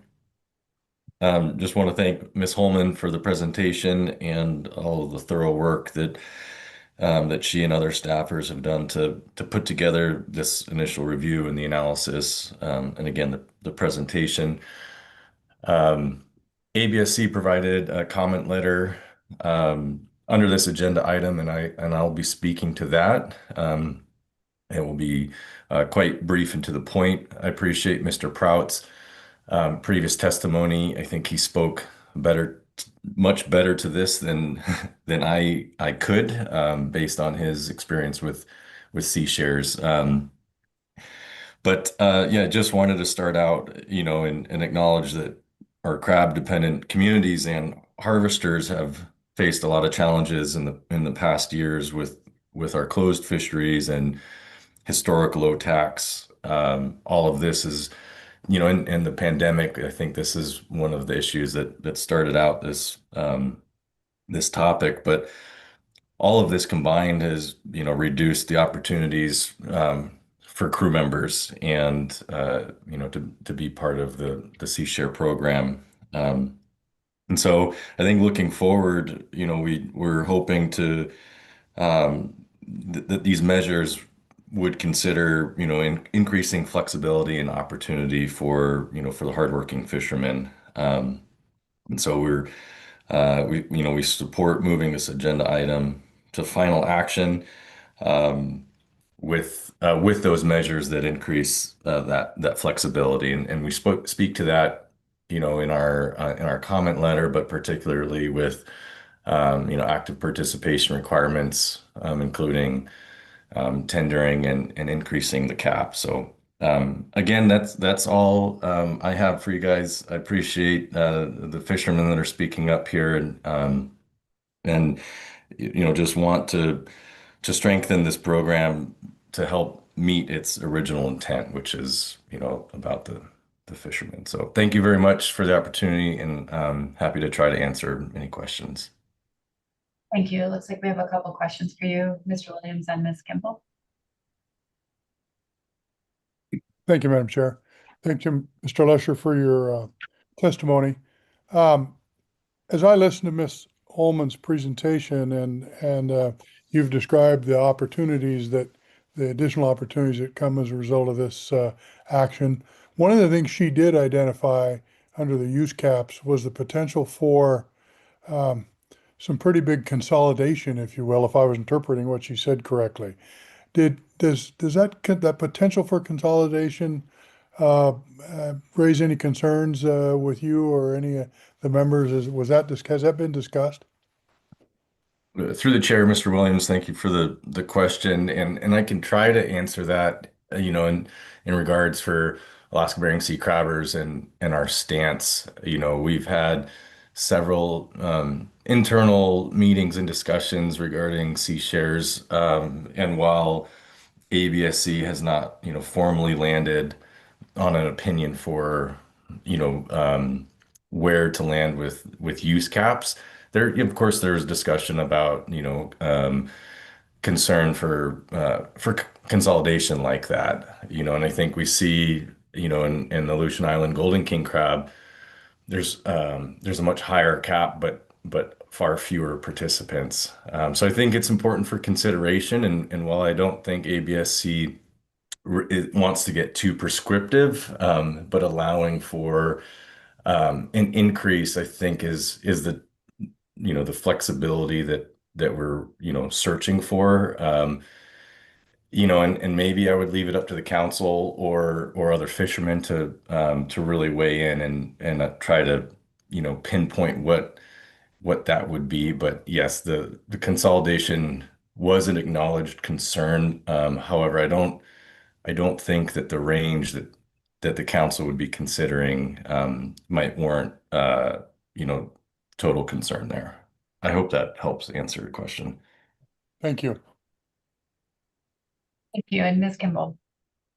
Thank you. And Mr. Lesher, thanks for your testimony. I just need to understand if you're supportive of the AP motion and moving forward with a option for use caps at this meeting. I can't tell from your comments. Yes, through the chair, Ms. Kimball, thank you for the opportunity to clarify. And yes, ABSC is supportive of the AP motion and moving forward with final action under this agenda item.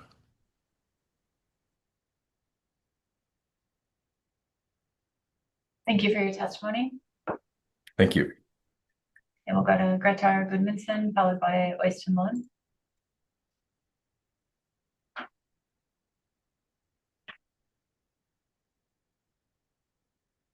Greta, can you unmute yourself, please?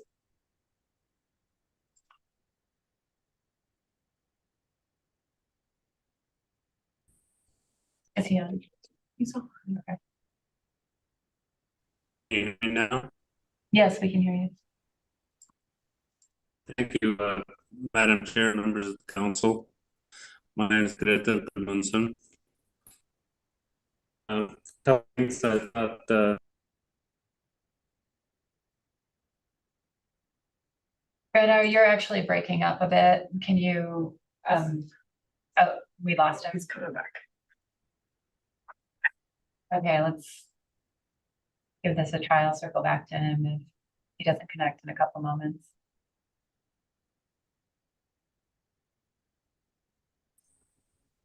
you still got me? Yes, we have you. Yeah, I look at this motion more as a cleanup motion, a couple of things that we forgot last time. I think her presentation covered 90% of it and that we agree with. Like I say, I look at it more as a cleanup thing, a booker or whatever. I think we still have more to do, and we need to increase the shares that the guys can buy, and preferably increase the time and get it matched up with the original issuees. And according to Mr. Williams' question, the consolidation, I think people get concerned or worried when you're talking 10%, but when you break it down, it's 10% of 3%. So it's really only 0.3% or 0.03 that we're talking about. It's not 10% of the tax. So it's not a huge amount, but what we're trying to do is increase the marketplace for all these guys on both sides, whether you're a buyer or a seller, and giving them an incentive to buy these shares and to keep going in the fishery. So that's all I have at this moment. Thank you. Your testimony. Are there questions for Greta?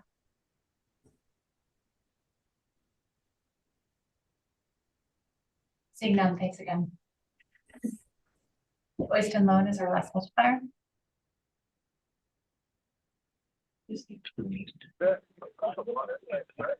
Yeah, members of the council, do you hear me? Yes, we do. Good morning. Yeah, good afternoon, council. Name's Oysten Lund here. I am an original C share holder and have, since the program opened, bought myself up and maxed out on king crab, tanner crab, east and west, and snow crab. And C share has been a great program for me to start climbing a ladder.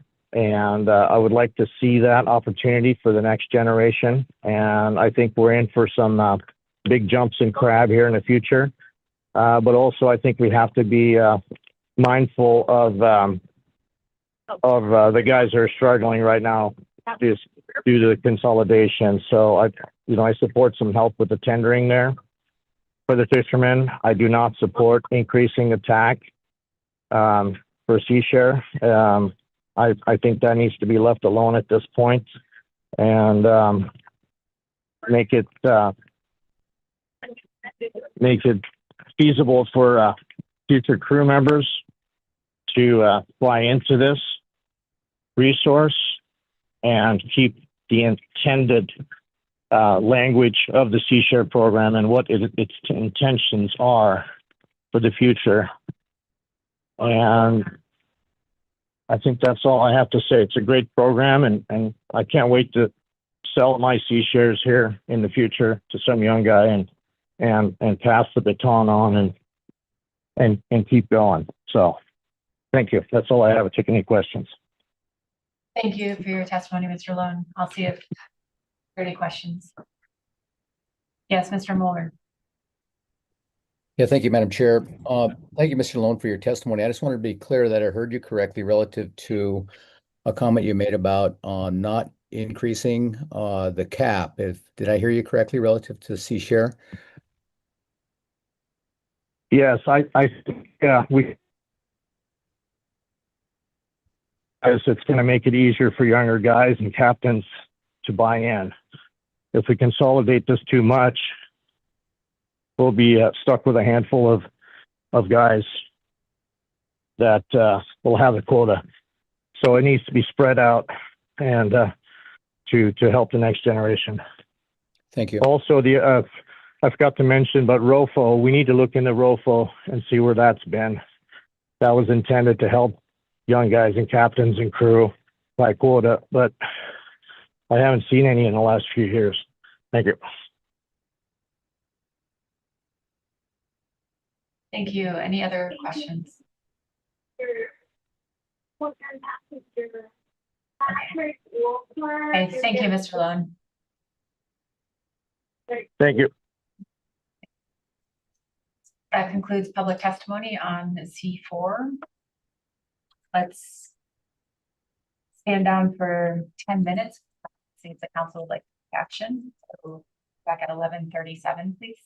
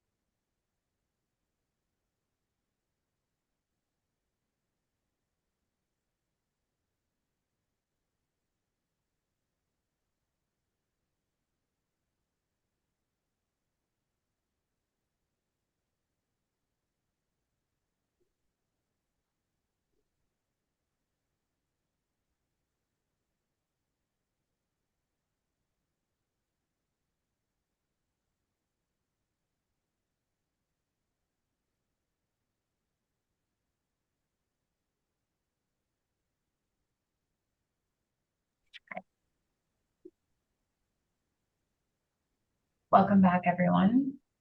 So we have completed our staff presentation and public testimony on C4. I'll ask council if they would like to take action. Yes, Ms. Goen. Thank you, Madam Chair, and I've sent a motion I would like to offer. I'll wait for it to be pulled up. Thank you.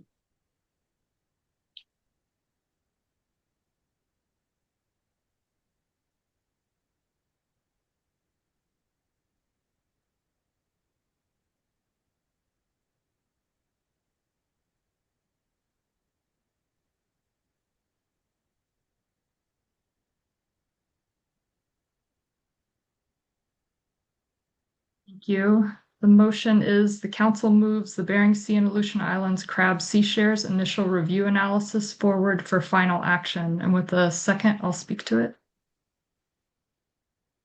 Second. Thank you for the second. Mr. Sakata. Sorry, Ms. Goen. Thank you.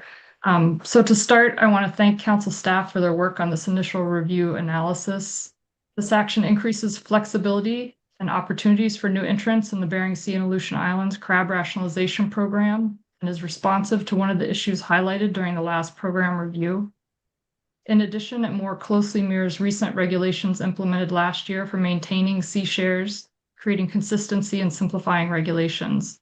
And it's consistent with the new executive order on seafood competitiveness by reducing regulatory burden, simplifying regs, and increasing the opportunity for fishermen.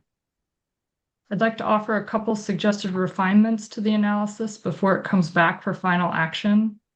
For alternative 3, please analyze use cap increases that total 5 and 10% for Bering Sea crab stocks. So not the additive approach of up to 12 and 14% that were in the analysis, although I appreciate that staff did it that way because it allows us to move on to final action more quickly. I also appreciate the 1% example in the analysis and would like that to remain in there to help readers think about iterations between status quo and up to a 10% use cap. In addition, I'd like to see examples of the Bering Sea stocks at a 5% cap and a 10% cap spelled out in the analysis. The 5 and 10% use cap range in the alternatives seeks to strike a balance in increasing use caps to incentivize a healthy market for sea shares and investment opportunities for crew while not allowing excessive consolidation. And it seemed like that 12 to 14% might be too high, given it would consolidate down to potentially just 9 people in those pools. I appreciate public testimony and note we heard a spectrum of input from that testimony. I also appreciate the AP's motion on this agenda item that recommended moving to final action and selecting a preliminary preferred alternative. I am not offering a preliminary preferred alternative in this council's motion, as I like to see further analysis on these use caps and would like to hear from more crab fishermen. I know that this is a tough time of year to get input from crab harvesters as everyone's getting ready for the season start, so I really want to thank those who did take the time to testify.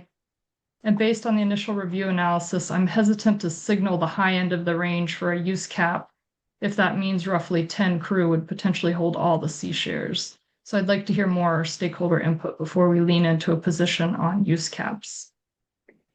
And with that, happy to take any questions. Thank you, Ms. Goen. Ms. Kimball? Thank you, Ms. Goen, for your motion. I didn't hear or understand the direction to staff on the first portion of your statements about changes to the analysis itself.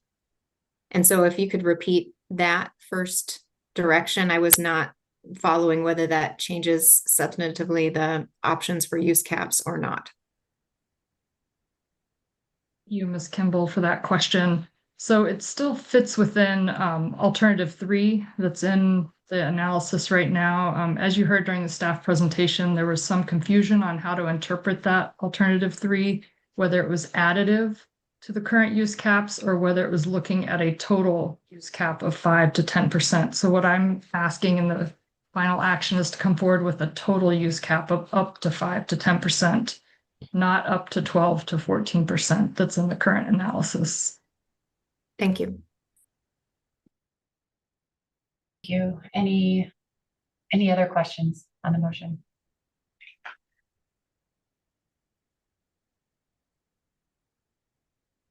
Any comments on the motion?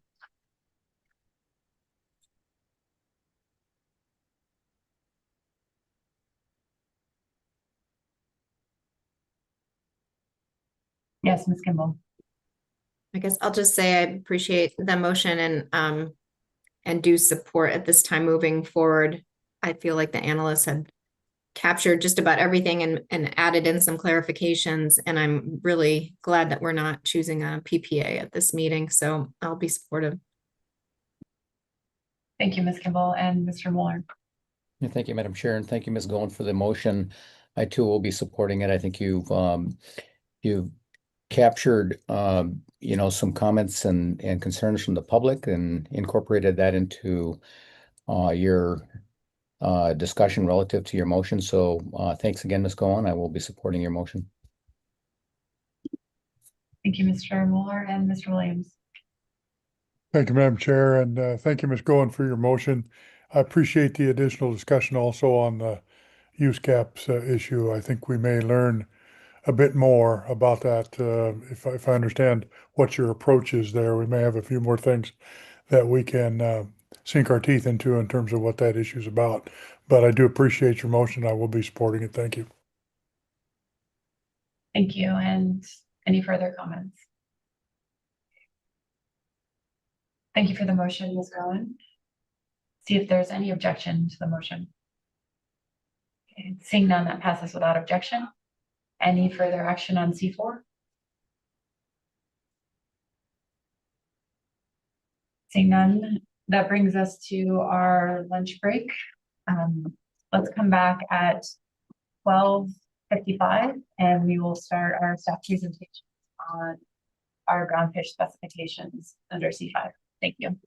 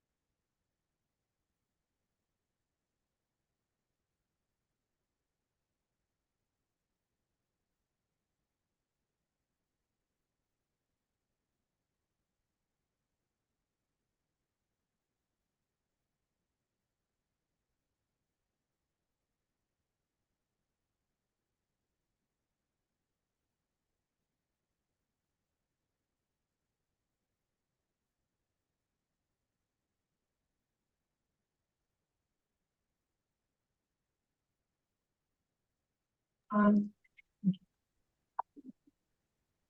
back, everyone. So we are on our C5 agenda item, Bering Sea, Aleutian Islands, and Gulf of Alaska groundfish specifications. There are a number of presentations under this agenda item. We'll be going through those. Ms. Sarah Cleaver is here to introduce and help lead some of the presentations. We'll be taking all of the presentations up and then taking all of public testimony at the same time. We plan on doing probably taking up a spatial apportionment motion prior to the specifications for the Gulf and then the Bering Sea. So with that, I will hand it over to Sarah. Thank you, Madam Chair, and members of the council. For the record, Sarah Cleaver, council staff. Just pull up my presentation here and try to drive it a little bit better than I drove presentations on Friday. So first, I'm joined by Dr. Diana Stram as well. We're both the Groundfish Plan Team coordinators. We are presenting the proposed groundfish harvest specifications, and we first want to just recognize and thank our plan team co-chairs. That's Dr. Steve Barbeau, Dr. Jimmy Anelli, Chris Lunsford, Dr. Clay Shotwell, and Dr. Cindy Teruzio. They've really helped provide both facilitation and chairing, as well as support at the meeting, at the plan team meetings and after the meeting, for helping get all the plan team reports together and helping Diana and I prepare, in particular at this meeting, for the SSC presentation. So thanks to all of them, and wish they could join us here today. As Madam Chair noted, there are several presentations under this agenda item. First, Dr. Stram and I will provide the plan team report from our joint groundfish plan team meeting. And then I will walk through a summary of the report from our Gulf of Alaska groundfish plan team meeting and the associated council action for that item. And then Dr. Stram will provide the same type of presentation for the BSAI groundfish plan team report. After those three presentations, I'll pull up a different PowerPoint and present on spatial apportionment, and then Dr. Stram has a presentation on the Blackspotted Rougheye discussion paper. So moving into our plan team report, this is a list of our current plan team members, and we want to thank all of them again for their time and their contributions, as well as all the authors during the week of our plan team meeting. And our plan team meeting this year in September was the 16th and 17th, and then we broke into our individual teams. This was a virtual meeting only, and links to any of the presentations that were provided at the meeting are in the headers from our plan team report, and all of those are attached on our e-agenda. And so at the start of our joint meeting, we discussed timing of future meetings. We're running into a few challenges there. Our next plan team meeting is going to be held November 12th, November 10th, and then 12th through 14th. We run into a holiday on Tuesday, so we are breaking for that and then coming back, and we are planning for an in-person meeting in Seattle. So we're hopeful for that and to be able to be together in person. We have some dates for 2026, which are tentative. The week of September 21st, we don't know which 4 days yet. And then our November meeting next year, I think we also run into a holiday issue. So we're trying to figure out the best way to handle that. And we'll keep the council informed on the scheduling for that. At the joint plan team meeting, we did receive a presentation from Kevin Sawicki on some updates from the longline survey. And the information that's shown here is really raw information. We'll see the trends for all of these stocks in a more detailed way in November, but I wanted to bring up the longline survey presentation because in the past, the survey has sampled the Gulf every year and then switched on and off between the Bering Sea and the Aleutian Islands every other year. And the future survey strategy is going to be surveying the Gulf in one year and then the Bering Sea and Aleutian Islands in the other year. So for sablefish, this means that we will no longer have data from both FMPs within the same year. And the teams discussed these changes in survey design, noting that surveying the Aleutian Islands and the Bering Sea in the same year could help to better evaluate some of the regional trends, but the teams also discussed some options for handling the data gaps in the non-survey years in those specific regions. So that will be something that will be talked about in future years. And then lastly, for the longline survey / sablefish discussion, I note that there is a CIE review for sablefish expected next year. So we expect that maybe some of this survey, these survey changes might be addressed at that time.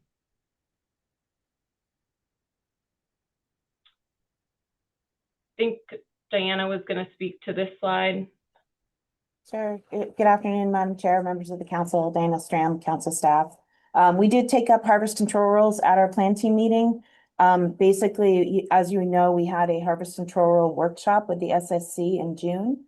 The work group that's been working on the harvest control rules and the GOA Plan group put together a discussion paper that basically summarized all of the information that was presented during the SSC meeting, as well as the actions from the SSC and the council.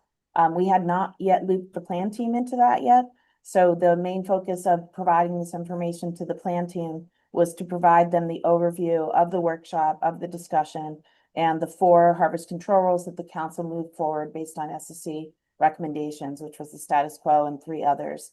The SSC had also noted that they thought that the group should focus on Pacific cod in both Gulf and Bering Sea, pollock in both Gulf and Bering Sea, Alaska sablefish, snow crab, and Bristol Bay red king crab. The joint teams also highlighted that they think Pacific Ocean perch should also be included in there as a species that should be considered. And then the main recommendation coming out of the plan teams is we had a discussion about considering a framework for when an alternative HCR should be brought forward, so that it wouldn't, maybe not necessarily considering changing the tier system altogether, but having certain situations in a framework whereby you may wish to move to a different harvest control rule. So the main recommendation coming out of the joint teams is that the group, the harvest control rule group that's working on this right now, provide some alternative frameworks that could then be considered in a joint plan team meeting in early 2026, so basically in January, in order to try to provide some recommendations coming from the teams as to the situations and the frameworks for which you may wish to consider alternative harvest control rules. And that would allow for, should the SSC have time in their February agenda, that would allow for the joint teams to provide a plan team report to be considered by the SSC if the SSC has the time to take up harvest control rules in February. I would note separately from this that that our harvest control rule group has not yet presented to the crab plan team. And I know you had some discussion earlier this morning about alternative ABC control rules for snow crab. We will be providing a presentation to the crab plan team in November, and so we will have some report back from their from the crab plan team as to what direction the crab plan team wishes to go, if they wish to also look at alternative control rules or frameworks. But right now, this is just focused on the groundfish control rules. That's all I have on that, Sarah. Thanks.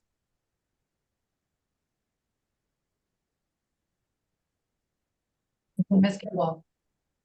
Thank you. Thanks, Dr. Stram. I just wanted to understand then if the council didn't weigh in on anything, is the idea that where we would go from here is to look at both of those things? It's not something I'd thought we'd considered previously. We were just looking at how do we modify the harvest control rules to deal with what we know are very changed conditions. And this sounds like the plan teams had a pretty solid discussion around maybe we identify what those conditions look like and then the resulting harvest control rule, but not have that be in place permanently. If we didn't say anything, would both of those avenues be explored, or is this a different direction than the workshop? Thank you, through the chair, Ms. Kimball. I think that both of those avenues would be explored, and I haven't seen the SSC report, but the SSC did have some discussion about looking at both permanently changing harvest control rules as well as looking at frameworks for when situations might ensue that you would jump to a different control rule for a certain set of changing conditions and then possibly jump back. So I think right now everything's on the table. I think the discussion at the plan teams is more about when you would want to do that and what are the conditions under which you would want to do that. And there were definitely differing opinions, even amongst plan team members, as to what conditions would necessitate that. So I think that was the reason to have that was why we came to the consensus of having a full plan team meeting, so that everyone had a chance to weigh in as a plan team as to what conditions would necessitate either moving differently to a control rule or jumping to one for a set of years or time. Thank you. And maybe a quick follow-up, Madam Chair. Yes, go ahead. Just trying to understand, Dr. Strand, what kind of the first step would be, or the priority action. Is it trying to determine when we might use something that we haven't developed yet, or is it developing the something, like developing the alternative HCR so we have something to move to if we think conditions warrant it? Thank you, through the chair, Ms. Kimball. I think the nature of our discussion, the council already prioritized 3 alternative harvest control rules in addition to status quo. And those are the ones that the group is now focusing on. And what we were trying to discuss as groundfish plan teams is using those specific species of interest. Under what circumstances might you jump to one of those 3 alternative control rules as opposed to remaining under status quo? And so I think the nature, we haven't had a lot of discussion of it, but I think the nature of the point of having the meeting was to develop those sorts of, and I wouldn't see it as just one framework. I think we would be looking at alternative frameworks because people have different opinions as to when you would want to move to a different harvest control rule. And in a way, it sets up for the council to consider, hopefully when we take this back up in June, it would look more like the way the council looks at alternatives in an environmental assessment, so that you would be looking at alternative frameworks and the associated control rules that would go along with them. But you already did highlight the 3 alternative harvest control rules coming out of the workshop that you were interested in. Thanks.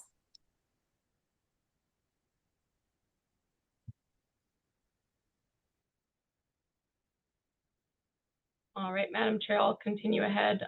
Thanks, Dr. Stram, for reviewing that slide for us. The only other topic that we're presenting on here from the Joint Plan Team report is on halibut DMRs. Michael Fye provided a presentation to the plan team, including the report from the halibut DMR working group. This provided information on the what the proposed or recommended DMRs moving forward would be for 2026 and 2027. I think that our report and maybe the action memo incorrectly states that there weren't any changes to the DMRs this year. That means to say that there were no changes to the methodology with which those DMRs were calculated, but the DMRs were updated, and Diana and I provide those at the end of each of our respective plan team presentations. So while you will receive a lot more information regarding everything that has come through the Joint Plan Team report in November, we have that kind of abbreviated report for you for the Joint Plan Team presentation. And if there aren't any questions on that, I can continue into the Gulf of Alaska Groundfish Plan Team report. I think we're ready to move on. Thanks.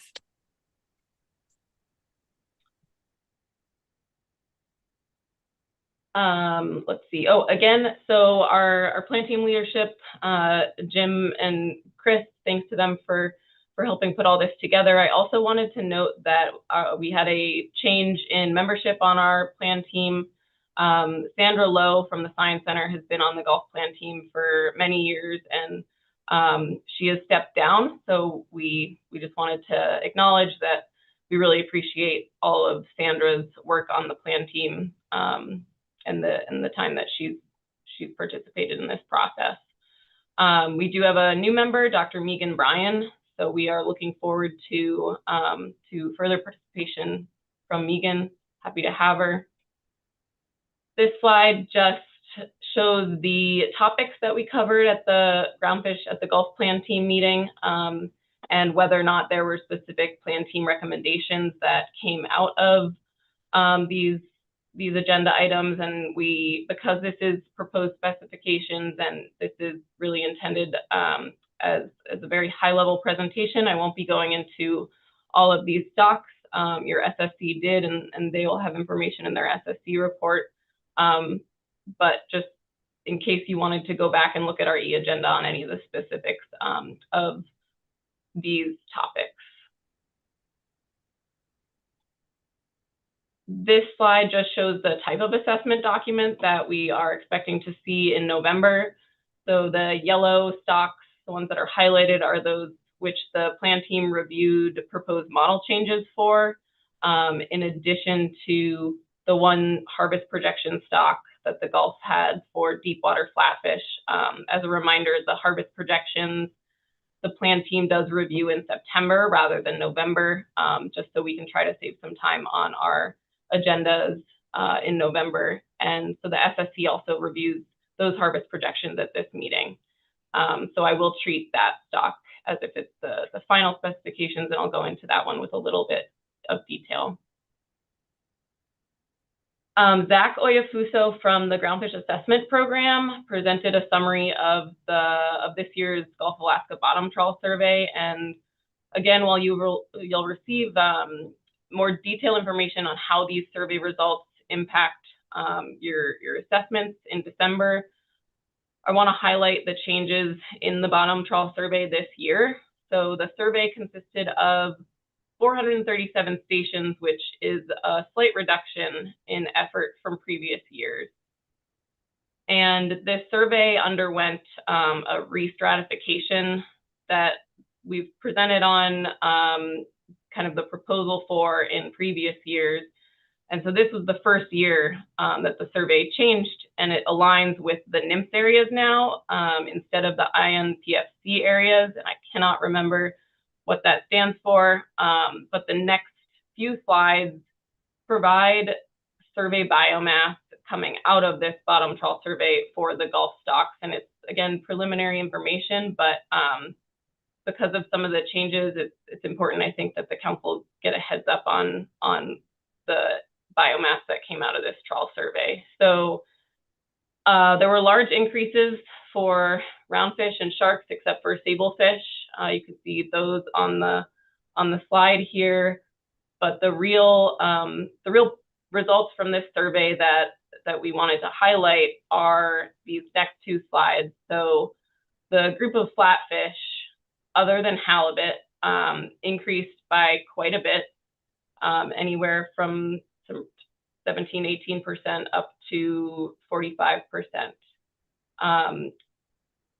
In contrast, the rockfish that were surveyed are down substantially, other than the other rockfish stock complex. These are down anywhere from 20 to 50% from the biomass that we saw in the survey in 2023. And the plan team had some questions about the changes in these groups of species. We've seen this concurrence of related species increasing or decreasing in the past, but the plan team had some questions about whether stocks have fluctuated by these levels before. Some of the discussion at the plan team with members of the survey group were regarding trying to get a sense of what is driving these trends, whether it's changes in the survey design and the performance of the survey, or if the survey biomass that you see in the previous slides is more reflective of biological phenomena. And the survey group tried to kind of respond to some of these questions at the meeting, but they looked at historically what they've seen in the percent changes and the patterns with similar groups of fish and how they correlate. And they noted that what we're seeing here with the previous two slides is fairly within what we've seen in the past, but that doesn't happen every year. And coming into or heading into November and the work of the stock assessment scientists, they'll be working very closely with the GAP program to figure out exactly how to be using and interpolating or interpreting these survey results. There's a question. Yes, Ms. Vanderhoven.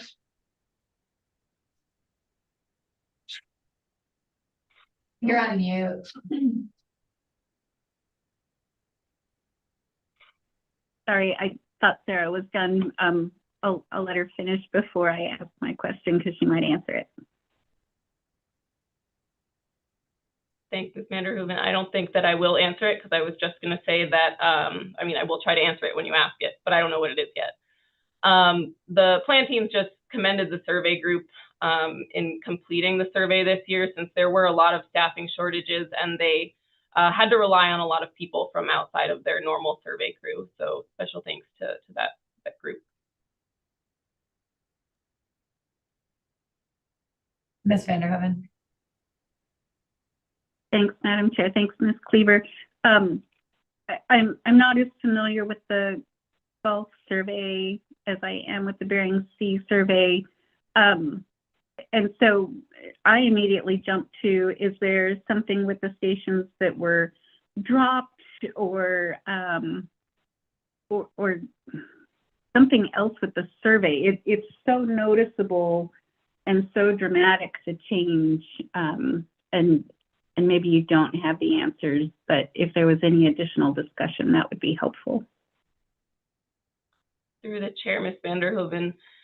Yes, so I think the main takeaways that we heard from the Groundfish assessment program, the survey folks, is that the way that they are calculating or estimating abundance and biomass, that has not changed.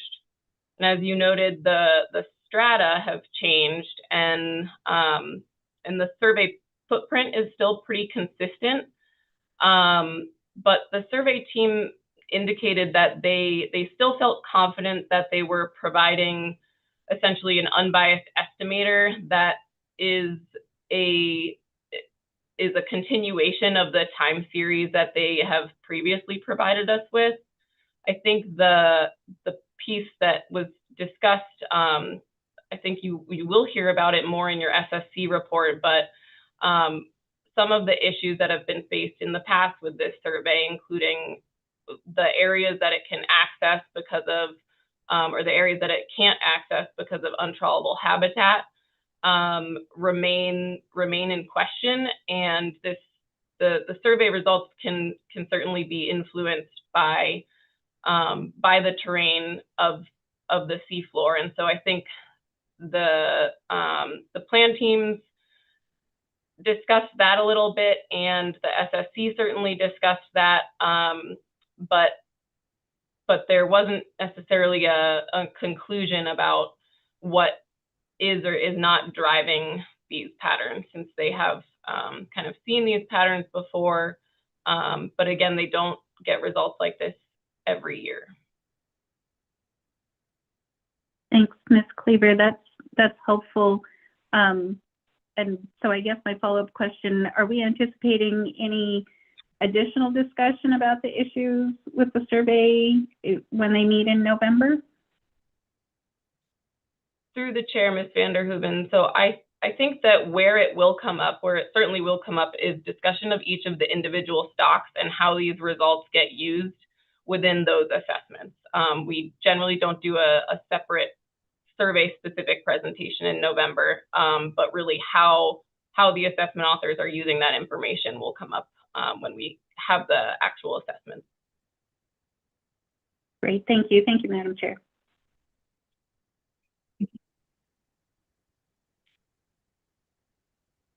Moving into just the one harvest projection that we had for Gulf deepwater flatfish. Thank you to Carrie McGilliard, who's the author for this. The deepwater flatfish complex, as a reminder, it consists of Dover sole, turbot, deep sea sole, and Kamchatka flounder. And the Dover sole portion of the assessment is assessed using an age-structured Tier 3 model. So the single species, Carrie reran the single species projection model using values from the last full assessment in, I believe, 2023, as well as included updated catch information for the past couple of years. And then the remaining stocks fall under Tier 6, and so the ABCs and OFLs for those stocks are based on historical catch. And when we look at the fishery trends, the catch for deepwater flatfish for the whole complex remains quite low compared to ABC. And on the slide here are the author recommended ABCs and OFLs.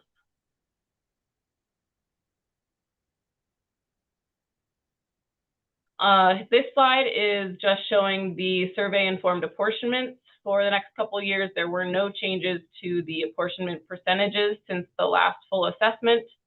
So this just shows the apportionments and ABC for the whole complex.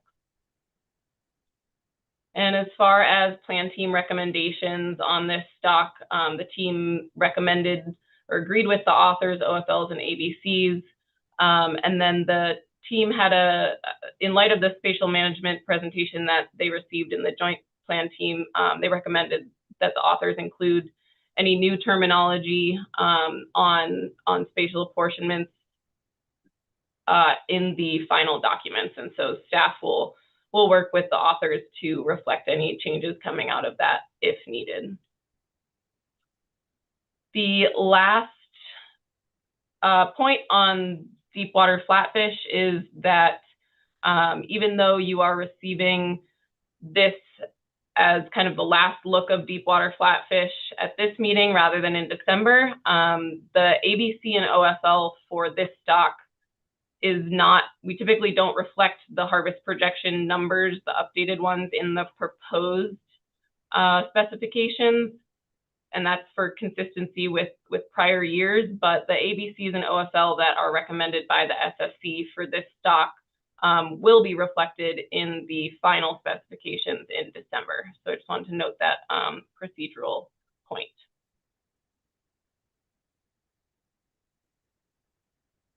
The last thing from our golf plan team conversation was Abby John from In-Season Management. When she walked through the proposed specifications, she highlighted that short raker rockfish catch this year has exceeded the Central Gulf TAC, and there is a chance that it may hit the Gulf-wide ABC. There might be an update on actually where we are with respect to that by now, but unfortunately we don't have in-season online to check on that. The plan team was reminded that for the last full assessment for short raker, which was in 2023, the author and the plan team both recommended using both the trawl and the longline survey for apportionment. And that same method had been approved for a different stock in the Gulf, a different rockfish stock, but the SSC didn't approve that change for short raker due to concerns related to apportionment in the spatial management policy. So this was flagged at the Gulf Plan team because in November, the authors are planning to again recommend using both of those surveys, and both of those surveys did trend down this year for short raker. So in light of the spatial management, the spatial apportionment discussions at this meeting, the team flagged that stock as one that the council may want to take a look at.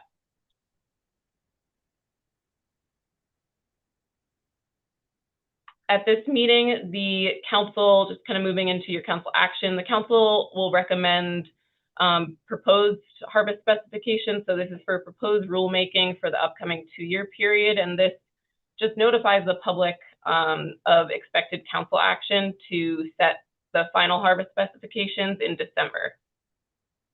The plan team adopted the proposed OFLs and ABCs, and those are shown on your e-agenda under Table 1 for the Gulf. And these, as they typically do every year, they match the existing harvest specifications that were published for 2026 in the final rule earlier this year.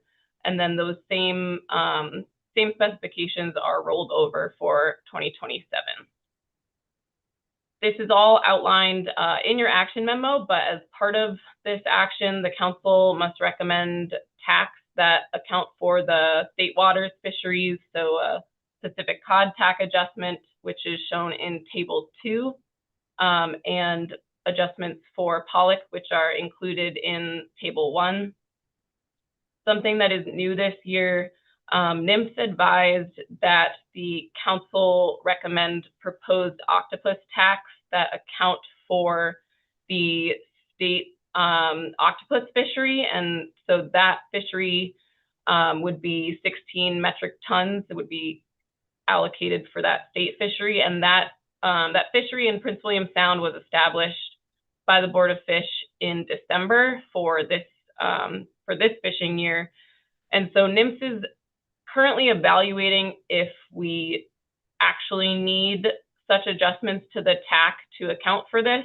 But they said they were hoping to get clarity on this for the final groundfish specs in December, since they have a few more questions that they need to follow up on.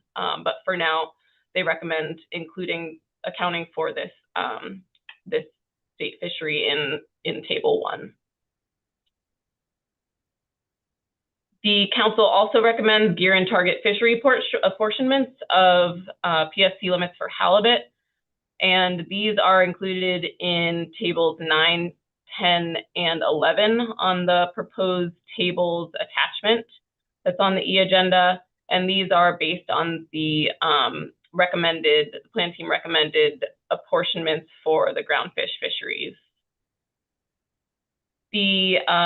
As a reminder, the salmon PSC limits in the Gulf are not specified on an annual basis because they're set in regulations. And the halibut, the council will also be recommending halibut DMRs, which are shown in Table 12. And so the next few slides are just the plan team recommendations, which I just spoke to for Gulf groundfish, and then our halibut DMRs for the next 2 years. Make sure we got everything. Yes. So I will pause there and see if there are specific questions. If not, the next presentation would be Dr. Stram with the Bering Sea Plan Team report. Any questions at this point?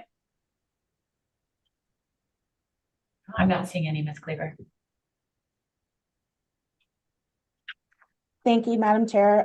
Likewise, I will be giving a very brief overview of the Bering Sea Aleutian Islands Groundfish Plan Team report. I do want to note my leadership, our co-chairs, Dr. Barbeau and Dr. Shotwell, our vice chair, Dr. Trevizio, and it's very unfortunate that they are not able to be here with us. I hope that we will be having them back for our meeting in December. Next slide. So as with the Gulf, these are the topics that we took up at our meeting. We reviewed model runs for different stocks that we will be having either operational or full updates, and made recommendations on those, and you'll receive your SSC recommendations likewise. We also took up the BSAI Acamackerel ESP. The SSC had a number of comments on that. That is a draft. So while we commented on it in our report, that the Acamackerel is actually a catch report in this year. So you won't see that until the full assessment for Acamackerel in next year. Next slide. So along those lines, these are the documents that you will see for the November planting meeting and in December. So we have full assessments for EBS pollock, yellowfin sole, turbot, northern rockfish, and BSAI skates. An operational update for Pacific cod. We do not have any harvest projections in the Bering Sea this year, but we have 15 catch reports. So it's a much more streamlined Bering Sea Aleutian Islands plan team agenda due to stock prioritization in this cycle. Next slide. We got an update from the Eastern Bering Sea Trawl Survey. I would note that the results from the Northern Bering Sea survey were not available in time for the plan team meeting, so we didn't discuss that. But this is just a snapshot of the trawl survey. They sampled 350 out of the 350 stations, and they did sample 137 out of the 144 stations in the Northern Bering Sea, but again, we didn't have that presentation available at that time. In general, unlike what you just heard about in the Gulf, in general, the biomass estimates were fairly similar to the previous year. One thing, water temperatures are slightly warmer than in 2024. The cold pool is a little bit smaller. Again, you'll hear all of this when you get your full presentations in December. They were not able to collect CTD or oxygen data on that survey. But again, biomass estimates were pretty similar for most of the fish species. But one notable thing was a lot of small Pacific cod. Next slide. So this is just your actions on proposed specifications. Again, as with the Gulf, you're adopting proposed OFLs, ABCs, and TACs for 2026 and 2027 to inform the final rulemaking that will occur after December. All of the tables are posted to your agenda. You need to adopt your proposed flatfish ABC reserves, and then again, count for state water fisheries for Pacific cod and sablefish. I would note a little different this year, partially due to the in-season issues, is that we do not have the crab biomass estimates updated. So your proposed specifications reflect crab biomass estimates from last year, which is fine in terms of informing proposed specifications. As with every year, we don't have the herring biomass estimate and it won't be available until December. I would note that you do have a letter on your agenda from ADFMG on the Three River Index for Chinook. That's not an action in front of you, but that is in regulation, and that is still below the threshold. So that is still setting the Chinook bycatch limits in the pollock fishery at the lower level. I would note that a little error in the slide, the NIMP survey biomass estimate for the Amendment 80 PSC limit is posted to your agenda, but the IPHC letter is not. So the NIMPS estimate has the limit under the 150,000. So it's at a low level for the NIMPS biomass survey. And then we will get the IPHC letter to update that PSC limit when we get to final specifications in December. One thing I would note that's different this year is we noted this in the action memo. The in-season management wanted to highlight that the allocation to jig vessels for Atka mackerel. So if you look at your table 3 and your tables, there's an allocation to jig vessels for Atka mackerel, and it can be set up to 2% of the TAC for the sub areas. There's a list of criteria for determining that apportionment. But basically in 2025 and 26, the harvest specifications set that allocation at 0.5% of the Eastern Aleutian Islands District and Bering Sea sub area. That allocation has not been fished since 1995.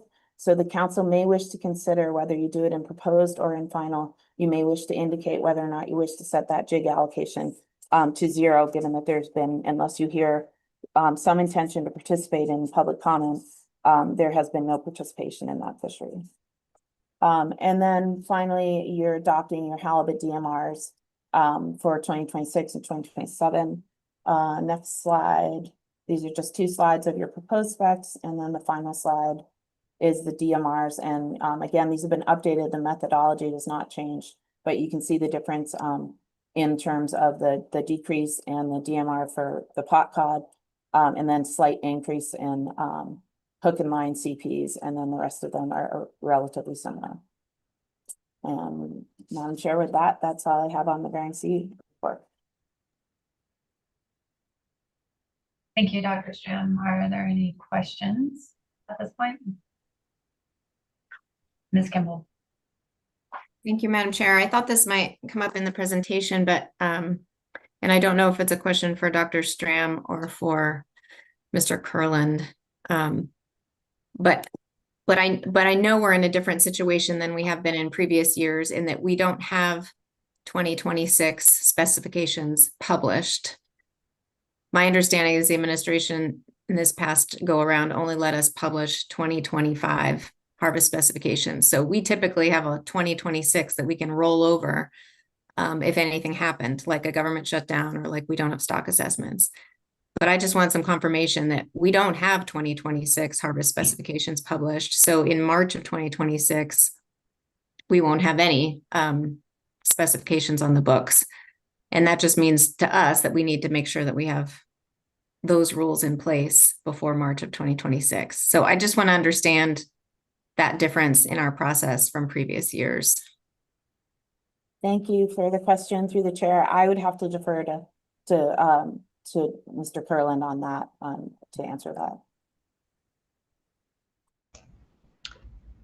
Yeah, Madam Chair, Ms. Kimball, thanks for the question. I would ordinarily double check this with NOAA General Counsel, who is not sitting next to me at the moment, obviously. So I can't confirm, but that is consistent with my understanding. I think Ms. Kimball has it correct. Thank you. Thank you.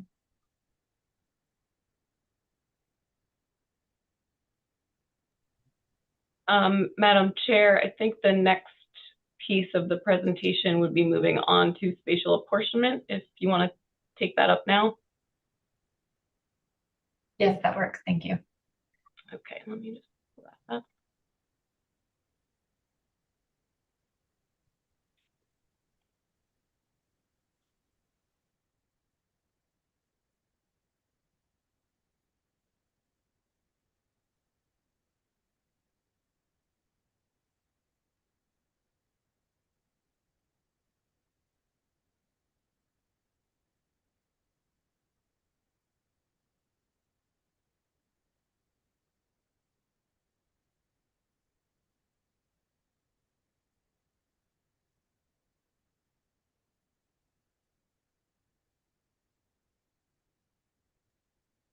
Okay, so this next piece of our groundfish harvest specifications, our proposed specifications items, I'll be providing a presentation on essentially a summary of clarifications and proposed changes on spatial apportionment of groundfish within the harvest specs process. This report really comes out of conversations across the plan team, SSC, and council within our harvest specs process, and kind of a question of when and whether there is flexibility for the council to recommend sub-area tax that are not equal to sub-area ABCs, particularly when there are specific concerns for the stock that is being flagged, and when reductions to apportionment and thus the council's tax become limiting for fisheries. So in December 2024, the council did clarify that socioeconomic information should not be included in the plan team or SSC recommendations on spatial apportionment, but the council also requested communication between SSC leadership, council leadership, and staff on possible approaches for spatial apportionments of ABC within our groundfish specs process. And in June, the SSC reviewed a discussion paper and presentation coming out of this December 2024 council request. The SSC provided feedback on that to the council at the June meeting, but the council, if you'll recall, did not take up the agenda item on spatial apportionment at that meeting. So there was further communication between staff, council, and SSC leadership over the summer in preparation for this topic to come up at this meeting. Before delving into kind of the meat of this presentation, this slide is just a reminder on ABCs versus sub-area apportionments of ABC and how they relate to management within our process. So as you know, the SSC is required by MSA to provide ACL recommendations at the level of the stock or the stock complex. And our council has defined ACL as equal to the ABC that comes out of the control rule. And this whole process is specifically documented in the Groundfish FMPs. Exceeding the ACL triggers accountability measures to respond to overages, and the council cannot recommend a TAC greater than the SSC's recommended ABC for a stock or a stock complex. On the other hand, there are no MSA requirements for specifications of spatial apportionment, and spatial apportionments are not the ABC for the stock or stock complex, and so they are not treated as ACLs. The Groundfish FMPs, unlike ABCs, the FMPs don't define subarea apportionments of ABC, nor do they describe any process by which they should be recommended. And the council uses spatial apportionments of ABC as recommended by the SSC, essentially to inform your TAC recommendations. But in practice, the council has really treated these apportionments as maximums that each sub-area TAC is at or below, even though that is not required. That has been past council practice. And because of this practice, there have been situations where it hasn't been clear whether there's flexibility or whether it would be appropriate from a biological perspective for a certain stock for a sub-area TAC to exceed the SSC's recommended sub-area apportionment. And that can result in TACs that can be unnecessarily constraining for certain fisheries. And it's important for the council to be able to know if there is a reason to be limiting their TAC in this way, whether it's for reasons related to stock structure or other biological reasons that might be provided by the SSC.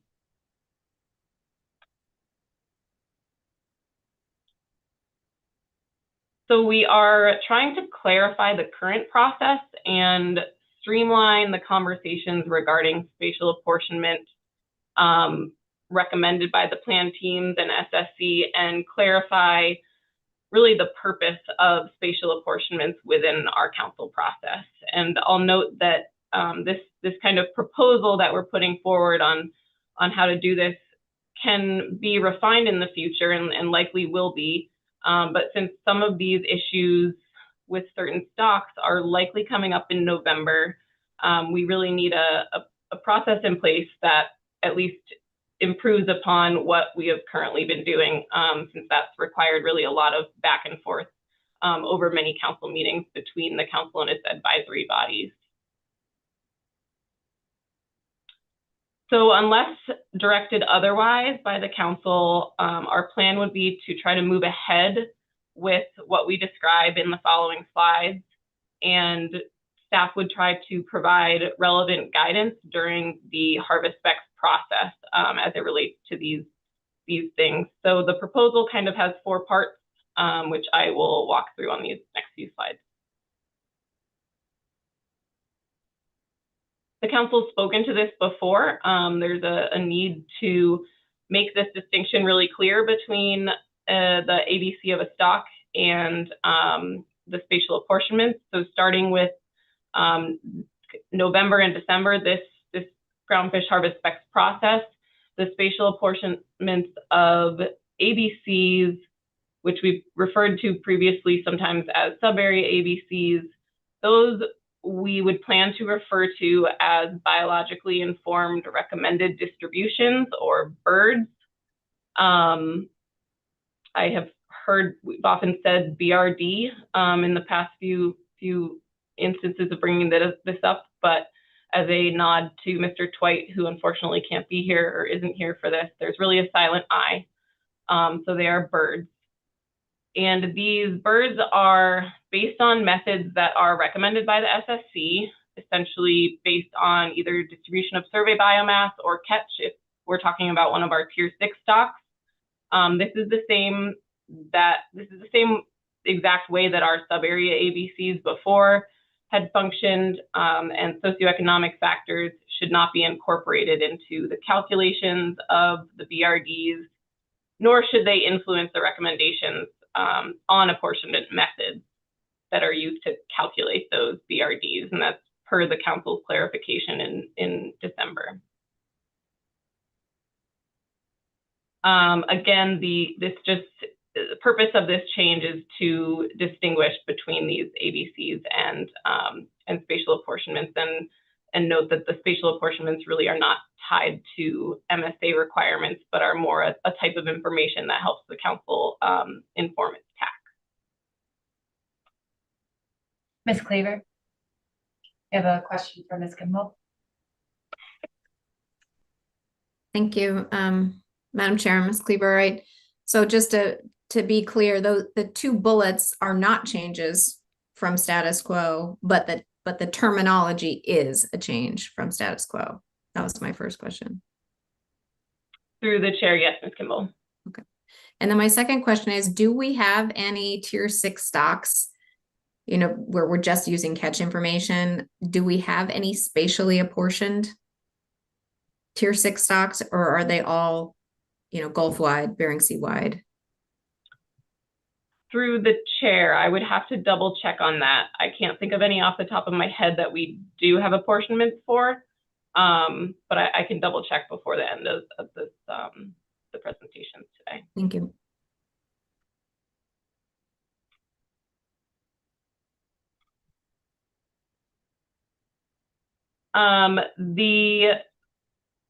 Because there isn't any description in the FMP or anywhere else in council documentation, staff have tried to provide, based on our conversations with what we've heard in advisory bodies and council conversations, we've tried to provide what seems to be the purpose of these apportionments or BRDs. So we've provided here that they are meant to be a precautionary measure to avoid localized depletion and to account for uncertainty in stock structure. The BRDs really provide a biologically informed starting point for a way to spread out catch. And we wanted to clarify that these are not really limits so much as a form of scientific information about the stock that informs the council's TAC recommendation. So as Ms. Kimball picked up on, these are the same as subarea ABCs. We're just replacing them with a new term and also trying to be more transparent about what they are and their purpose. And then all of this information is then used in the council's TAC recommendations, which can also incorporate the socioeconomic side of things, those socioeconomic considerations.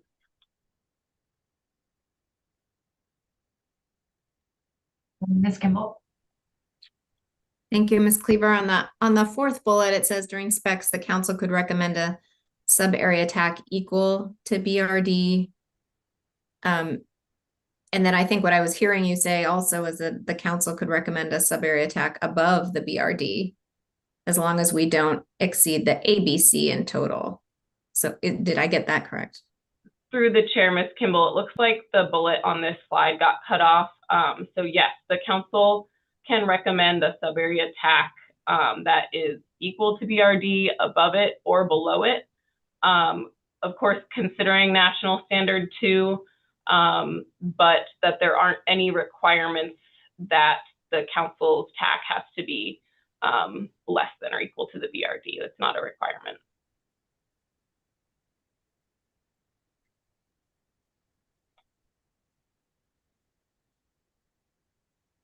Again, I'll try to highlight any like where this actually changes things in terms of process. Our assessment authors and our plan team and our SSC continue to recommend ABCs at the stock level, which they always do and have before.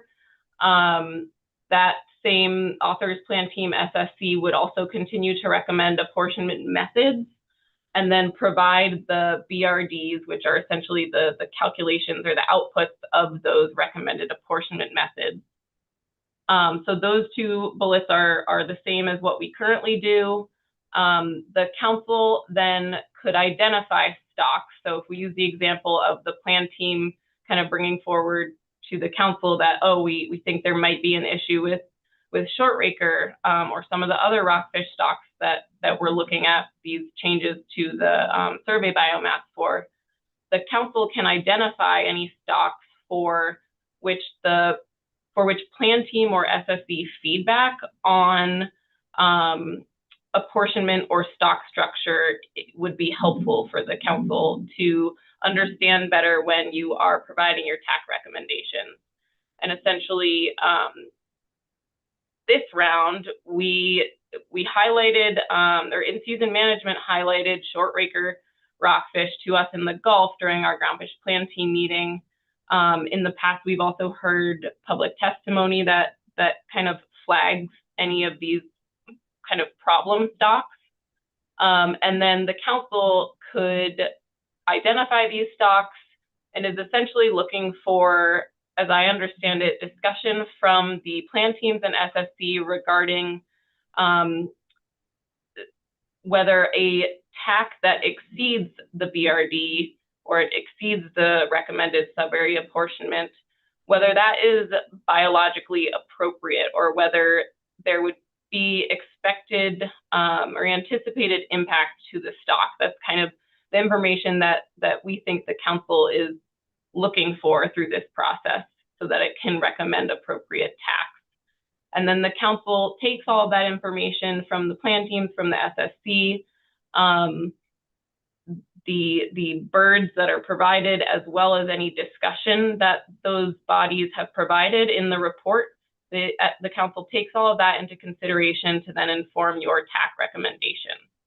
And again, the sum of those, what we call sub-area tax, the sum of those still have to be less than the stock's ABC or equal to that.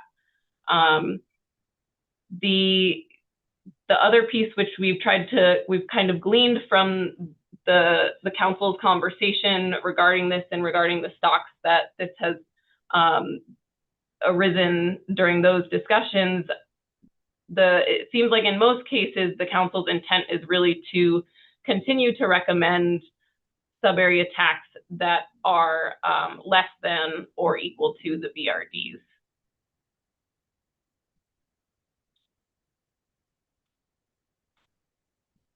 This slide shows kind of an example of what one of the changes would be within this proposed process. So as we've spoken to before, we want to pull the BRDs, or what were formerly under the ABC column here.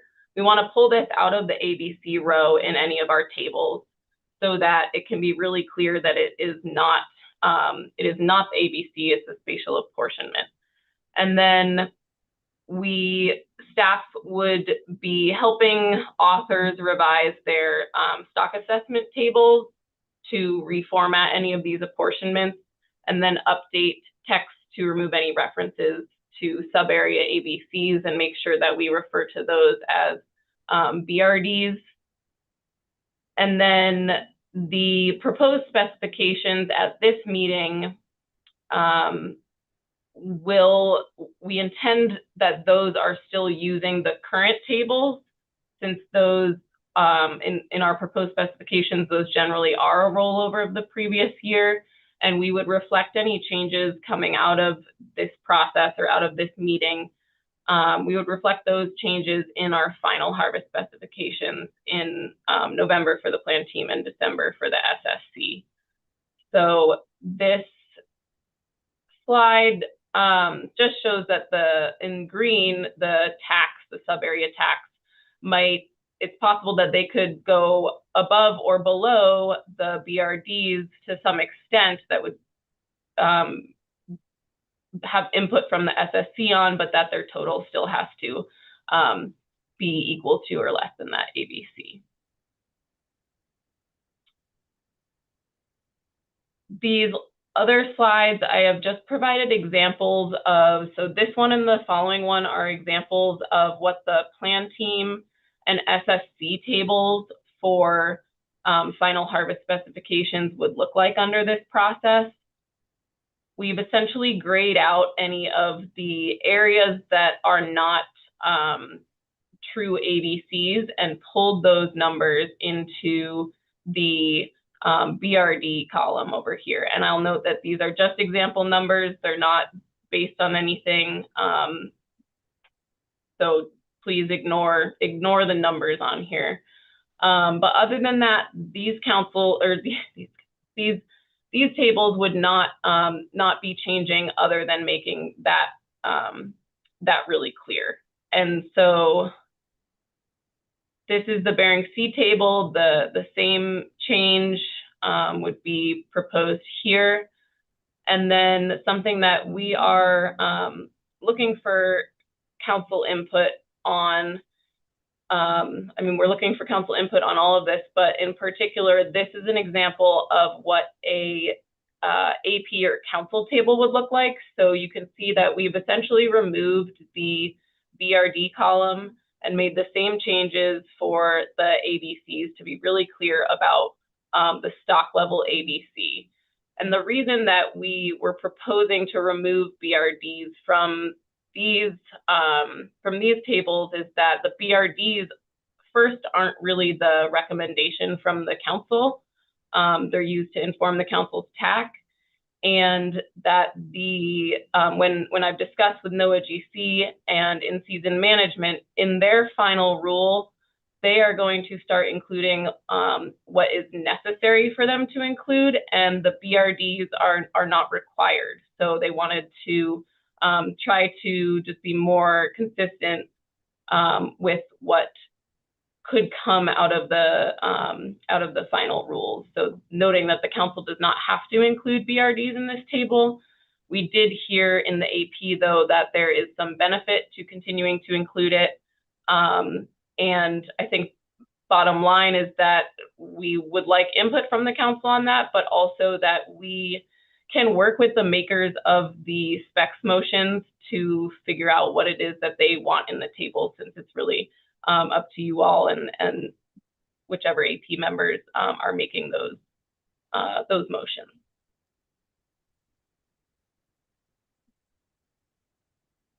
Yes, Ms. Kimball. Thank you, Madam Chair. I guess that last statement, Ms. Cleaver, threw me a little bit. I'm hoping one of our goals is still to have consistent tables, you know, how they're structured for both the Gulf and the Bering Sea, and from the AP and the council. And so I guess if we take out if we don't have a BRD column, then we're just using two sets of tables in order to fill out tax. Like if someone wanted to see what did the SSC recommend for spatial apportionment, and then they see our TAC table, they'd have to use two sets of tables in order to see if we deviated from the spatial apportionment derived from the survey. Am I understanding how that might work practically? Through the chair, Ms. Kimball, we've actually gone back and forth on that. So that's why I said it would be helpful if we get council input on this. We've kind of talked about pros and cons of including BRD and not including BRD. And I think it would be appropriate if the council has a specific way for us to move forward with this. We can design the tables however the council would like, and then noting that the thing that is going to change is that the table that goes into the final rule will not have BRDs. Thank you. And Madam Chair, just to follow up, that was going to be my other question. Could the council have a table that includes BRDs, so it's in one place where you can see the spatial apportionment recommended by the SSC, but when the agency publishes it, we don't publish the BRD column because it's not attributable to anything in the Magnuson Act. It's just our own way of looking at what the spatial apportionment is for survey information. Is that possible, or does the agency have to publish the table exactly the same way that the council approved it? Through the chair, Ms. Kimball, I would love if NOAA GC were here to give you a final answer on that. In the conversations that I've had, it does not sound like it is necessary for the council to have exact matches to what the agency puts into the final rule. But there were a few reasons that being consistent in terms of having the tables where the council is recommending tax not include BRD. There were some reasons in those discussions, but I don't think there was a very solid recommendation from GC at that time of having a strong preference on one way or the other. Yeah. Thanks for that response. I can see why we wouldn't want to publish BRDs as if they are some sort of trigger for some sort of accountability measure where they're not. That makes total sense to me. But in terms of the public being able to track things, I feel like it might be helpful to have BRDs in a column so we can speak to it in a way that shows where we might have deviated easily. But that's just a comment, I guess, as we go through this. Thanks. And through the chair, Ms. Kimball, the other thing to note, and we kind of threw this around as an idea and might be kind of a solution that you might be looking for, is if we were to include BRDs in these tables, we could just do a better job of trying to footnote what exactly they mean and what their intended purpose is on the table itself. The only other slide I have for spatial apportionment is just what came out of the plan team's discussion. The teams essentially recommended that there be more documentation describing the rationale for when and how they should, or the authors should, specify or provide a BRD. The teams had a discussion about trying to have this more detailed documentation when it's available, and that this information might also be useful to include in the introduction to the SAFE to provide guidance for when the distribution of potential catch might be flexible. And kind of whether or not that would be based on the level of reliability or importance of a BRD. So the plan team's conversation was captured within our plan team report. And in those presentations, I just let the team know that staff would follow up with them on any updates that come out of this council meeting and try to provide any further communication on what the council's intent and direction is. Ms. Kimball. Thank you, Ms. Cleaver, on that. And I don't have that report right at my fingertips, but on this one, is it the plan team's understanding, however, that when I see the words BRD, I just substitute the word spatial apportionment, and that they would just be providing spatial apportionment for stocks that they're already providing spatial apportionment for based on the survey information that they already use, such that there's no additional work there. It's really just the name change. So I guess I missed all of the discussion on what the purpose of having a rationale is. I don't think we provide rationale right now for spatial apportioning based on survey data. We just do that because we're responsible people and we're spatially apportioning catch. So what's the additional lift here that I'm not understanding through the plan teams? Through the chair, Ms. Kimball, I think this discussion or this kind of request was in relation to just what you said, that we don't have a rationale written anywhere right now, and we haven't for our spatial apportionments. And in providing this presentation, we are trying to be a little bit more clear about what the purpose of spatial apportionment or the BRDs is. And so some of the plan team members or who are also assessment authors were thinking, I think, about the stocks that they work on and whether the kind of purpose or rationale that I've described in this presentation, whether that fit with some of the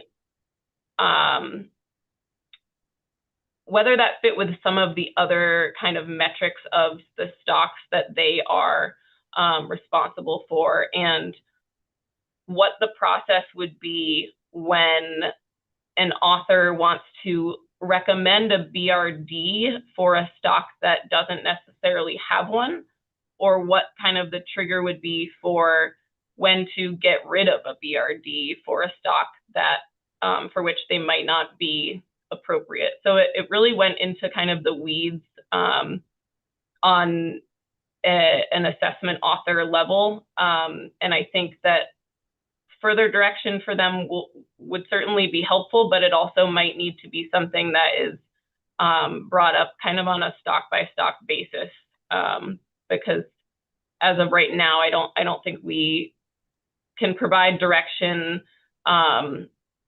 that necessarily considers every single stock and every single situation. Thank you.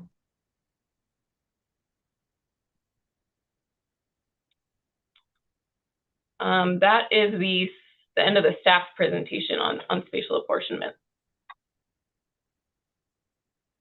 Thank you, Ms. Cleaver.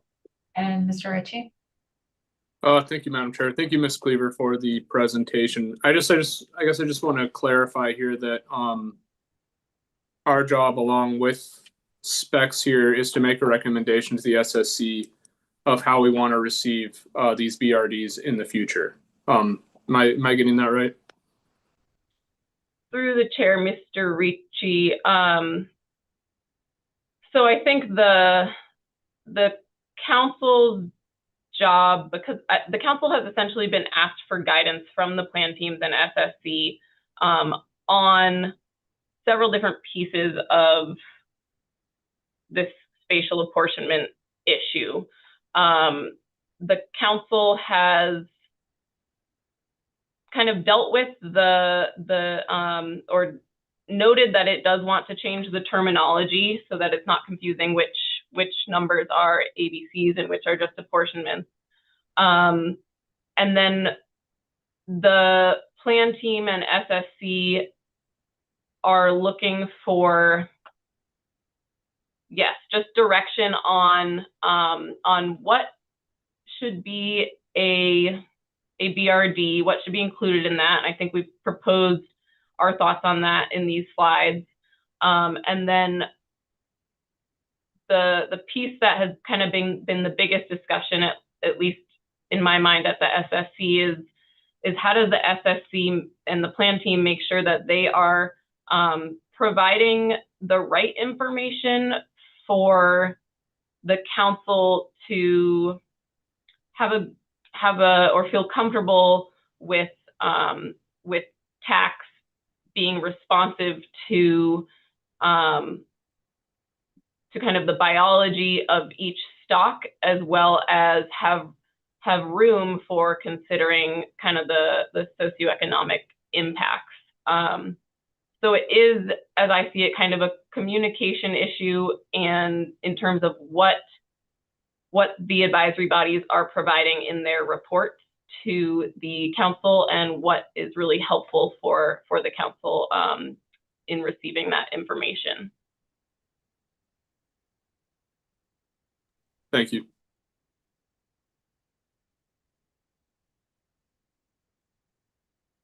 Thank you, Ms. Cleaver.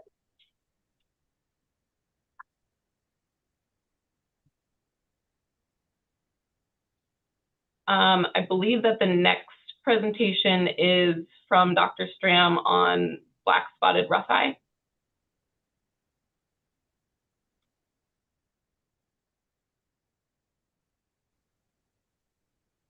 That share correctly? Yes. Okay.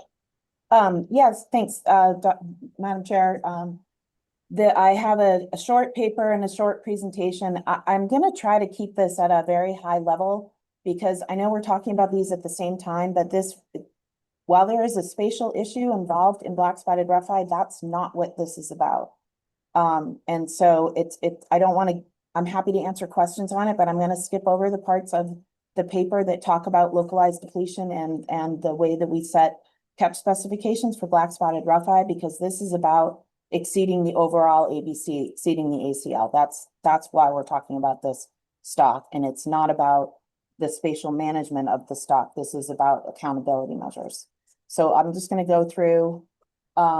You requested, coming out of the December 2024 specification cycle, you had a number of requests for to bring back with respect to Blackspotted Rougheye, reviewing the current accountability measures, why those haven't prevented catch from exceeding the ACL, spatial information, information on the fisheries that catch Blackspotted and Rougheye rockfish, stock status and evaluation of the biological consequences of the ACL overages, and with respect to 5 different potential accountability measures.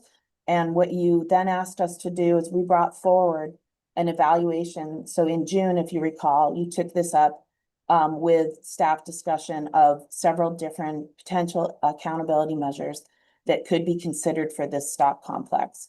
And so we reviewed those in June, and the end result coming out of June was that the council moved forward with only 2. And the 2 that you asked us to consider in this are modified in-season management authority and the potential to reduce the TAC in the fisheries that catch Blackspotted and Rougheye rockfish. So I'm going to focus mostly on that, but I'll touch on what the current accountability measures are and what the stock status is overall for Blackspotted Rougheye. So just to remind you, in our FMP, we do specify accountability measures. It's in section 3.2.4. And what is referenced, and this is the same for both Gulf of Alaska and the Bering Sea Aleutian Islands groundfish FMPs, and it references the overall management of catch. So referencing the observer program, the catch accounting system, in-season management at the TAC level, and the entire harbor specifications process that can account for an overage. The issue is that those are to manage to the TAC level. Those accountability measures were never really set up to manage at the ACL level. And so with the Blackspotted Rougheye ACL being exceeded in 3 of the last 4 years, National Standard 1 guidelines require that the council reevaluate accountability measures and potentially modify them if an ACL is exceeded more than once in 4 years. And so for Blackspotted Rougheye, it's been exceeded 3 of the last 4 years. And so the council has indicated that it is looking at a reevaluation of the accountability measures in the groundfish FMP. Just briefly to talk about the Blackspotted Rougheye complex, the overall, it is managed as a single stock. So it is managed as a Bering Sea Aleutian Islands stock. It is spatially apportioned by area, but it's the overall ABC that's been exceeded. So if we're looking at it on a stock status level, on the left-hand side, you see this is from the most recent assessment, which was in 2024. I would note that there will not be an assessment this year, as we just discussed in the Bering Sea specifications. It will be a catch report, and it will also be a catch report for POP. So that's important to recognize in terms of what tools are available to you and what information. But the stock is increasing. It has had some of the highest recruitment recently. The assessment downplays the very high 2011 year class, which is pretty common in assessments. When there's a very large year class, it's usually downweighted because of the uncertainty involved in that. So there is high uncertainty in it, but there's every indication from both the survey biomasses and the general stock assessment that the stock is increasing. And so on the right-hand side, you get these reports every year in the stock assessment. It just gives you where the stock status is. And I would just note, if you look at in the red, the 25-26, you'll see that it's well above its target stock biomass and not being fished at high levels, if you look at it from an overall stock, not from an area specific. The next, these are tables 2, 3, and 4 in your document. And this just gives you the overall catch and the ABC. And what you can see is in 2021, the overall ABC has been exceeded 3 out of the last 4 years. This is a special stock in which we do have a maximum sub-area species catch level specified in the Western Aleutian Islands. And that is where the concern generally is in terms of localized depletion, but that is not actually relevant to this issue. This issue is about accountability measures. It's not about spatial apportionment of catch. And just given that you just went through that discussion with Ms. Cleaver, I was trying to differentiate that that's not the issue here. This is an issue about an ABC overage. But we do note that it's been put on PSC status in those areas, and then we list in table 4 the dates that in-season has put that on PSC status. Council also asked for some spatial information. And in general, the Blackspotted Rougheye is generally caught as incidental catch in the POP fishery. So on the left side, you see the spatial locations of the POP fishery. On the right, the spatial locations of where Blackspotted Rougheye is caught. And you can see that they're concentrated in the same area and in the Aleutians, and particularly in the Western Aleutians. This table in your document also gives you the catch of the Blackspotted Rougheye by target. And again, you see in general rockfish, which is generally POP, but the rockfish target is where the majority of that catch is coming from. It's also sometimes caught in the Pacific cod fishery at mackerel, and then some of the flatfish fisheries, but generally it's the POP target where you see the most of it. Again, this was the paper that you had in June, looking at these accountability measures, and the resulting action was to focus only on these last two in terms of modified in-season management authority, as well as reducing the POP TAC in order to estimate a reduction in the possible incidental catch of Blackspotted Rougheye. So what does that mean?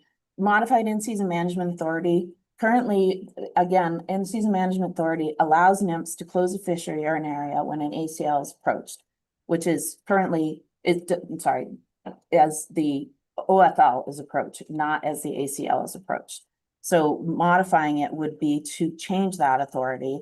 And section 3.1.1 of your paper gives the goals and objectives of in-season management authority and where it can be, where it can come into play. The main difference would be that using a modified in-season management authority would give the agency the authority to close a fishery as an ABC was approached, not the OFL. So if that is what the council is interested in doing, that will require an FMP amendment and rulemaking. So that would be a longer term analysis. But the council would likely want to articulate the specific situations in which this authority could be invoked. So you don't want to supplant OFL authority. You don't want it to be that every fishery as an ABC is approached would require NIPS to close different fisheries. You would want to articulate what situation would require you to authorize the agency to have modified authority. So in doing so, and I have an example on the next slide as well, you could define this only for specific fisheries. You could articulate how many years an ACL would have to be exceeded in order to invoke this authority, or you could have some other policy articulation of in what measures, in what circumstances you would want the National Marine Fisheries Service to invoke that authority. The other aspect that you asked us to look at is something that could be done in this specification cycle, which would be simply to reduce the TAC in the fisheries that catch Blackspotted Rougheye incidentally, and that's primarily the POP fishery. That does not require any analysis, and you asked that staff put forward a table, which we included in here, and I have a slide on it as an example that you could do at final harvest specifications if you wish to do so. Briefly on page 14 of your discussion is trying to come up with some of the options that the council might wish to look at if you decided to go the direction of modified in-season management authority, understanding that is a longer term and it would require rulemaking and an FMP amendment to identify accountability measures. You may wish to say when you want that to be done. Do you want it to be done if the ACL is exceeded once, more than once, which is what the National Standard Guidelines request, that if it's more than once in 4 years, that you look back at accountability measures. You may wish to articulate that that's when you want this modified authority to occur. You could specify that if it's exceeded more than once in this rolling 4-year period, then the in-season management authority would be expanded to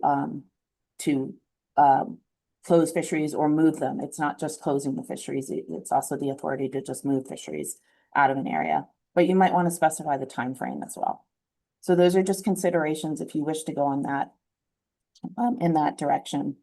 In the immediate action before you and propose and then final harvest specifications, You could also reduce the POP catch in the areas in which black-spotted rougheye is caught. So looking at the largest overages of the black-spotted rougheye over the ABC of the two most recent years, 2023 and 2024, were 82 and 70 metric tons respectively. So in-season staff as an example, used a rate of 85 metric tons and then looked at that rate and what that would reduce the POP catch in both the year 2024 and then as an average from 2021 to 2024 to see what you would look at when you're doing your tack sheet at final harvest specifications in December, where you might want to reduce the tack if you were trying to estimate how much POP tack would have to be reduced so as not to achieve that overage in the black-spotted rougheye. And that's something that can be done without analysis. You just want to look at your tacks. I would note that you will not have any more information on POP or black-spotted rougheye in this specification cycle because they are both catch reports. So your rollover OFLs and ABCs for those stocks will remain the same. I'm sorry, I see that John Ferlin has a question. Thank you, Mr. Carlin. Thanks, Madam Chair, and thanks, Dr. Stram. So if you could go back one slide, you were talking about page 14 of the C5D paper, and I noted in section 3.1.2, it notes that the council may want to consider also adding new in-season management authority for other rockfish stocks or for any groundfish stock with an ACL overage. So, for example, this could focus on instances where there is more than one ACL exceedance in a 4-year period for other species besides the black-spotted rougheye complex. So just I want to make sure I'm tracking this correctly. It sounds like the suggestion here in section 3.1.2 is that it may be advantageous to have a little bit more of a generic tool in the toolbox, if you will, so that in-season managers are equipped to deal with a situation where there is more than one exceedance in a 4-year period and wouldn't need to bring that back to the council if it involved some other species or complex besides BSRE. Do I have that right? Through the chair, Mr. Carlin, yes, that's correct. We worked with in-season in having these discussions. And if you remember, the BSAI other rockfish complex ACL was exceeded last year. That's the first time in the 4 years. I know that they're working very hard to the fleet and in-season management are working very hard so that's not exceeded again this year. But I think that our general feeling as staff is that if you were going to go that approach for in-season management, you could just specify it for black-spotted rougheye because it's kind of been the more problem child, but it might be something you might want to consider just as a general management authority for any stocks, whether it's in the Gulf or in the Bering Sea. Okay, thank you.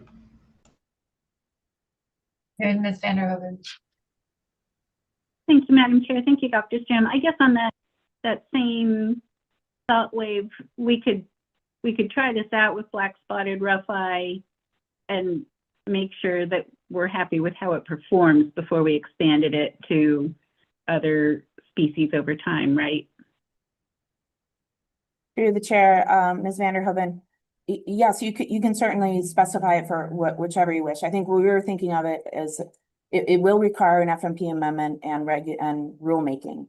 So if you're going to go through that and then you wish to expand it again, I'm not really sure without having the benefit of NOAA GC if that is something that could be done as a housekeeping amendment or if it would require going through the entire regulatory amendment process again. So I just think that's a consideration that you might want to think about.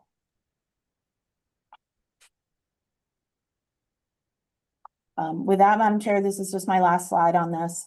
Again, you have, as you indicated in June, you are interested in these two different accountability measures. One is short-term, and you could look at revising the TAC for POP in this specification cycle. Whether you do that at proposed or final is the same. Or long-term, you could consider initiating an action to evaluate expanded in-season management authority. And Madam Chair, that's all I have. Thank you. And Ms. Kimball. Thank you. Thank you, Dr. Stram. On that slide, I just wanted to better understand our action and responsibility. I feel like I've heard it a couple different ways now. are we required to evaluate new accountability measures? Or given that we've have some in place and they aren't effective, are we required to modify our accountability measures? Is it just something that we need to evaluate and consider, or do we have a responsibility under Magnuson to actually put some in place that are workable? Through the chair, Ms. Kimball, I think that's slightly a gray area, and I wish that we had Noah GC here to definitively answer that. National standard guidelines require that you look at revising your accountability measures when an ACL has been exceeded more than once in 4 years. We have been looking at our accountability measures in each year that the Blackspotted Rougheye ACL has been exceeded. And we have tried to put into place voluntary measures. In season has posted catch counting reports specific to Blackspotted Rougheye. I think that you have already gone through the process of evaluating and looking at your accountability measures. And I think now when you've exceeded it 3 out of 4 years, the council is probably incumbent on the council to look at actually modifying them. Thank you. Thank you. And Mr. Carlin. Yeah, thanks, Madam Chair. Just on that same point, to me, it gets to the effectiveness of the measures. So we have seen that the existing accountability measures have not been effective in preventing ACL exceedances. And so maybe it's not entirely black and white, but certainly the implication to me is that if the existing accountability measures are not effective, that the council should update them to make them effective. Thank you, Mr. Carlin. Okay. Any other questions on this presentation? Okay. So, Ms. Cleaver, that concludes the presentations under C5. Is that correct? Madam Chair, yes. Okay. Well, we'll take a 10-minute break, come back at 2:40, and we'll take up the remainder of our SSC report.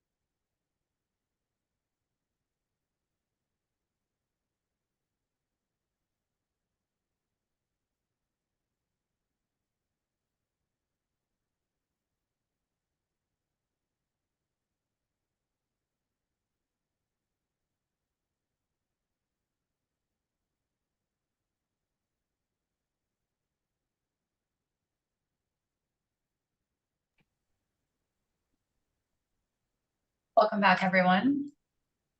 We are ready for our SSC report on C5.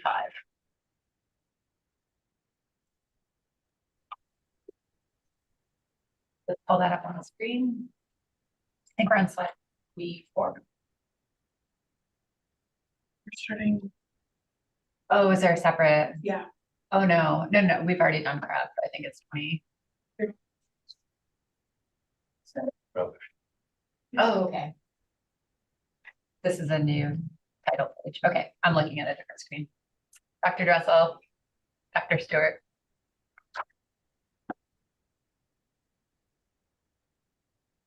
Good afternoon, council members. We'll be presenting the balance of our SSC report, including the C5 groundfish harvest specifications. For the record, Ian Stewart, and I have with me co-chair on the SSC, Dr. Sherry Dressel. I will note before I begin that perhaps in keeping with the spirit of our SSC meeting, the order in which we're going to cover these topics will differ from the presentations you just heard, but we will in fact cover all the same topics, just in a different order.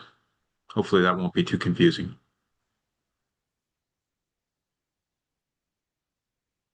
We will begin with the Joint Plan Team report and overall harvest specifications. First, the preliminary groundfish specifications and halibut DMRs. So across the board, the SSC covered both the BSAI and the GOA harvest specifications and recommends the approval of the preliminary groundfish specifications and apportionments, as well as supporting the Groundfish Plan Team's recommendation to approve the halibut DMR working group recommendation for the proposed halibut DMRs.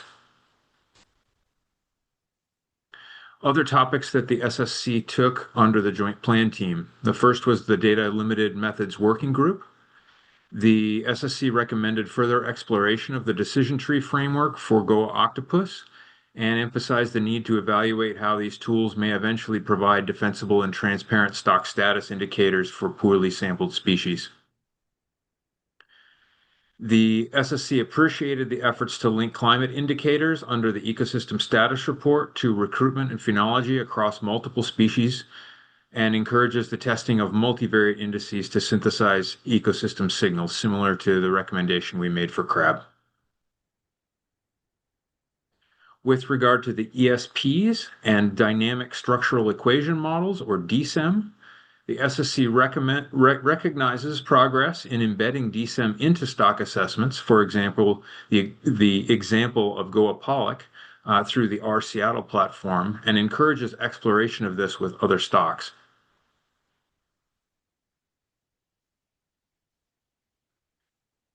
For surveys in the Bering Sea and Gulf of Alaska, ecosystem surveys, the SSC notes the importance of indices of early life stages for pollock and Pacific cod in the GOA and recommends their inclusion in future presentations. For the longline survey, as was discussed in the previous presentations, the SSC was somewhat concerned about the new design, which only samples in one FMP or the other in a particular year, and the SSC recommended exploring approaches to better integrate unsurveyed regions, including potentially using model-based indices. For the trawl survey, the SSC agrees with public testimony that the co-occurrence of guild-level biomass trends, for example, all the rockfish being down and most of the flatfish being up, with changes in the GOA trawl survey design is somewhat concerning. And you'll see it below, we have some recommendations about things to look at there.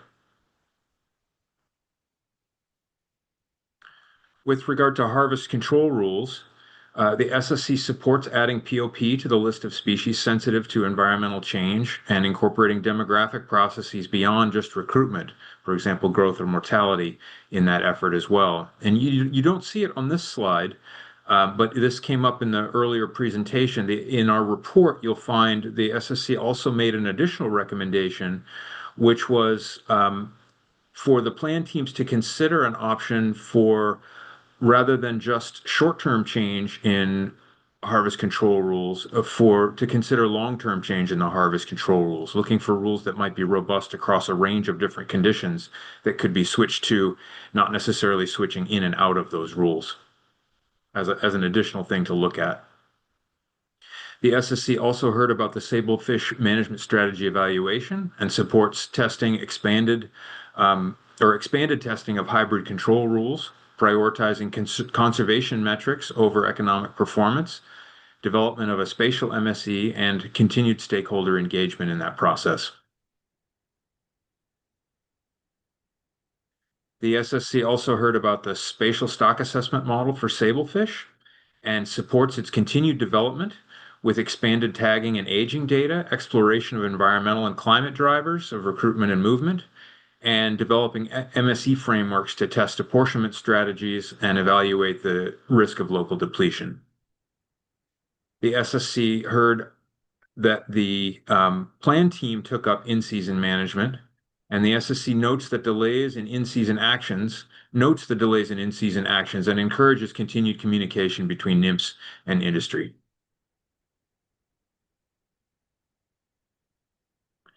With regard to the sablefish stock assessment, I'll note here that we have not included in this presentation all of our various technical recommendations, but just some highlights. So for sablefish, the SSC concurred with the Joint Groundfish Plan Team and the assessment authors on 2 models to be brought forward for November. The SSC recommends further evaluation of the impacts of the biennial survey extrapolation, perhaps in the 2026 CIE review, and consideration of that in the risk tables for this stock assessment this year, and as well the other technical model development that you'll find in our report. We'll move now into spatial apportionment as we took this item under the Joint Plan Team. The SSC thanked the staff for the presentation on the role and process of spatial apportionments, and there were 4 points that we highlighted as important takeaways from the presentation that we received. The first was the change in terminology from sub-area ABC to bird. The second was the clarification that area-specific tax may exceed individual birds. The point that in the December harvest specification tables, ABCs and birds will be in different columns, and the birds will sum to 100% of the coast-wide ABC or the stock-wide ABC, depending. And that for stocks identified by the Council in October, the SSC will describe the risk of exceeding birds in either a qualitative or quantitative way. So these were the salient points that we took from the presentation that you just heard. The SSC supports the proposed terminology change to birds from sub-area ABCs, and the SSC agrees that socioeconomic factors should not be included in bird calculations.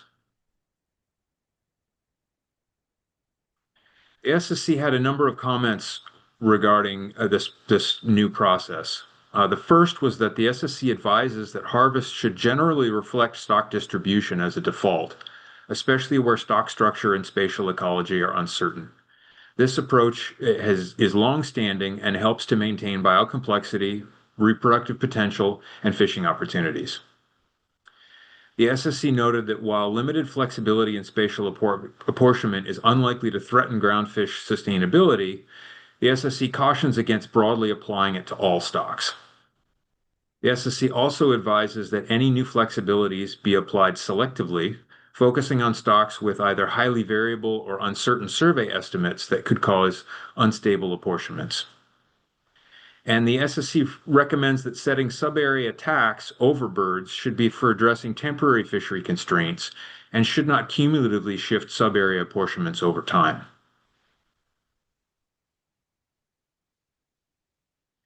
The SSC highlights that the appropriate role of the SSC is to quantify or at least characterize the risk of exceeding a specific bird. And this risk is going to be comprised of a combination of the risk of local depletion related to the potential for stock structure, as well as the uncertainty in the area apportionments. The SSC recommends that the Groundfish Plan Team and the SSC work toward developing general guidance using metrics of conservation concern to help provide a transparent and more consistent advice as stocks are evaluated on a case-by-case basis. Basically here, the SSC was concerned that if we just do this one by one, we might not have a very comprehensive approach. So we thought that the focus should be on developing a comprehensive approach, but highlighted that that won't be developed by this December. Along that line, the SSC notes that there are unresolved questions about how the bird/subarea attack process will work in this cycle. Nevertheless, the SSC considers the process to be sufficiently well developed and supports moving forward. The SSC recommends that the process this year be considered a pilot or a trial run that can be used to improve and refine the process in the future. And you'll find in our report that the SSC recommends a suite of long-term research objectives towards improving standardization, efficiency, transparency in bird estimation and application processes. These we did not see as something that could be achievable this year, but longer-term objectives. Now, this next point could be noted under any of the survey presentations, and I think is in our report. But the SSC requested that the survey teams provide survey information for all of the FMP stocks at the September Groundfish Plan Team next year in order to more fully inform the Council regarding potential change in the BRDs.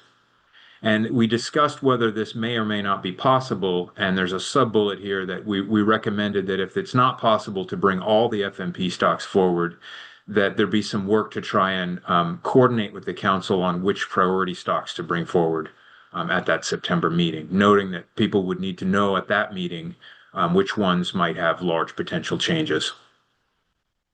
The SSC identified two groups of stocks at this meeting. The first is those identified by the SSC as having potential changes in apportionment methods that could result in changes to the birds between 2024 and 2025.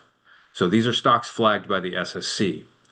The second set are those for which the SSC received public testimony that may be relevant to the Council.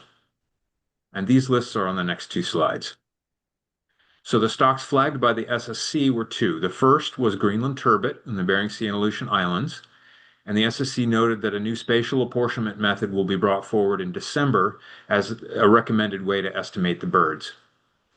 The SSC also noted or flagged for the Council GOA short-raker rockfish, where, again, a new spatial apportionment method will be brought forward in December.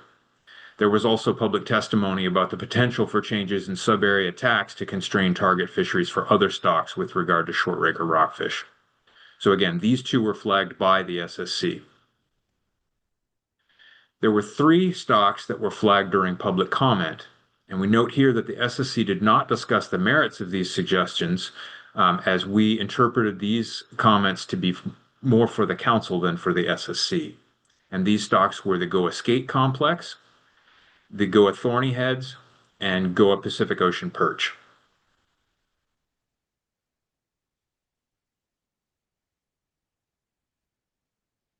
And I'll pause there in case there are any questions on our spatial apportionment. Ms. Kimball. Thank you. Thank you, Dr. Stewart. I think first one was on slide 42. Trying to keep track. I'm sorry, slide 43. Oh no, slide 42. Sorry about that.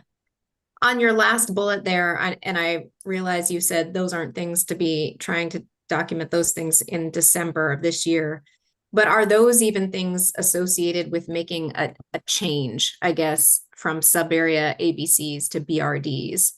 Or are those just in general that the SSC wants to look at a more standardized process and transparency in how we spatially apportion our catch, our recommendations? And I can repeat that if that didn't come across well. When I read this, I feel like it's trying to improve standardization just generally, and in the decisions in why we spatially apportion what we were doing for ABCs and now will be BRDs, and is really less associated with this particular change in terminology. But I'd like to be corrected if I'm not understanding that. Through the chair, Ms. Kimball, yes, I think that's an accurate paraphrasing of this section. This was more looking at the entire process and a suite of things that one would want to look at when undertaking a process like this to be able to track its performance over the long term and all of the various inputs and outputs to the process. So I think you're correct that this is less related to the change that's occurring between sub-area ABCs and birds, and more just related to the entire process of sub-area apportionments. Okay, that's very helpful. Madam Chair, I had a second question on the next slide. I really appreciated this delineation by the SSC into two groups of stocks. So we would not, as a council, be receiving information unless we heard it from the SSC and plan teams on potential changes in apportion methods or survey inputs that may really make a significant change in the spatial apportionment. So I'm glad to see that. On the second part of that, you then say another group of stocks is for which the SSC receives public testimony that may be relevant to the council. And I'm assuming, and correct me if I'm wrong, that is talking about really public testimony in terms of identifying socioeconomic or management considerations for why we might want flexibility in spatial apportionment need to be directed to the council under this approach. Because the SSC isn't taking into account socioeconomic information to set BRDs if we continued on our current process. But please help me understand if there was more to that discussion than I just conveyed. Through the chair, Ms. Kimball, that's exactly what we were trying to convey here, that the SSC did not and was not prepared to weigh the relative merits of socioeconomic concerns and whether that should raise flags for the council, but that public testimony, especially in this initial process, since we received it, we wanted to highlight that for the council. But I think ideally in the future, that testimony could go directly to the council rather than the SSC. Thank you. Oh, I see Dr. Dressel's hand too, but thank you.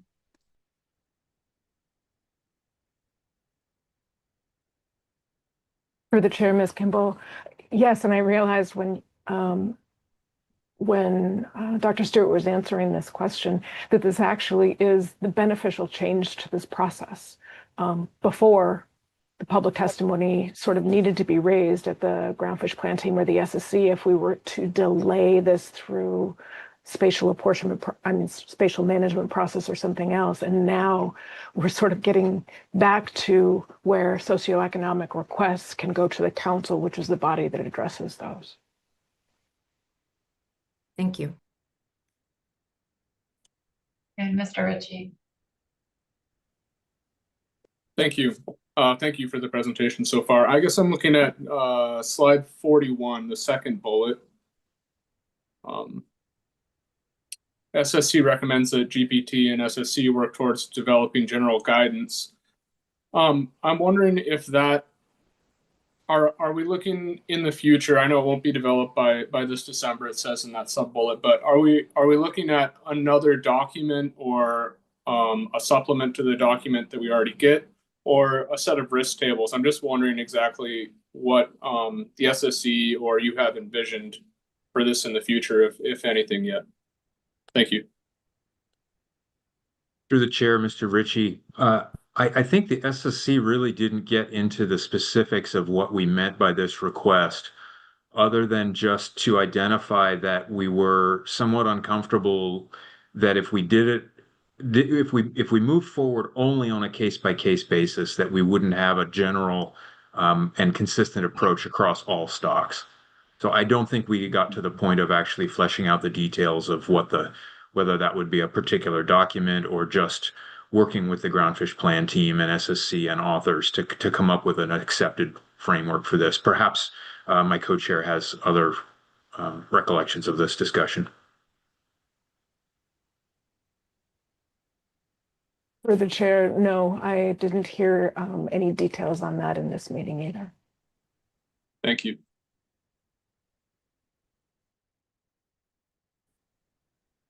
Thank you. I'm sorry, I just had one more. Yes, Ms. Kimball. Thank you, and thank you for the indulgent, Madam Chair, because this is new, but also not new, and I really appreciate how the SSC has tried to line it out, both in the presentation and the report. And so I just want to understand clearly that the SSC at least feels comfortable, sees the value in moving forward with what's been provided to us by staff and through NOAA GC, and feels comfortable that we can do kind of this trial run in this specs process.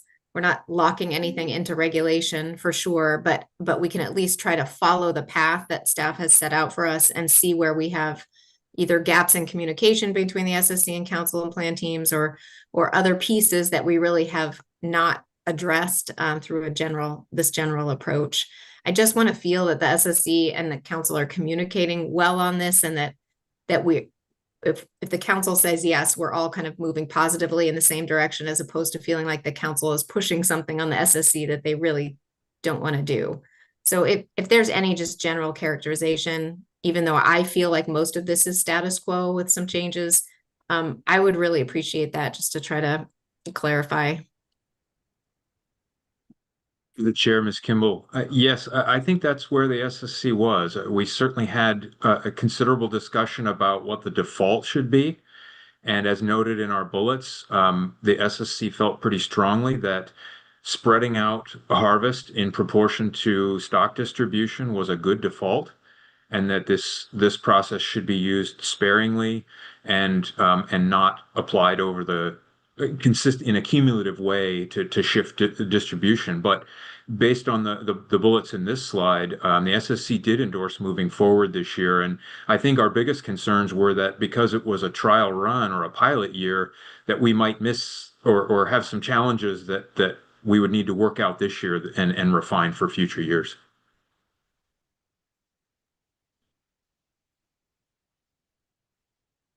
Thank you, and Dr. Dressel.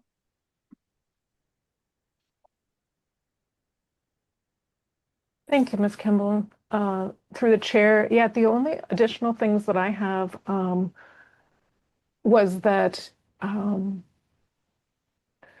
SSC didn't include this in our report, but I really appreciate that this process has developed actually in response to the SSC coming to the council and talking about what can we do within a cycle rather than delaying some of these methods, scientific methods changes.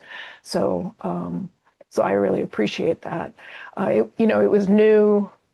It was sort of a new realization for some of us that it's possible to have the TAC over the BRD. But I believe that, and I think that that's where sort of the recommendation of, the general principle of having catch spread out came from. I think that the council comments that I have heard about time and not doing this for every species is also helpful, because I could see a time problem during our December meeting if we did that, if nothing else. And the last one was, yes, I think that it seemed like the SSC was sort of on board to go through this process this year. Actually, that's exactly what our report says. As a chair, I recognize we won't have the time to develop a quantitative approach or a consistent approach across all species. So I wouldn't be surprised if the SSC chairs come back to you and are trying to describe qualitatively how much risk there is, which you've heard the SSC chairs do that before. Franz and I have said, well, it's somewhat risky, kind of risky. What is that? So I wouldn't be surprised if some of that comes up in December, but we faced that before together and we can do that again. Thank you both.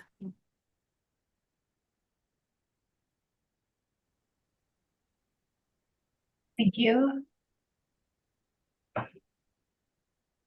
Continuing on through the Bering Sea and Aleutian Islands Groundfish Plan Team report, the SSC received public testimony that it would be valuable to have reviewed the C5D, the Bering Sea and Aleutian Islands Blackspotted Rougheye Rockfish Accountability Measures.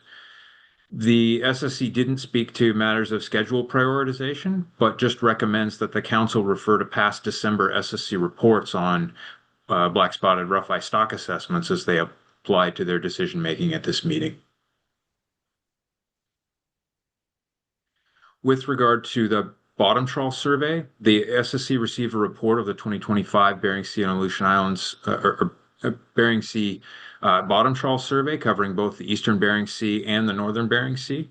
And the SSC commends the AFSC on the rapid turnaround of data products after the survey was complete. and the work to continually improve in current and developing products. For EBS Pollock, the SSC recommends bringing forward the base model from last year with a couple of changes. First, the updated estimates of survey biomass and age compositions based on new spatial modeling. And second, the 2025 fishery and age compositions based on the new age estimation, the FTNIRS. The SSC did request accessible documentation of the impacts of this transition from traditional aging to this new method. And the SSC recommended, in addition to other recommendations, the development of a long-term strategy for transitioning to a new model platform, and also including Russian data and climate readiness. For yellowfin sole, the SSC agreed with the Groundfish Plan Team recommendation to bring forward 3 models. And probably most importantly here, it also concurred with the Groundfish Plan Team on moving this stock from Tier 1 to Tier 3, a transition to a new modeling software and including the bridging that was provided to us as an appendix in November and December. For Greenland turbot, the SSC endorsed the cumulative changes to the turbot assessment model. The SSC agreed with the Groundfish Plan Team recommendation to bring forward several models in November and December, listed there.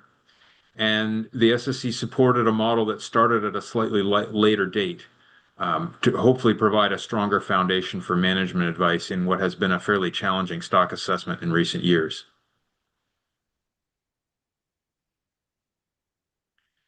For Bering Sea and Aleutian Island skates, the SSC also agreed with the Groundfish Plan Team on the models to bring forward. The SSC agreed with the Groundfish Plan Team to bring forward, in addition to the Tier 3 models, a Tier 4 model and also a Tier 5 option. The SSC agreed with the author's list of research priorities and had some suggestions about modeling growth outside those models to provide and to better quantify the uncertainty in growth. For northern rockfish, the SSC again agreed with the Groundfish Plan Team to bring forward 2 models in November. The SSC highlighted the recent genetic work, which indicates relatively high stock structure for northern rockfish relative to other rockfish species. And the SSC noted it continues to have some concern over potential risks to stock biomass and productivity from disproportionate harvesting. I believe that refers to subareas.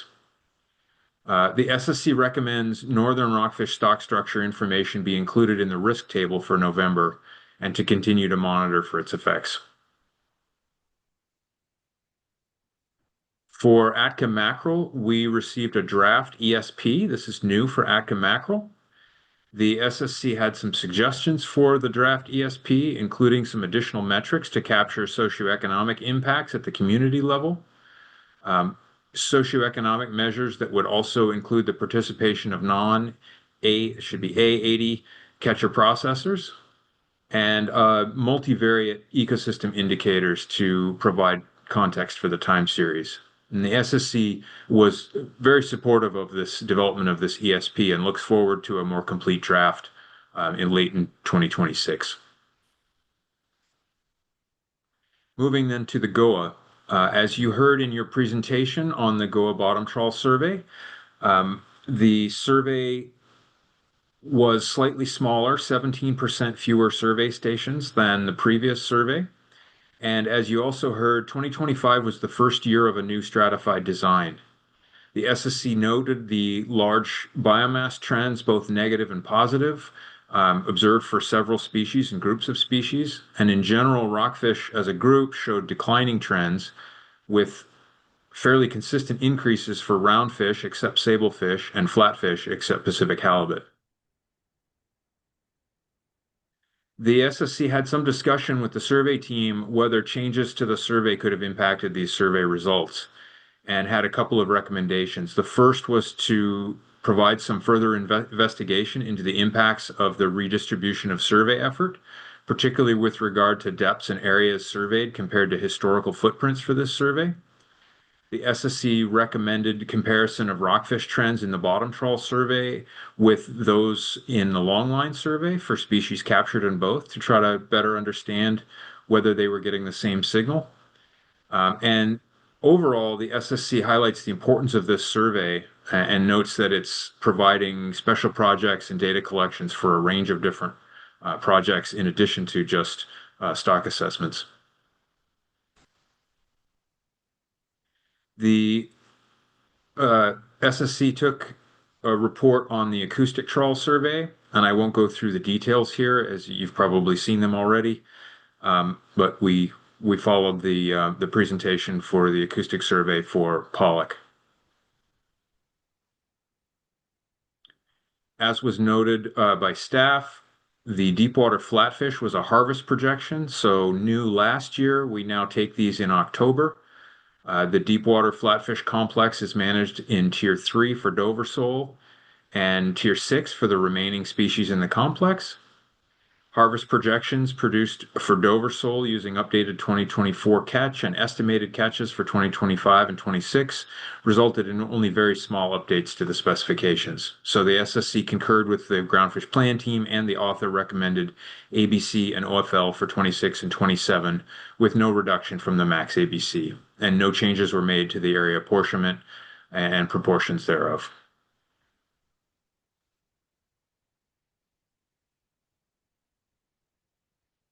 For GOA pollock, the SSC recommended last year's model in agreement with the Groundfish Plan Team with updated input data and several technical improvements, and recommended several explorations for next year's assessment, including the availability of immature pollock to the Shelikoff Strait Winter Survey and the incorporation of acoustic survey data from spawning areas other than Shelikoff Strait. For rougheye and black-spotted rockfish, the SSC concurred with the Groundfish Plan Team recommendation for 4 models to be brought forward, including the statistical catch at age model, 2 Tier 4 models, and the Tier 5 calculations based on the trawl survey biomass. The SSC supported the GOA Groundfish Plan Team's approach to using the complex level fishing mortality rate based on black-spotted rockfish as a conservative approach, and the SSC requested the author provide some evaluation of the uncertainty in species identification and age estimation and its potential impact on the assessment. For Pacific Ocean perch, the SSC supported the model transition from ADMB to RTMB, noting that there was a new author for Pacific Ocean perch this year. And the SSC agreed with the Groundfish Plan Team recommendation for the 2 models to be brought forward. The base model in a new software and a new model with some cumulative changes to various aspects of the model. There were several technical recommendations, but the SSC agreed that one of those would be including more information about the sample sizes used and the treatment of those in the stock assessment model. The SSC supported the Groundfish Plan Team recommendation to further investigate the differences in uncertainty in the model-based estimates and to bring forward model-based estimates, a model using those model-based estimates if time permits. The SSC also noted that we received public testimony referencing the POP in the Spatial Apportionment Plan agenda item, as I noted earlier. For GOA arrowtooth flounder, the SSC supported the 2 models that the GOA Groundfish Plan Team recommended be brought forward for November and December. And we also received an ESP for arrowtooth flounder. The SSC supported the approach of categorizing indicators as predictive, contextual, and monitoring. The SSC supports the dynamic structural equation modeling, or DSEM, causal approach to explain variation in recruitment, which was included as part of this new ESP. And the SSC endorsed the Groundfish Plan Team's recommendation to develop some more general guidance on evaluating DSEM fits and guidance for how those would, or a framework for how those causal models could be best included in a management context. This is a new statistical approach that's just really being explored for the North Pacific. It has a lot of promise, but we're really just asking for some guidance on how to get used to using this and some standard practices. For REXSOL, the SSC noted that there was a CIE panel earlier this year. The SSC supported the Groundfish Plan Team's recommendation for 2 models to be brought forward and generally supported the research priorities lists provided by the author. Again, here the SSC agreed with the Groundfish Plan Team that the bridging from the old model to the new framework should be included as an appendix to the main document in November. And for shallow water flatfish, the SSC agreed with the Plan Team recommendation that 2 models be brought forward, or sorry, that models be brought forward for both Northern Rock Sole, 2 models there, and 2 models for Southern Rock Sole, along with the base model for Southern Rock Sole from last year. And the main question that we had for the rock sole assessments was that there's a species identification issue where there's no data prior to 1997, and so the average species composition is used. And the SSC was interested in understanding better how important this was, how much uncertainty there was in that, and how important that might be to the final assessment, and requested some additional work there.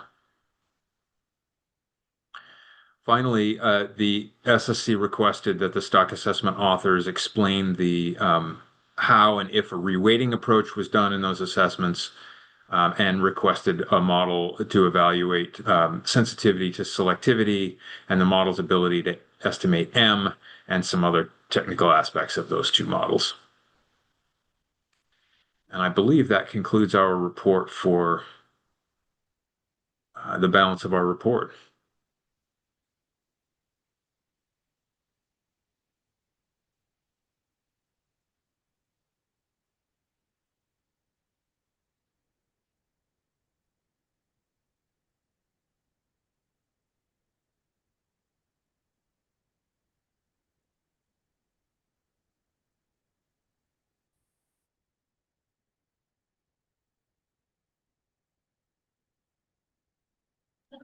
Sorry, I was on mute that whole time.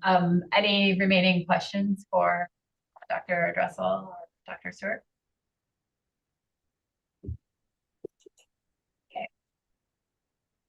Seeing none, thank you again for all of your work this meeting. We understand and appreciate how challenging it is to conduct and do what you do over a virtual platform.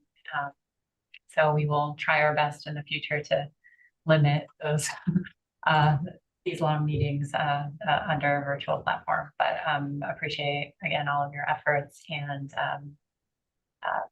thank you. Okay, so with that, we're ready for our AP report. Any members of the public wishing to testify on any of the C5 presentations or agenda items, please sign up before the end of the AP report. Madam Chair, this is Heather Mann, co-chair of the, or co-vice chair of the AP. We have 2 separate motions, as we've done in the past, one for the Bering Sea and one for the Gulf. I'm thinking we'll start with the Bering Sea. Okay. We will.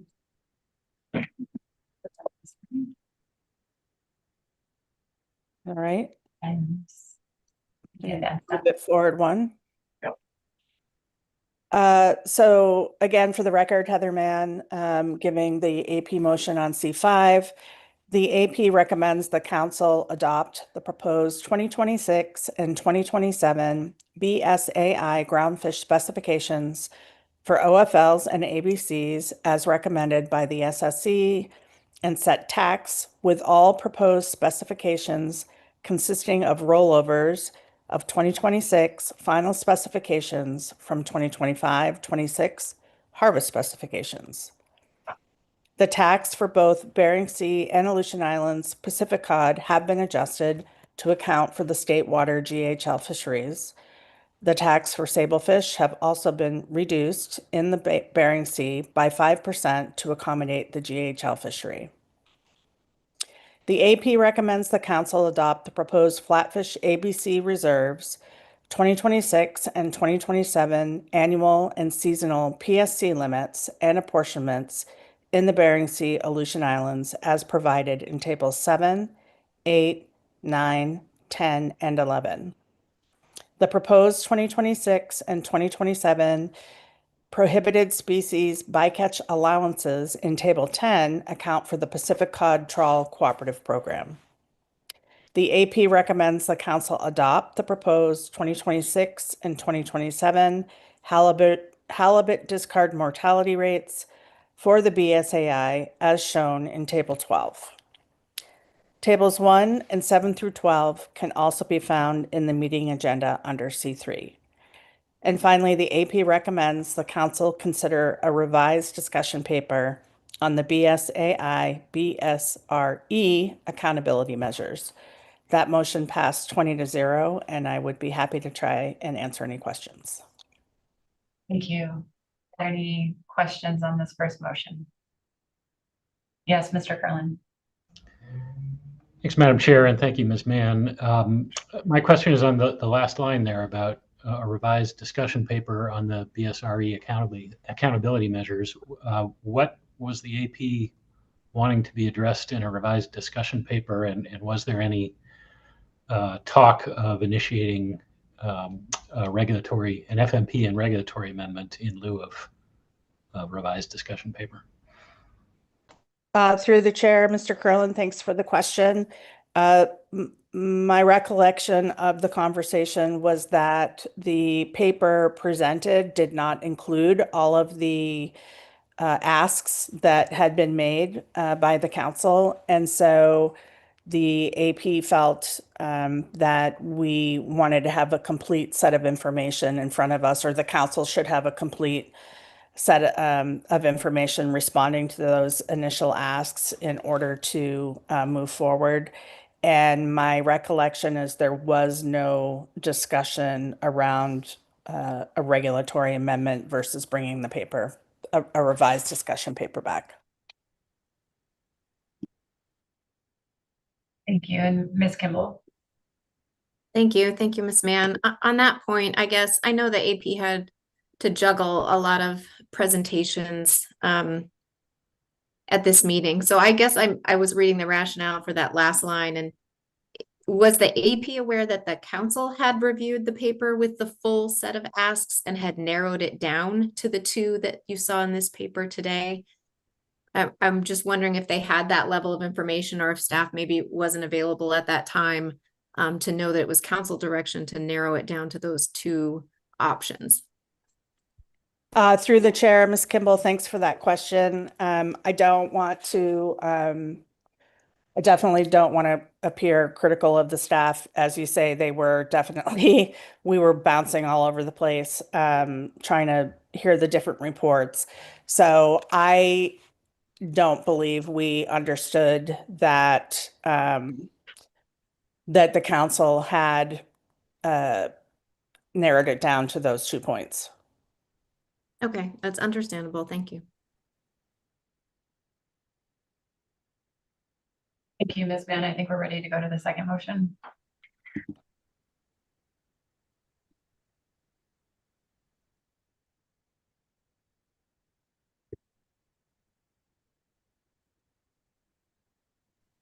And this will be the Gulf of Alaska motion. Okay, we have the opening page. There we go. Thank you so much. The AP recommends the council adopt the proposed 26 and 27 Gulf of Alaska groundfish specifications for OFLs and ABCs as recommended by the SSC and set tax as shown, it should say instead of and, as shown in Table 1. Final specifications will be approved in December. The tax for both GOA cod and pollock have been adjusted to account for the state water GHL fisheries. The proposed GOA Pacific Cod adjustments are shown in Table 2. The proposed TAC for GOA octopus has also been adjusted by 16 metric tons to account for the state guideline harvest recommendation for the Prince William Sound octopus fishery. And finally, the AP recommends that the council adopt the proposed 26-27 annual and seasonal Pacific halibut PSC limits and apportionments in the Gulf of Alaska as provided in tables 9, 10, and 11, and the proposed 26 and 27 halibut discard mortality rates for the Gulf of Alaska listed in table 12. That main motion passed 20-0, and I'd be happy to try to answer questions. Any questions from council members on the second motion?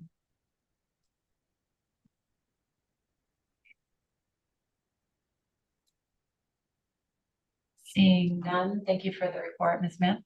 Thank you.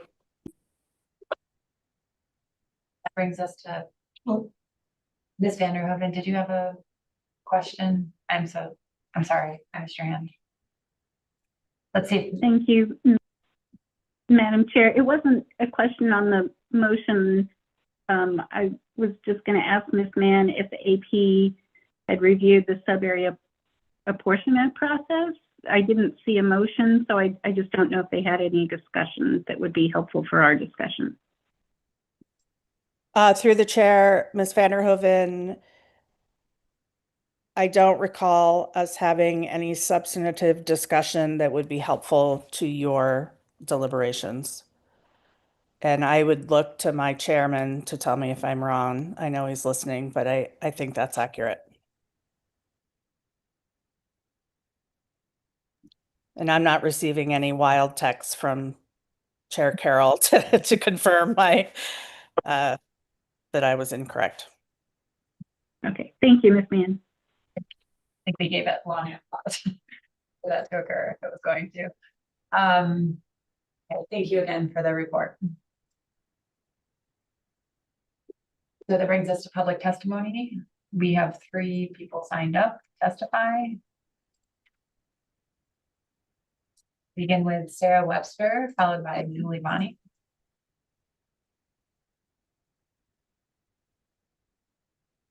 Good afternoon, Madam Chair. Just a quick sound check. Yes, we can hear you. Great, thank you. Good afternoon, Madam Chair and members of the council. For the record, my name is Sarah Webster, and I am the Science Projects Director for the Alaska Seafood Cooperative, representing the Amendment 80 sector. Our vessels catch flatfish, Atka mackerel, rockfish, and Pacific cod in the Bering Sea, Aleutian Islands, and Gulf of Alaska. I'm going to touch on 2 agenda items today, the Spatial Apportionments agenda item and Blackspotted and Rougheye rockfish accountability measures. We are directly affected by both, and we have submitted written comments for each of these agenda items. First, we'd like to thank the council staff and the SSC for their thoughtful work clarifying the spatial apportionment process and terminology. We strongly support replacing sub-area ABCs with biologically informed recommended distributions, or BIRDs. This change reduces confusion and communicates what these distributions truly represent. They are a biological starting point. They are not a regulatory limit. We also support the SSC recommendations to continue developing guidance that links biological uncertainty and conservation risk to acceptable levels of flexibility. That framework is essential for ensuring decisions are both scientifically sound and operationally workable. From our perspective, this clarification supports the balance between biological considerations and operational realities. While survey-based distributions are well understood and they are generally supported by our members, we encourage the council to explore flexibility in setting sub-area tax where appropriate. In some cases, strict adherence to the BIRDs has led to unharvested tax or inefficiencies. And this is especially true where target and incidental species overlap or where survey coverage is limited. Limited and transparent flexibility, as consistent with the SSC guidance, has the potential to improve yield without compromising conservation. I also want to note that we appreciate the SSC's discussion of research priorities related to BIRDs. Continued work to better understand survey limitations, spatial coverage, trade-offs, and how realized harvest interacts with survey distributions will be valuable, and we look forward to collaborating on those initiatives where we can. Now going to shift over and turn to the Blackspotted and Rougheye rockfish accountability measures. Last December, the Council requested a discussion paper to include review of existing accountability measures, spatial and fishery-specific catch information, stock status, and biological consequences of ACL overages, and a discussion of data limitations, in addition to potential accountability measures. The discussion paper, while helpful as a starting point, does not yet fully address the full set of requests from the Council. The review of stock status and biological implications is brief, and survey limitations are only very lightly discussed.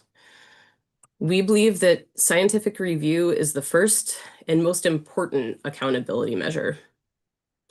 Operational measures are meant to correct clear management issues, but given that the black-spotted rougheye biomass has increased in recent years, and the stock is neither overfished nor subject to overfishing, it's unclear whether the recent ACL overages stem from management deficiencies or simply from scientific uncertainty.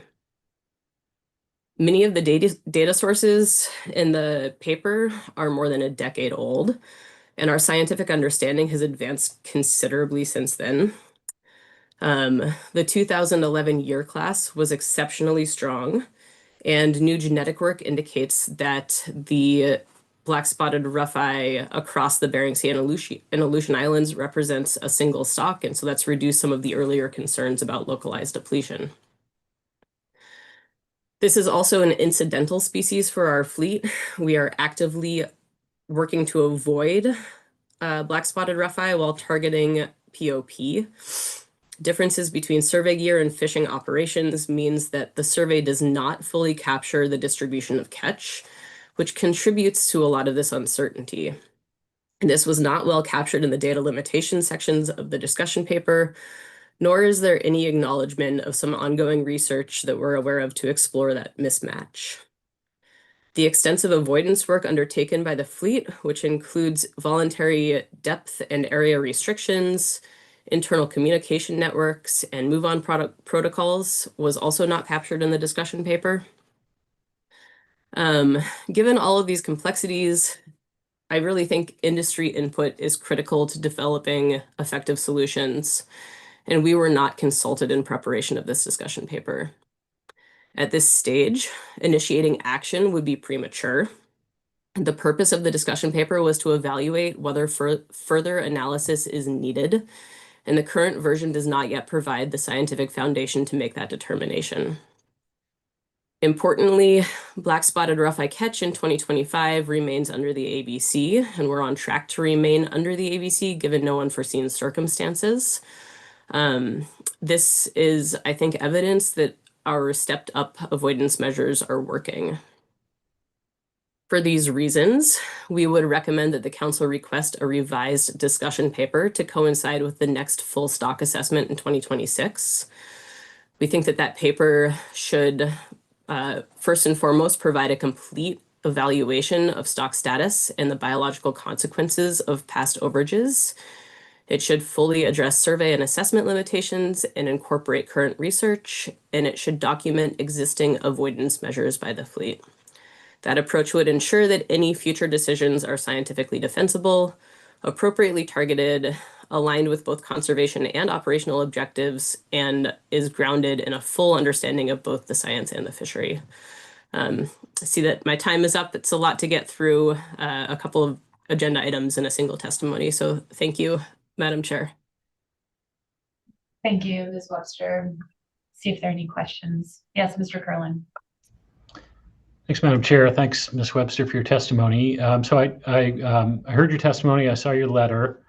I don't think I heard you or saw in the letter you addressing that, similar to the dialogue we had with the AP a few moments ago, the AP Vice Co-Chair, that the Council had narrowed the scope for this discussion paper in its June motion. You referenced the the December 24 motion, but in June of this year, the council chose to narrow that scope. If I'm not mistaken, I think the things you were raising as not having been addressed were items that the council narrowed away from. So I wonder if you could just speak to that, please.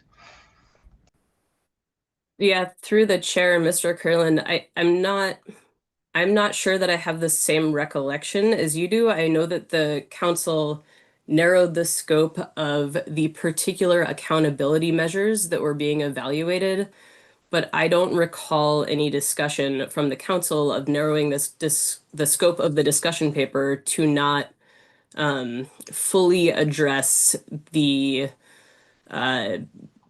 stock dynamics, the current stock status, the biological consequences of ACL overages, the data limitations that we have for this stock, and really all of the other scientific background information that goes into this decision-making process. So perhaps I misunderstood the intent of the council back in June when they were discussing this, but really a full accounting for all of those components of this analysis or of this discussion paper, I don't think has really happened.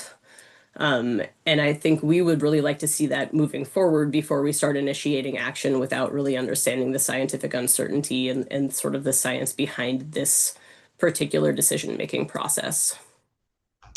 Okay, so through the chair, just to follow up on that, I take it from your last statement there that your position is that you would like the council to address those things in a revised discussion paper rather than addressing them in an analysis at this point. Is that correct?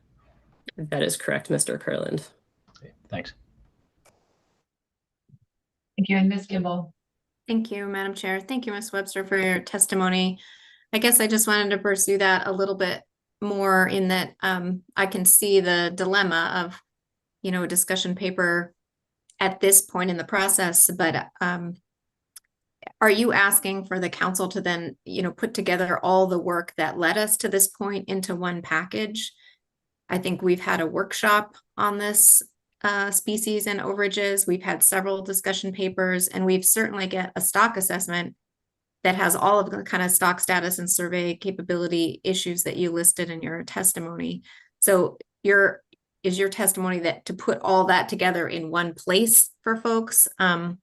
Because it certainly has been part of the process to get us to this point. Through the chair, Ms. Kimball, I think that would be helpful for sure.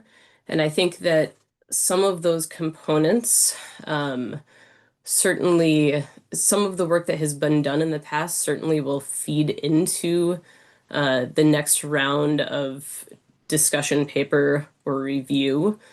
But I also think some of that work that has been done in the past was prior to some of these ACL overages that we've seen. And there, again, is a lot of new information on the stock as we look at the continued increases in biomass and the ways that the fleet has evolved to avoid these species that aren't necessarily captured in some of those past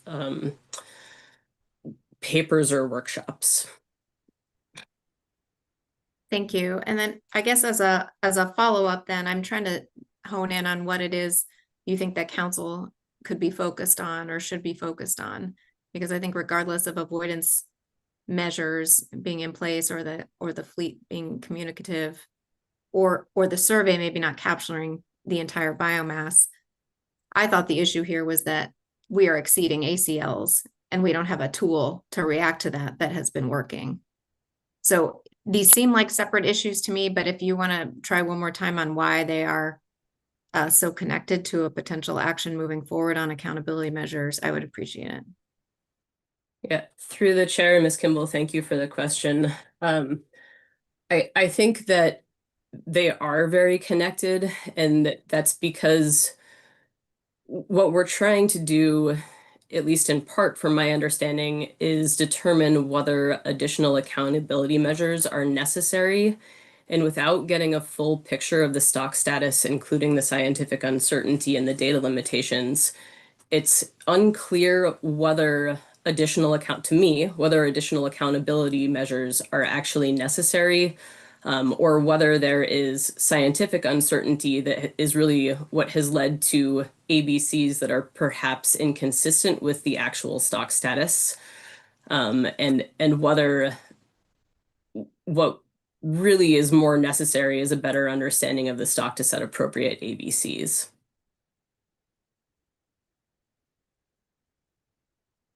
Thank you, and Ms. Goen.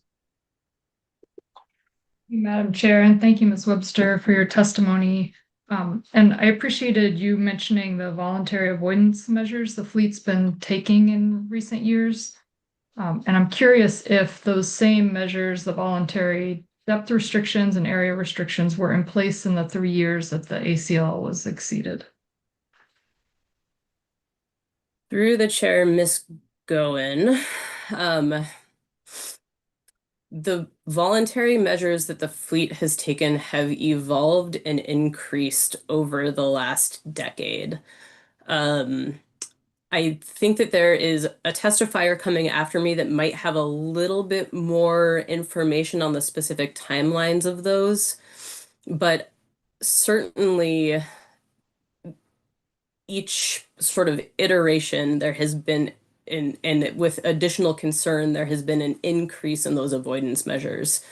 And most recently, that has really evolved into very, very careful tracking of any black-spotted rougheye catch in the Aleutians, and really, really immediate communication between vessels in the fleet and with the cooperative to help avoid any of those areas. So I think certainly it has stepped up over the course of the last 5 years, but I would have a hard time telling you exactly which years each of the different accountability measures that we've had, or each of the different voluntary measures that we've had within the fleet occurred. And I'm sorry for that.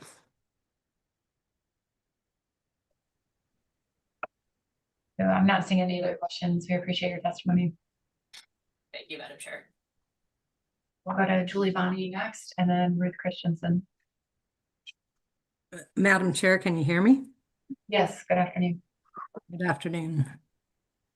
Madam Chair and members of the council, my name is Julie Bonney. I am the Executive Director of Alaska Groundfish Data Bank. AGDB represents both trawl catcher vessels and shoreside processors in the Gulf of Alaska. First, we want to thank Mr. Witherall for his more than 30 years of service to the North Pacific Fishery Management Council process. We wish him well in his retirement. We support the AP motion for proposed specifications for 2026 and 27 for the Gulf. With regards to the spatial apportionment, we support the proposed terminology change to birds, as it better reflects the intent of these apportionments as precautionary and biologically grounded rather than regulatory ABCs. The added flexibility is warranted with the backdrop of reduced survey stations and the resulting confidence intervals for the overall stock abundance and how the stock is apportioned across the Gulf of Alaska. Birds allow additional flexibility, and there's really two groups of stocks. Incidentally caught species such as shortraker, rougheye, thorny-head rockfishes, and skates, and directed target species such as pollock, cod, and POP. For incidentally caught minor species, the number one stock we are recommending for evaluation is shortraker rougheye, followed by thorny-head, rougheye, black-spotted rockfish, plus big and long-loan skates. For target species, changing the apportionment can have a significant allocation and economic consequences across fishery participants. In my opinion, the only species for this category that could be considered for a modest shift is POP. This species is not caught in the southeast regulatory area. Moving some portion of the TAC to other areas where harvest could occur could increase harvest opportunities without affecting other fishery stakeholders in a negative way. I would note that there was a large reduction in this year's survey biomass for the Gulf for a POP of 46%. With regards to the Gulf survey results for 2025, it seems extremely odd that all rockfishes are seeing large reductions across the board versus pollock and cod and flatfishes all being up. In the 25 years that I've been tracking the specification process, I cannot remember a survey result where all stocks in one category group are moving in the same direction. Rockfishes are all down, cod, pollock, and flatfishes are all up. I did talk to one of the charter vessel operators, and he suggested that they fished in less rocky rockfish rocky habitats where you'd find rockfish, and that they did not survey as many stations that they traditionally do where you'd find rockfishes on the shelf break. Thank you for the opportunity to testify, and I'm willing to take any questions. Thank you for your testimony, Ms. Bonnie. Yes, Ms. Kimball. Thank you, Ms. Bonnie, for your testimony. My question is on the reasoning for the other rockfish that you listed other than POP. And is that highlighting those species as something where we may want flexibility in the spatial apportionment? Is that because of the changes to the surveys this year, or is that because those are typically ones that cause trouble or management problems in other fisheries or needing to go on PSC status? I'm just trying to get a characterization of those species problems.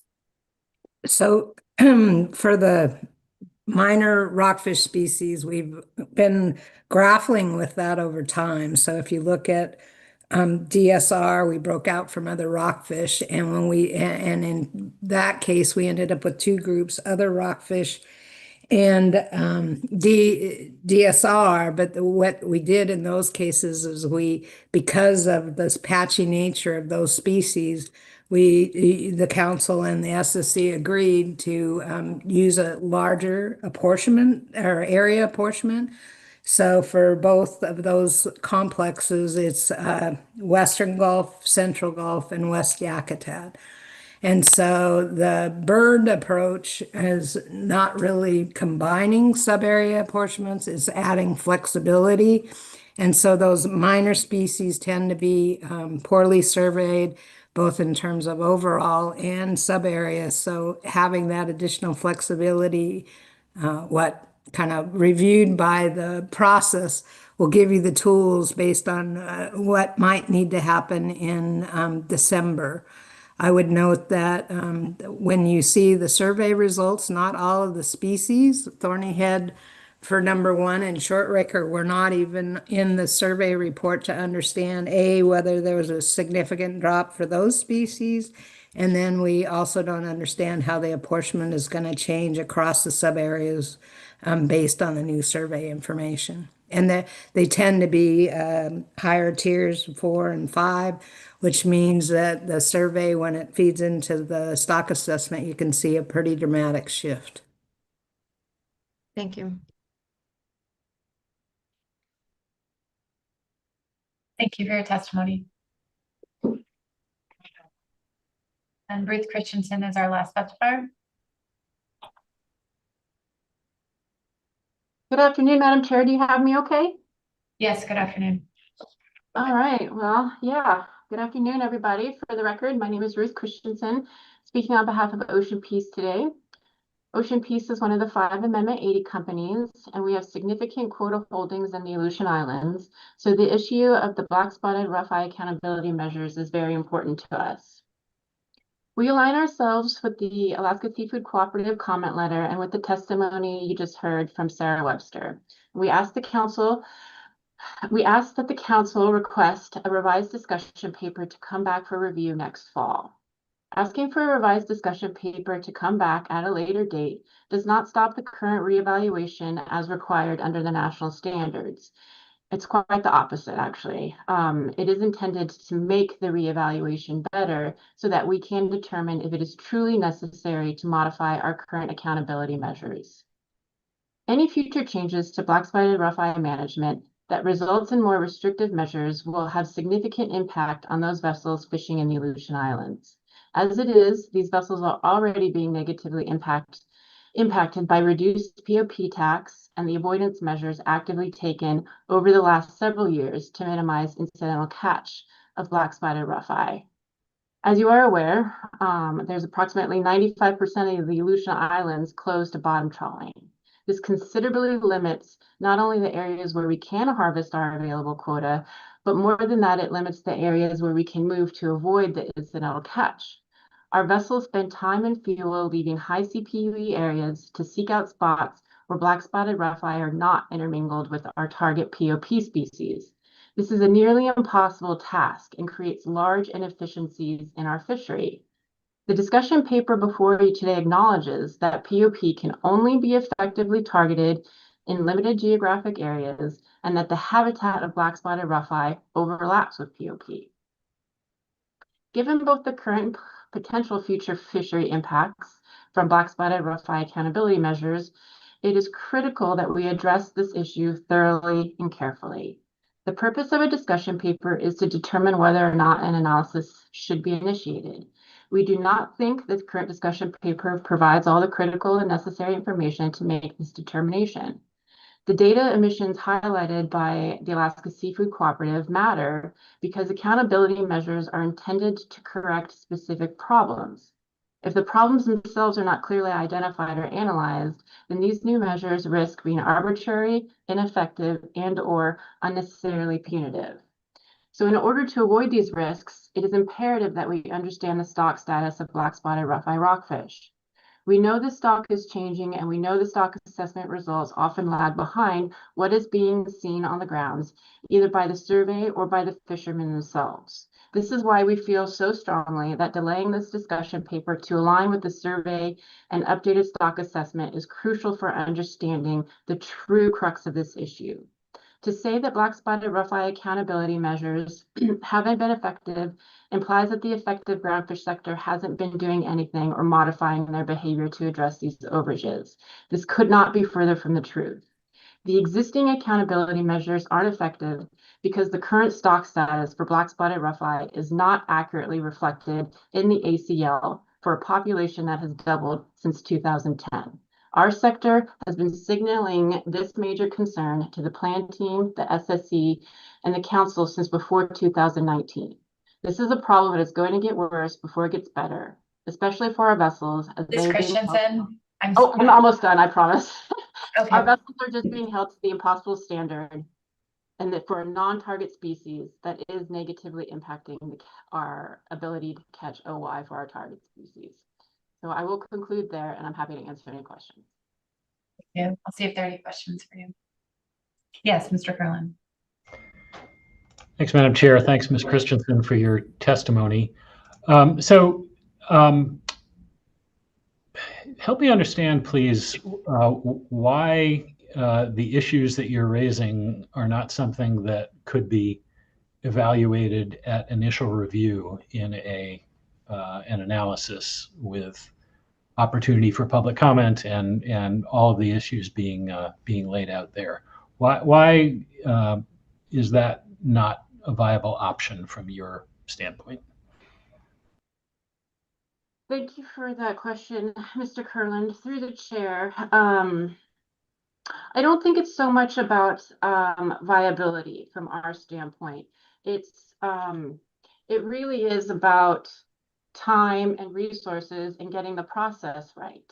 You know, discussion papers, like I said, like Ms. Webster said, are foundational documents to determine whether a problem even exists in the first place that an analysis and potential management measures should address.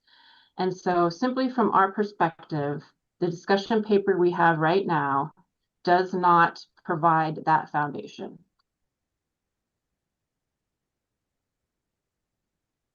Again, Mr. Pamplin. Thanks, Madam Chair. Ms. Christensen, thanks for being present today and offering some testimony. Appreciate understanding, I believe, where you're coming from here, but I am concerned and curious about your thoughts about what do we do in 2026 as we wait for a revised paper? We've already, exceeded the limit 3 out of 4 years. If it goes again, and if it exceeds, we'd be 4 out of 5. So what do you think about for 2026? Is there any additional measures that can be done in the meantime? Thank you, Mr. Pamplin. Through the chair, I will point out, the short answer is yes. I will point out that for 2025, for this year, the TAC for POP and 543 was lowered. I think if my memory serves, by approximately 1,000 metric tons to address black-spotted rougheye concerns. The TAC in 543 has been lowered, I think, every year since 2017, except maybe 1 year. So if need be, that is a measure that we can continue to use through 2026. And also just to further on that point, the fleet, the Amendment 80 sector, and specifically, our vessels that fish in the Aleutian Islands, we're not going to stop our avoidance measures. We're not going to stop everything that we have been doing to date thus far in 2026. We fully intend to continue all the measures that we have been doing thus far. Thank you. Thank you. Any further questions? Seeing none, thank you for your testimony, Ms. Christensen. Thank you. So that brings us to the end of our scheduled day. Let's come back tomorrow morning at 8 a.m. and see what action the council would like to take on C5. Thank you. Have a good evening.